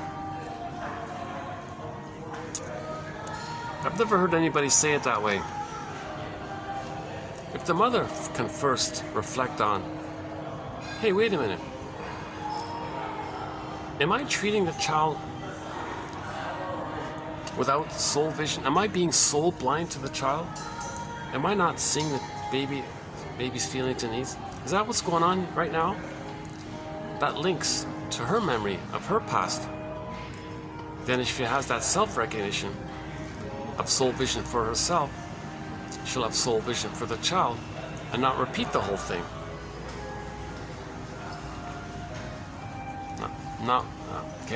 Not pass on the dysfunction to our children. So we can stop this intergenerational trauma nonsense if we make ourselves aware. Okay. That's what these 10,000 quotes are for. Make us aware.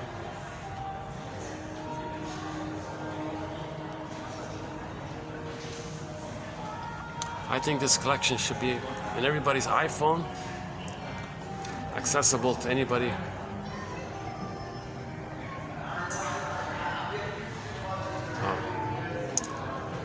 I'm just noticing the big boss.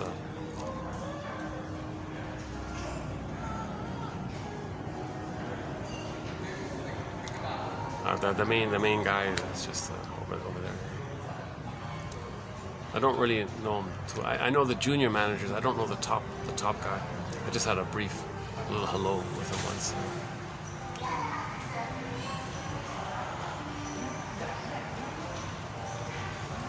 Well, maybe I'll wrap it up here anyways.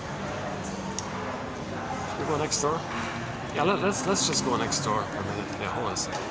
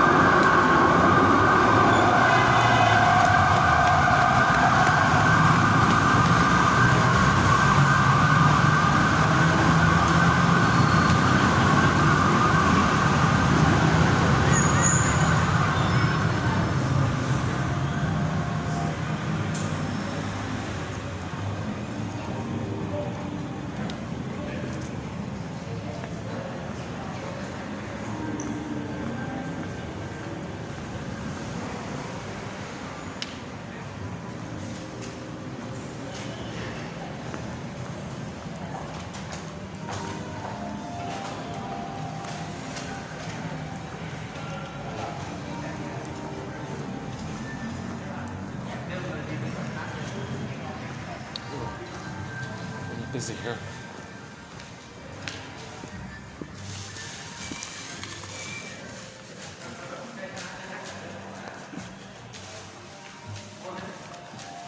It's quite busy here. Yeah, actually, this is Saturday. Yeah, Saturday night. Okay, maybe I'll just wrap it up here. Okay, I'll see you. Yeah, I should have closed it up just over there. Ideally, ideally some funny thing maybe said at the end to leave the possible viewer with a smile. But sometimes I tell the pigeon joke. We have a few jokes that's linked in with our thread on the psychoanalysis of humor. James Grotstein, Edmund Bergler, a guy named Martin Bergman, and a few others make a huge contribution to understanding the humor mechanism. So yeah, I won't do it now, but I am on the lookout for some new psychologically minded, interesting jokes to add to the collection. See, Grotstein was saying that a lot of jokes are at somebody's expense. That's the paranoid schizoid position, the stinger place, the talionic place. But there are other types of jokes where everybody's uplifted a little bit, like there's a little more awareness. Nobody's hurt. It's not a shaming humor, put down humor. It's just like a playful recognition of something that makes everybody a little better off or a little better aware. Those are jokes from the depressive position. Okay, again, for a topic on this, Melanie Klein's theory about the positions, again, the last video for that one.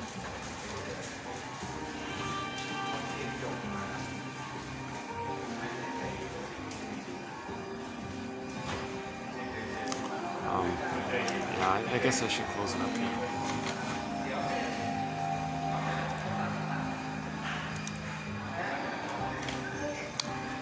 Yeah, I was just thinking about if there's any other options to get the guava juice. What a pity. What a pity. What a pity.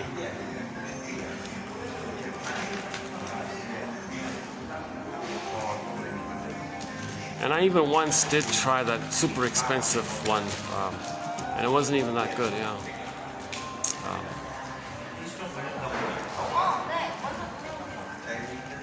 It's possible to get like the processed stuff, like from concentrator, that kind of stuff.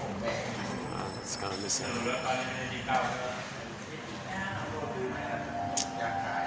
Yeah, so I'm just trying to wind down the video here. Are there any jokes about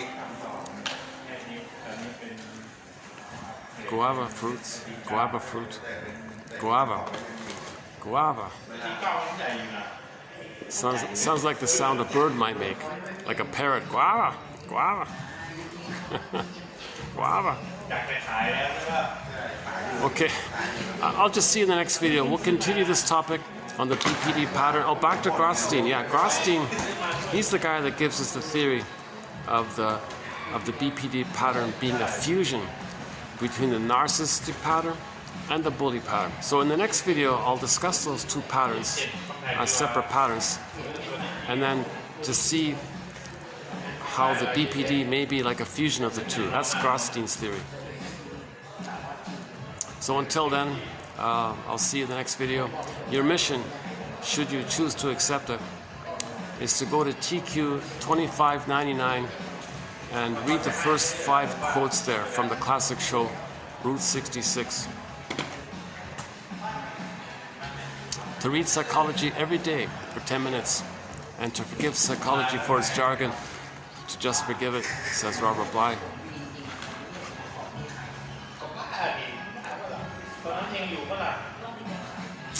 To get the comic psychoanalysis.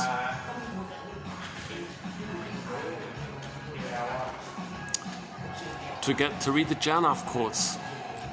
Basically everything posted this year, 2024. Basically read everything posted this year. That's just the strength of the quotes are strong all throughout the project, but just in terms of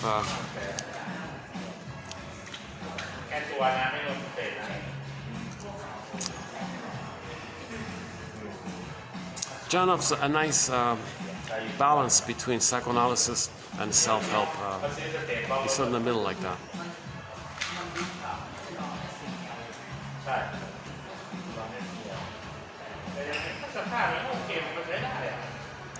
And maybe we can have a little empathy for people when we see psychosomatic symptoms.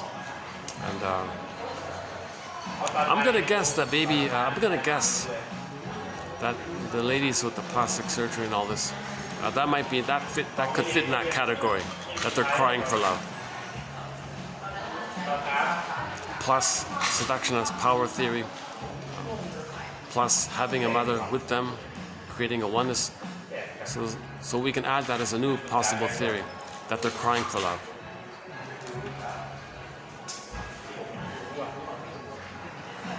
And I'm going to guess that among the many, many long list of reasons of why a person gets a tattoo, I'm going to guess that maybe that's one of them. We don't have that yet as a topic. It's not much out there. We have one quote. She said, what's her name? Alessandra Lemma, is that right? She said, it's about wanting to have a stable symbol of the mother with them. So normally the child would have a memory of a loving mother in their mind, and they're comfortable like that. If that's missing, she says, well, maybe they stitch something on their skin or something and have like a regular symbol of a stable, regular symbol in place of a real image of loving mother within. And they carry that symbol with them all the time. It's symbolic. If that's the case, can we then say it's a cry for love? Protruding skin, exuding from the skin, right? Exuding from the skin. Oh yeah, today's code, like capex, exuding from the skin. So is an image on the skin, could we say it's like a cry for love, for mother? But there's a long, long list of it. It's not just that. Some people want to preserve their infantile, they're in survival mode, to scare people or to intimidate people or maybe it's just attention seeking or social, to join others with it. There's probably quite a long list of it. I'm not gonna. I don't think anybody would think there's just one reason why somebody, alters their skin like that.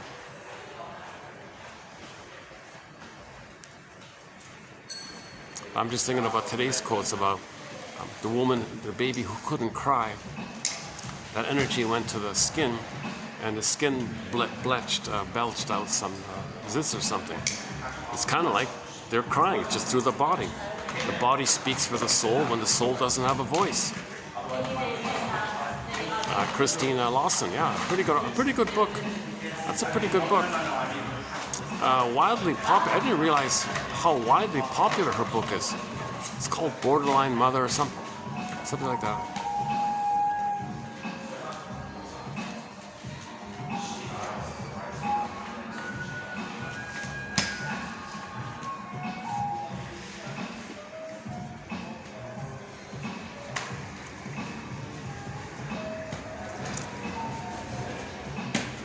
It's similar to the quote about why somebody has a beard and all this. He had like 50 reasons listed. So he said, don't be impressed. There could be 50 reasons why a person has a beard. The schizoid one, you want to hide, or to have something soft and warm with you, like a teddy bear, or to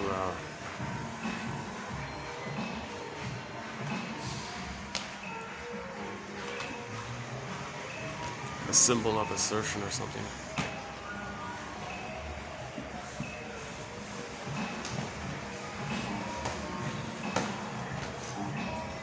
Yeah, so could that apply to hair loss? I'm just thinking, could that apply to hair loss?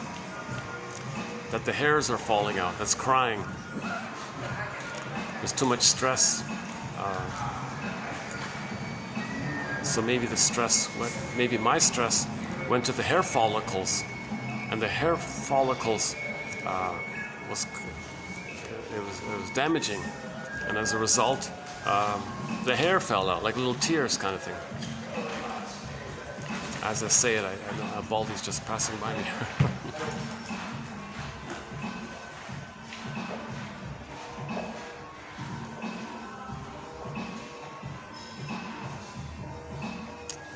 Or can we just say it in general terms that all psychosomatic symptoms are a cry for love and the anger of not getting it?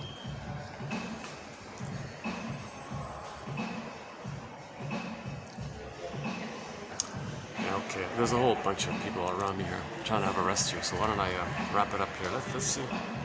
What's the time here? 6:30? Oh, another ball. Oh. Another Baldy.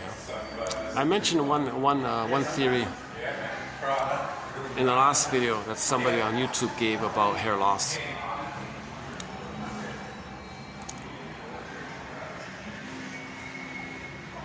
So yeah, let's not do that now. Let's not do that one here.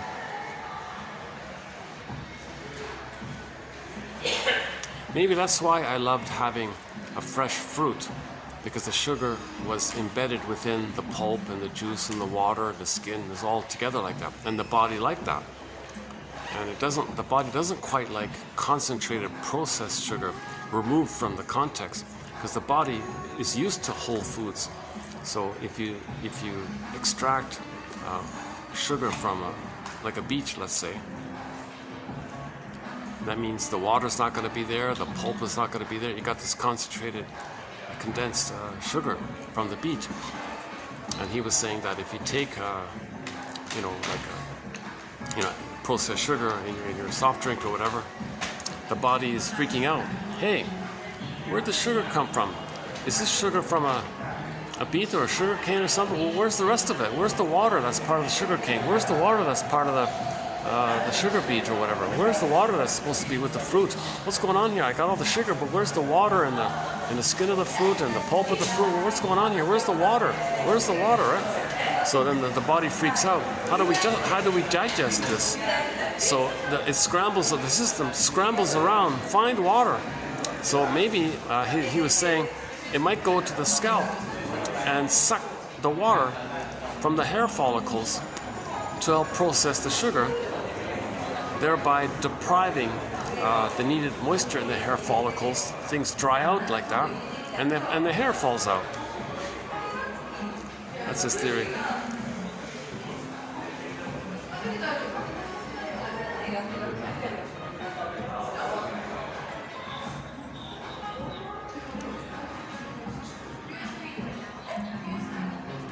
Well, there's a fair bit of people just waiting around for the flights and things.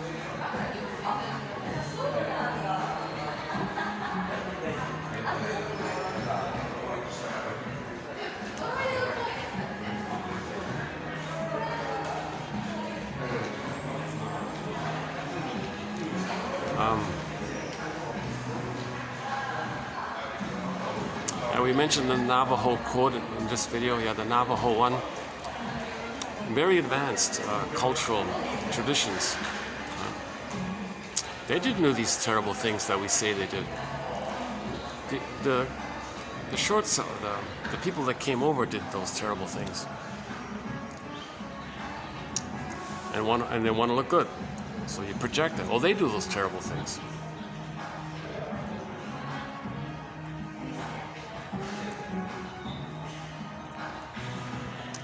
So the Heck Ramsey episode. I think it's called The Mystery of the Yellow Feather or the Green Feather, something like that.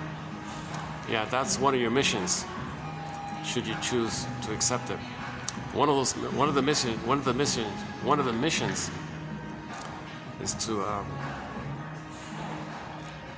that if it's not that episode, then watch the other episodes. There's only like a dozen or so episodes.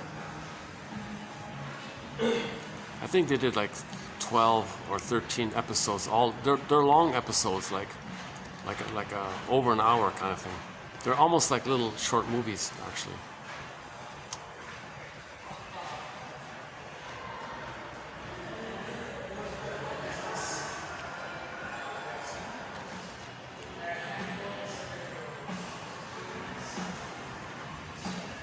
Yeah, and the theory, yeah, another thing with the empathy was if you see a lot of tension, like body armor tension, you see.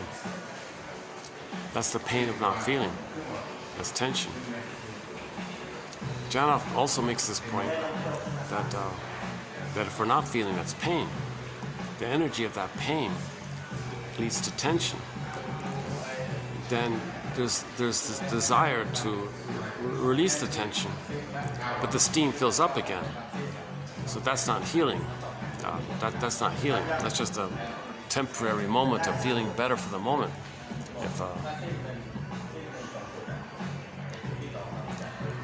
So we're homotraumicus by the looks of it. So that's once again your mission. Well, no, I'll save that one. I think there have been enough missions already in this video.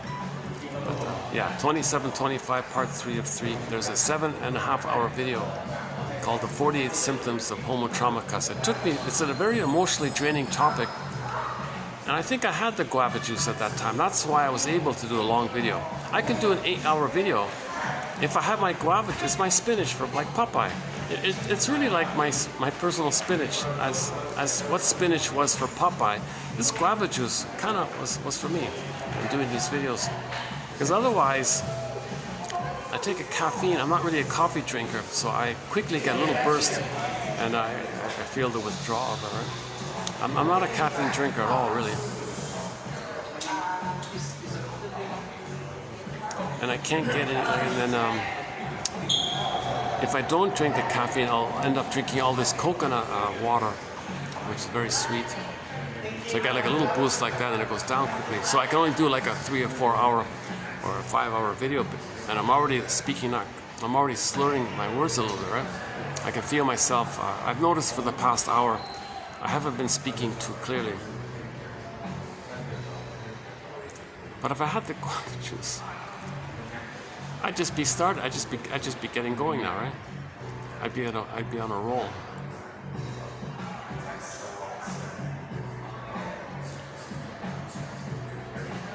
Well, let's see. Okay, let's wrap it up. Let's wrap it up here. That's okay.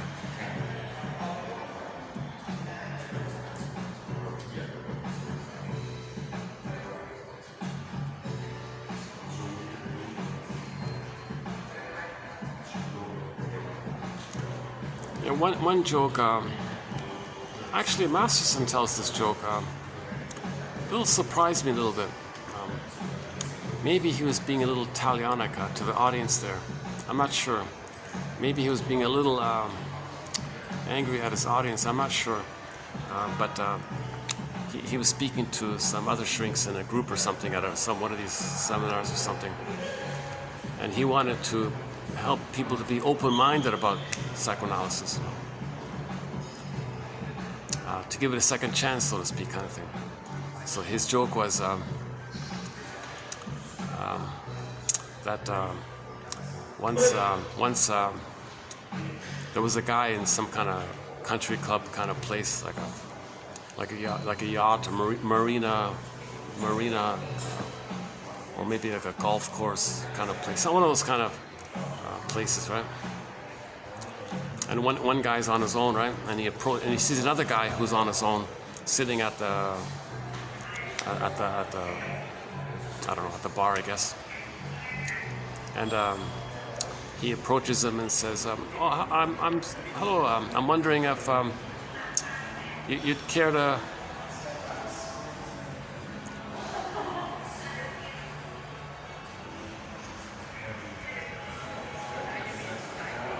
hold on. Well, I haven't told it in a long time. Hold on a sec.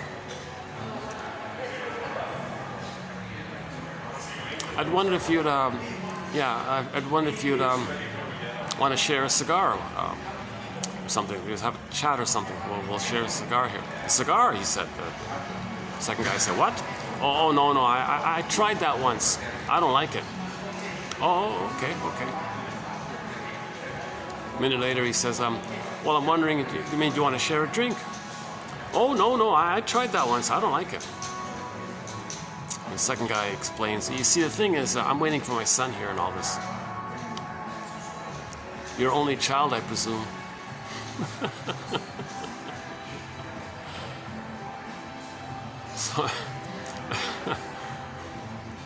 So Masterson was saying, don't be like that guy. Be open-minded. If you tried psychoanalysis once and didn't like it, well, listen to the lecture here.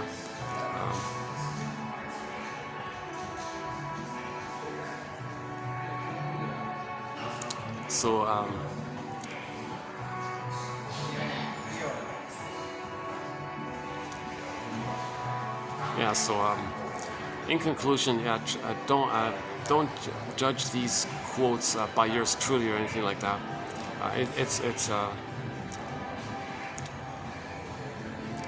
My disclaimer again, I'm not a professor or a shrink or something like that.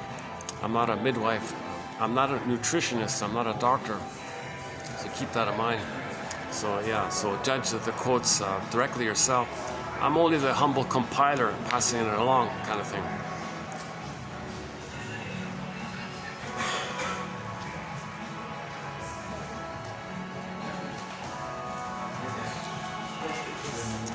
And I did once discuss this material, some of these quotes, and it led to a dream, and I thought, oh, this is great. This is hallucinating.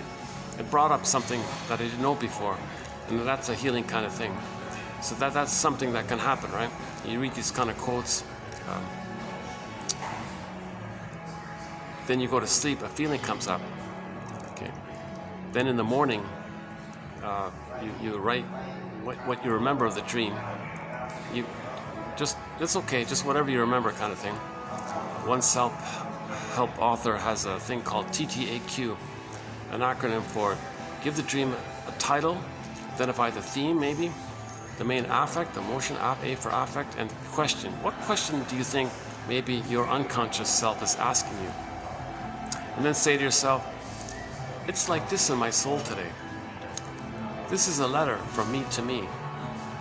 If you get a letter from your soul, don't you want to read it? Now, your unconscious is sometimes metaphorized. The energy in the unconscious is sometimes referred to as the id. Now, the id energy is sometimes personified as one of the Greek gods, right? In the Odyssey, it was Poseidon. So, if a Greek god, if you get a letter from a god, let's say, don't you want to read it?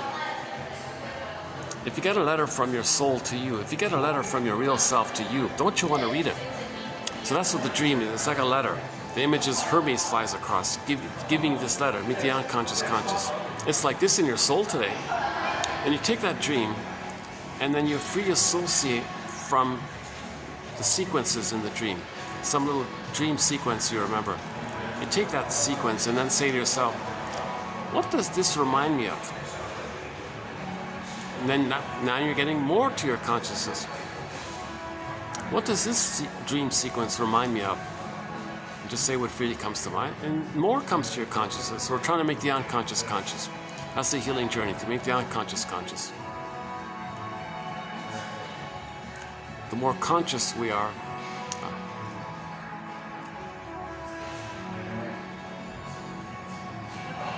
that means we're more healed, obviously.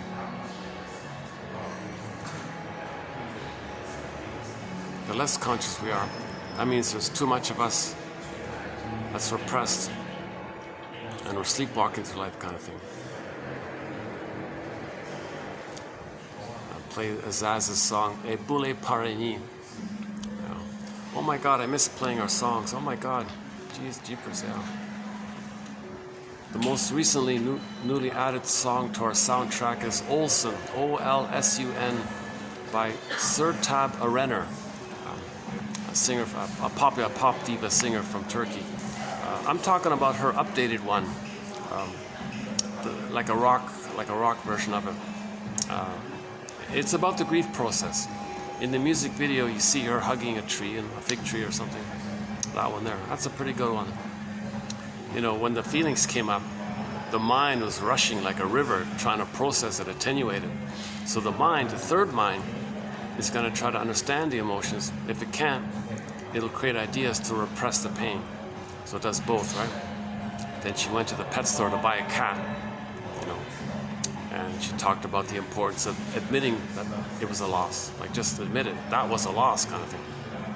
So she discusses, she kind of discusses the grief process in that song.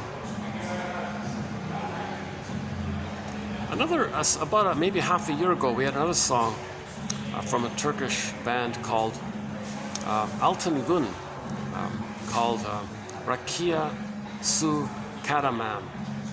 Is that right? Rakia Su Karamam, M-A-M.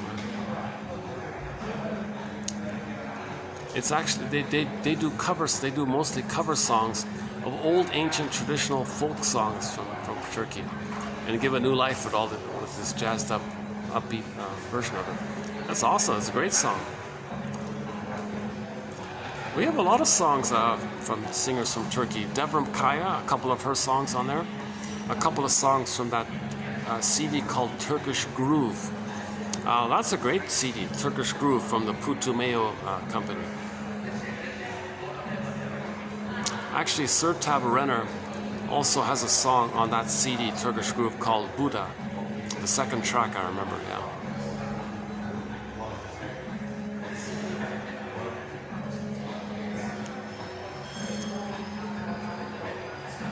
I'm trying to get songs from all around the world.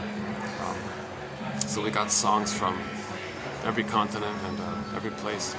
I want to get every language. Lots of classic rock, lots of songs from indigenous singers. We got a lot of great songs from indigenous singers. Robbie Romero's Heartbeat. Okay, Eastern Owl has a couple songs. Eastern Owl. Kayla Lynn Johnson has a very good song called Gentle Warrior. Kayla Lynn Johnson, a Mi'kmaq singer. That's a good one.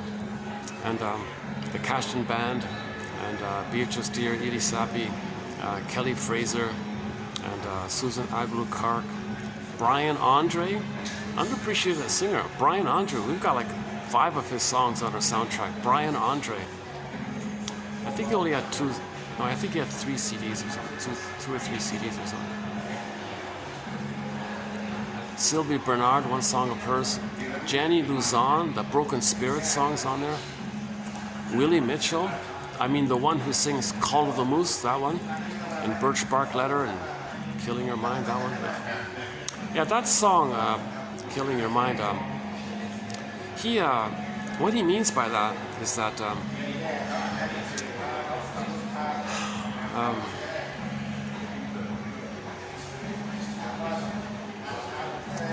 that when a baby identifies with the aggressor, their mind was like that, damaged like that.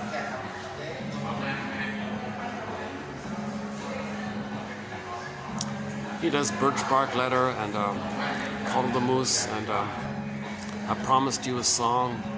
Big Policeman is in there. He tells his story in there. And a few others. Willie Dunn, another Mi'kmaq singer. Willie Dunn, son of the sun, son of the earth. His voice sounds like Johnny Cash. You'll think it's Johnny Cash. No, it's Willie Dunn. Willie Dunn, D-U-N-N, Willie. I think it's W-I-L-L-I-E. I think that's the I-E one. But the other Willie is with Willie Mitchell. So Willie Dunn sings Son of the Sun, Children of the World,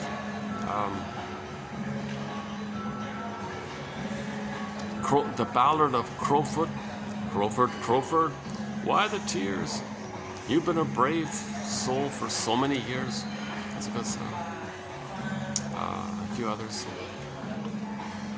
Claude McKenzie, yeah, he's from Cashton.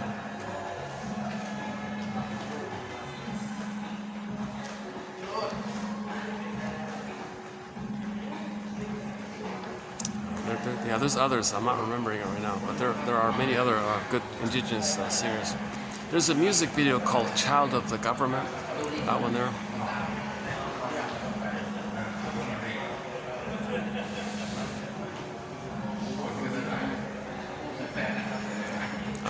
Elizabeth Gruner, an opera singer from Germany, she does a song called, she does a very good rendition of Solveig's song.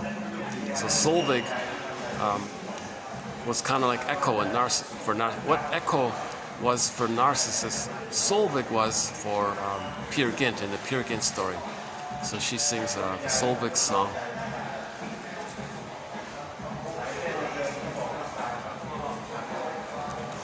I mentioned the Nashville show. We have one song from that show called The Lies of the Lonely.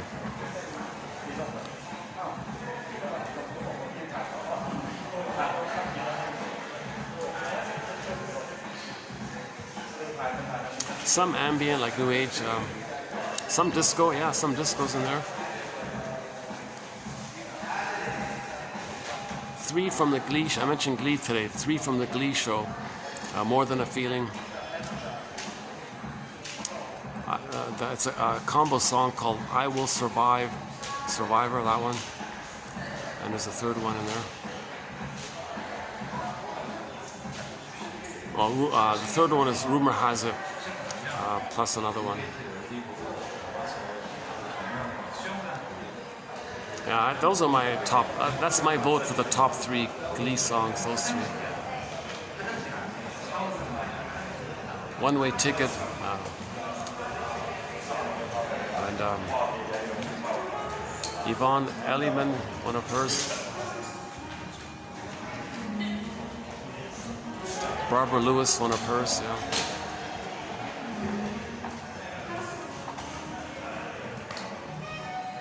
Katja Epstein does a German cover of the Bee Gees song Heartbreaker, made popular by Dionne Warwick.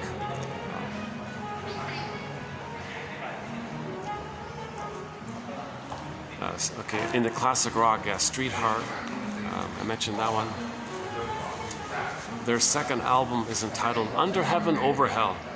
Baby can't handle that. It's going to be heaven. It's either or. It's heaven or it's hell. He can't. That's a splitting mechanism. Baby can't handle ambivalence. He can't handle confusion. Okay. It's so we're looking for this kind of middle area, middle ground. The third side that holds the other 2 sides. Baby can't do it. It's heaven or hell. Mother's breastfeeding properly. Heaven. Not. Oh, it's hell. Okay, he splits it. Denies the mother is hurting him and hallucinates a goddess in heaven or hell. No, yes, Street Heart, Dan McCafferty, the Triumph Band, Rick Emmett and Gilmore, those 2 guys. Rick Santers, oh my God, Rick Santers, yeah. Lovesick and Mistreating Heart. The Rapper, Time After Time, Winter Freeze. Underappreciated band in the 80s called Santers. And the lead singer did a solo album. And on that solo album there's a couple of good songs. Yeah. But his most recent single is Lovesick. Great song, Lovesick. Another lonely castaway on a ship that didn't want to be put out to sea. I can't see any star. I'm at the mercy of an unknown destiny.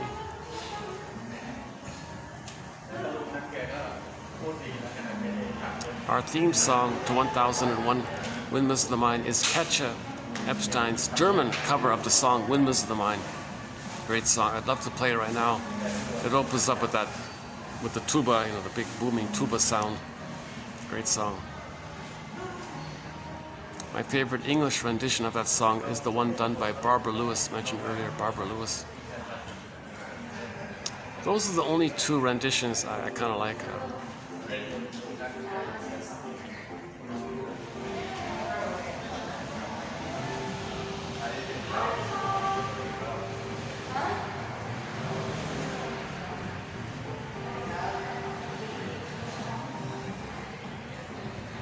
Yeah, we talked about the BPD pattern today.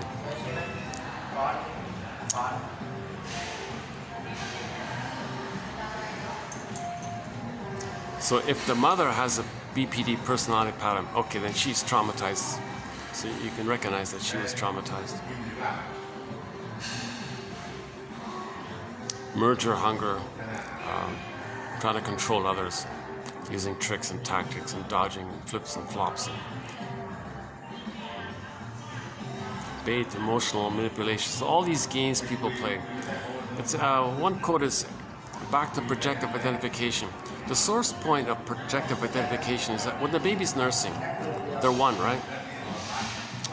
So if they're one from the baby's perspective, then mother's feeling what he's feeling. That means mother knows what the baby's feeling.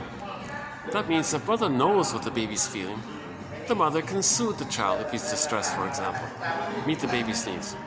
If that's failed, repetition compulsion, you recreate that. You're still searching for it. And that's what those games people play is about. Okay. To ultimately create a scenario where someone else is feeling what you're feeling and you don't even know it. Thinking that if someone else is feeling your distress and all this, that you can recreate the original missing blissful oneness where your mother knows what you're feeling. And if you can create that, your fantasy is mother in the past will soothe you. So all these games people play and tricks people do, the agenda is to get someone else to feel your shame, pain, cries, anger, and all this. And if you think you succeed, you may feel a certain oneness there. Then your fantasy is you're excited that you're one, feeling the same thing, blissful oneness. And then from there, you're back in the nursery. Oh, mother's going to soothe me now. Finally, mother knows what I'm feeling, and she's going to soothe me. So you're coaxing others, you're tricking others to feel what you're feeling, and you don't even know you're doing it. They don't even know that they're doing it, kind of thing. So this is part of the idea of becoming a psychological detective.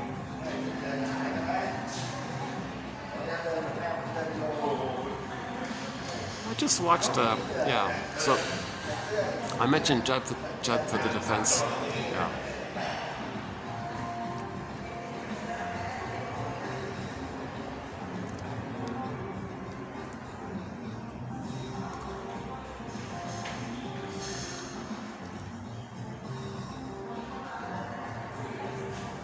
Wow. You know, I remember the guy once told me, please don't film like things like the table or like the decor and the environment and all this. So, okay. So I can't really. Well, I can show you. Oh, this is harmless. I'll show you the plant. I'll show you.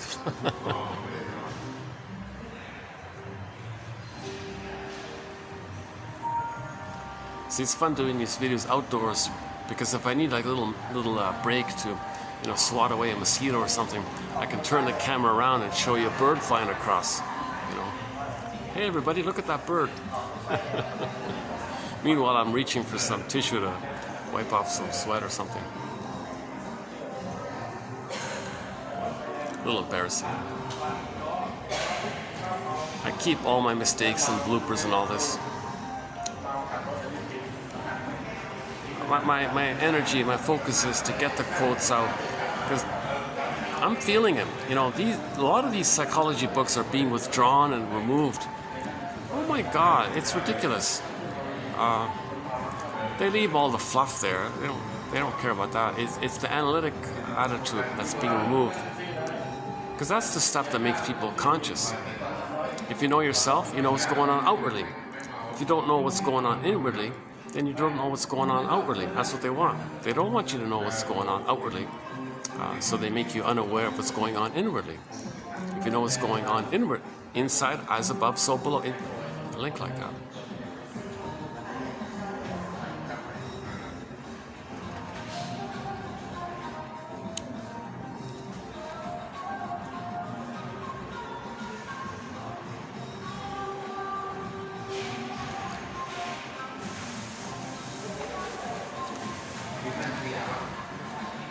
I wonder if they took down even Karen Horney's books. I'll check that one up. Jesus Christ. All of Masterson's books they took it down. He's the Jesus.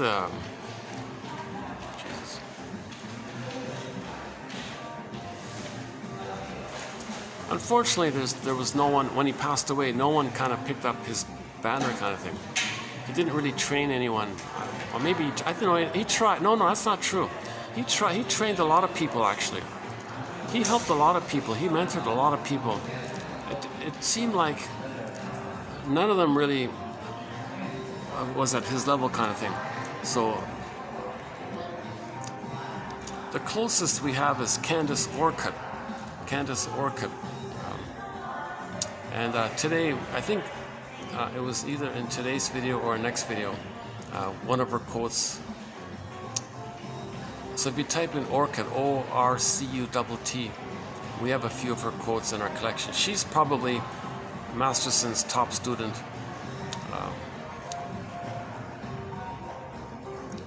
I don't know if that Ralph Klein, another one of his students is Ralph. Today we were Ralph Klein. I don't know if he's around or what's going on with him. But that's it. Ralph Klein, Candace Orcutt. I'm not familiar with any other.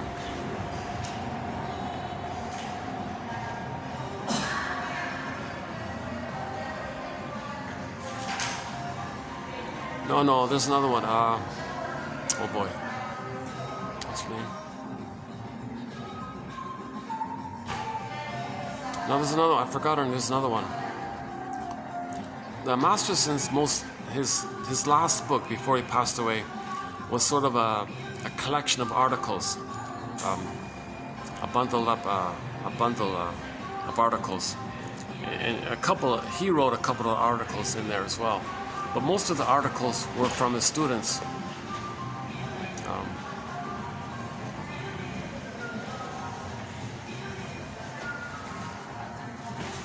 Something like the neurobiology of personality disorders or something like that. I forgot the title. It's got a red front cover. Only in hardback, I think. Was it ever digitized? Or maybe not. Oh my God, maybe it was never digitized. So I'm doing my best to save these important quotes here and have it here in one file. It's an excellent file. I'd be thrilled if I didn't have this and found it. I'd be very thrilled. Geez, just for a minor admin fee. Oh my God, I'd be. Like, I'm kind of excited to find Hart's notes. I mentioned earlier Henry Hart, his collection. I feel a little excited to find his sort of like notebook, kind of like Cole's notes. He did sort of, as mentioned earlier, he did like a Cole's notes of psychoanalysis. This Henry Hart guy. So.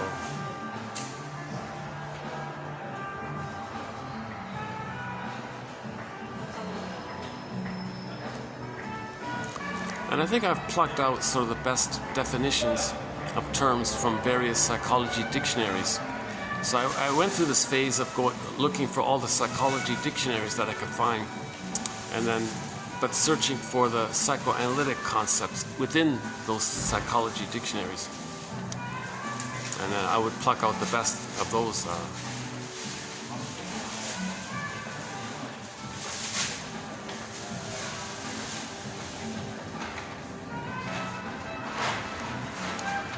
Okay. Yeah, I don't think I'm heading towards any kind of humorous ending here. So just allow me to end this peacefully and quietly, and I'll see you in the next video. Okay, so your mission, should you choose to accept it, is to type in Bruce Springsteen, Independence Day, Toronto.